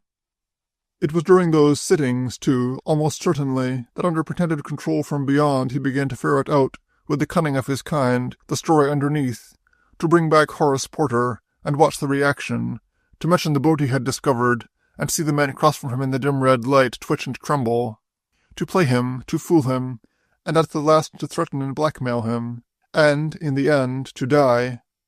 But there remain these things I cannot explain. One of the most curious is the herbal odor. That this was not a purely subjective impression is shown by the fact that both Hayward and Edith noticed it during the second séance. The scent of flowers is, I believe, not unusual during certain psychic experiments. Warren speaks of the impression of tuberoses being waved before him in the dark by some ghostly hand. Of this, as of the other inexplicable phenomena, I can only say that at the time I did not doubt them. Living them again, as I prepare this manuscript, I accept them once more. But I do not explain them. "You wish," said Cicero, "to have the explanation of these things? Very well. I might tell you that the magnet is a body which attracts iron and attaches itself to it, but because I could not give you the explanation of it, would you deny it? In closing this record, I cannot do better than copy the following extract from my journal, made the following June. June 1st, 1923. Our little Edith was married today. Hey-ho, and again hey-ho. I have done the proper thing, led her up the aisle to Halliday, and would as lief have knocked him down as not, stepped back out of the picture and her life, and, feeling for my handkerchief, like the besotted old fool I am, pulled out a washcloth instead. Fortunate, perhaps, as I was on the verge of loud and broken sobs. How we begrudge the happiness of others when it is at our expense.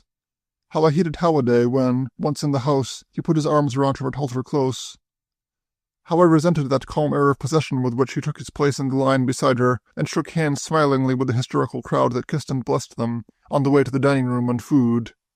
And yet, how happy they are, and how safe she is. "My wife," he said, "forever and ever. Amen." Old glass and new glass, china, silver, and linen, the Lear's candlesticks, every corner of the house filled with guests and gifts, and Jock, and for the two of them nothing and nobody, just a space filled with shadows which smiled and passed, themselves the only reality. And perhaps they are. Love at least is real, the one reality perhaps. Quote, "Love, thou art absolute, sole Lord of life and death." Close quote. So they have gone, and tonight Jane and I are alone, safe and quiet, and alone, alas, behind the drain-pipe. Hey-ho. End of The Red Lamp by Mary Roberts Rinehart.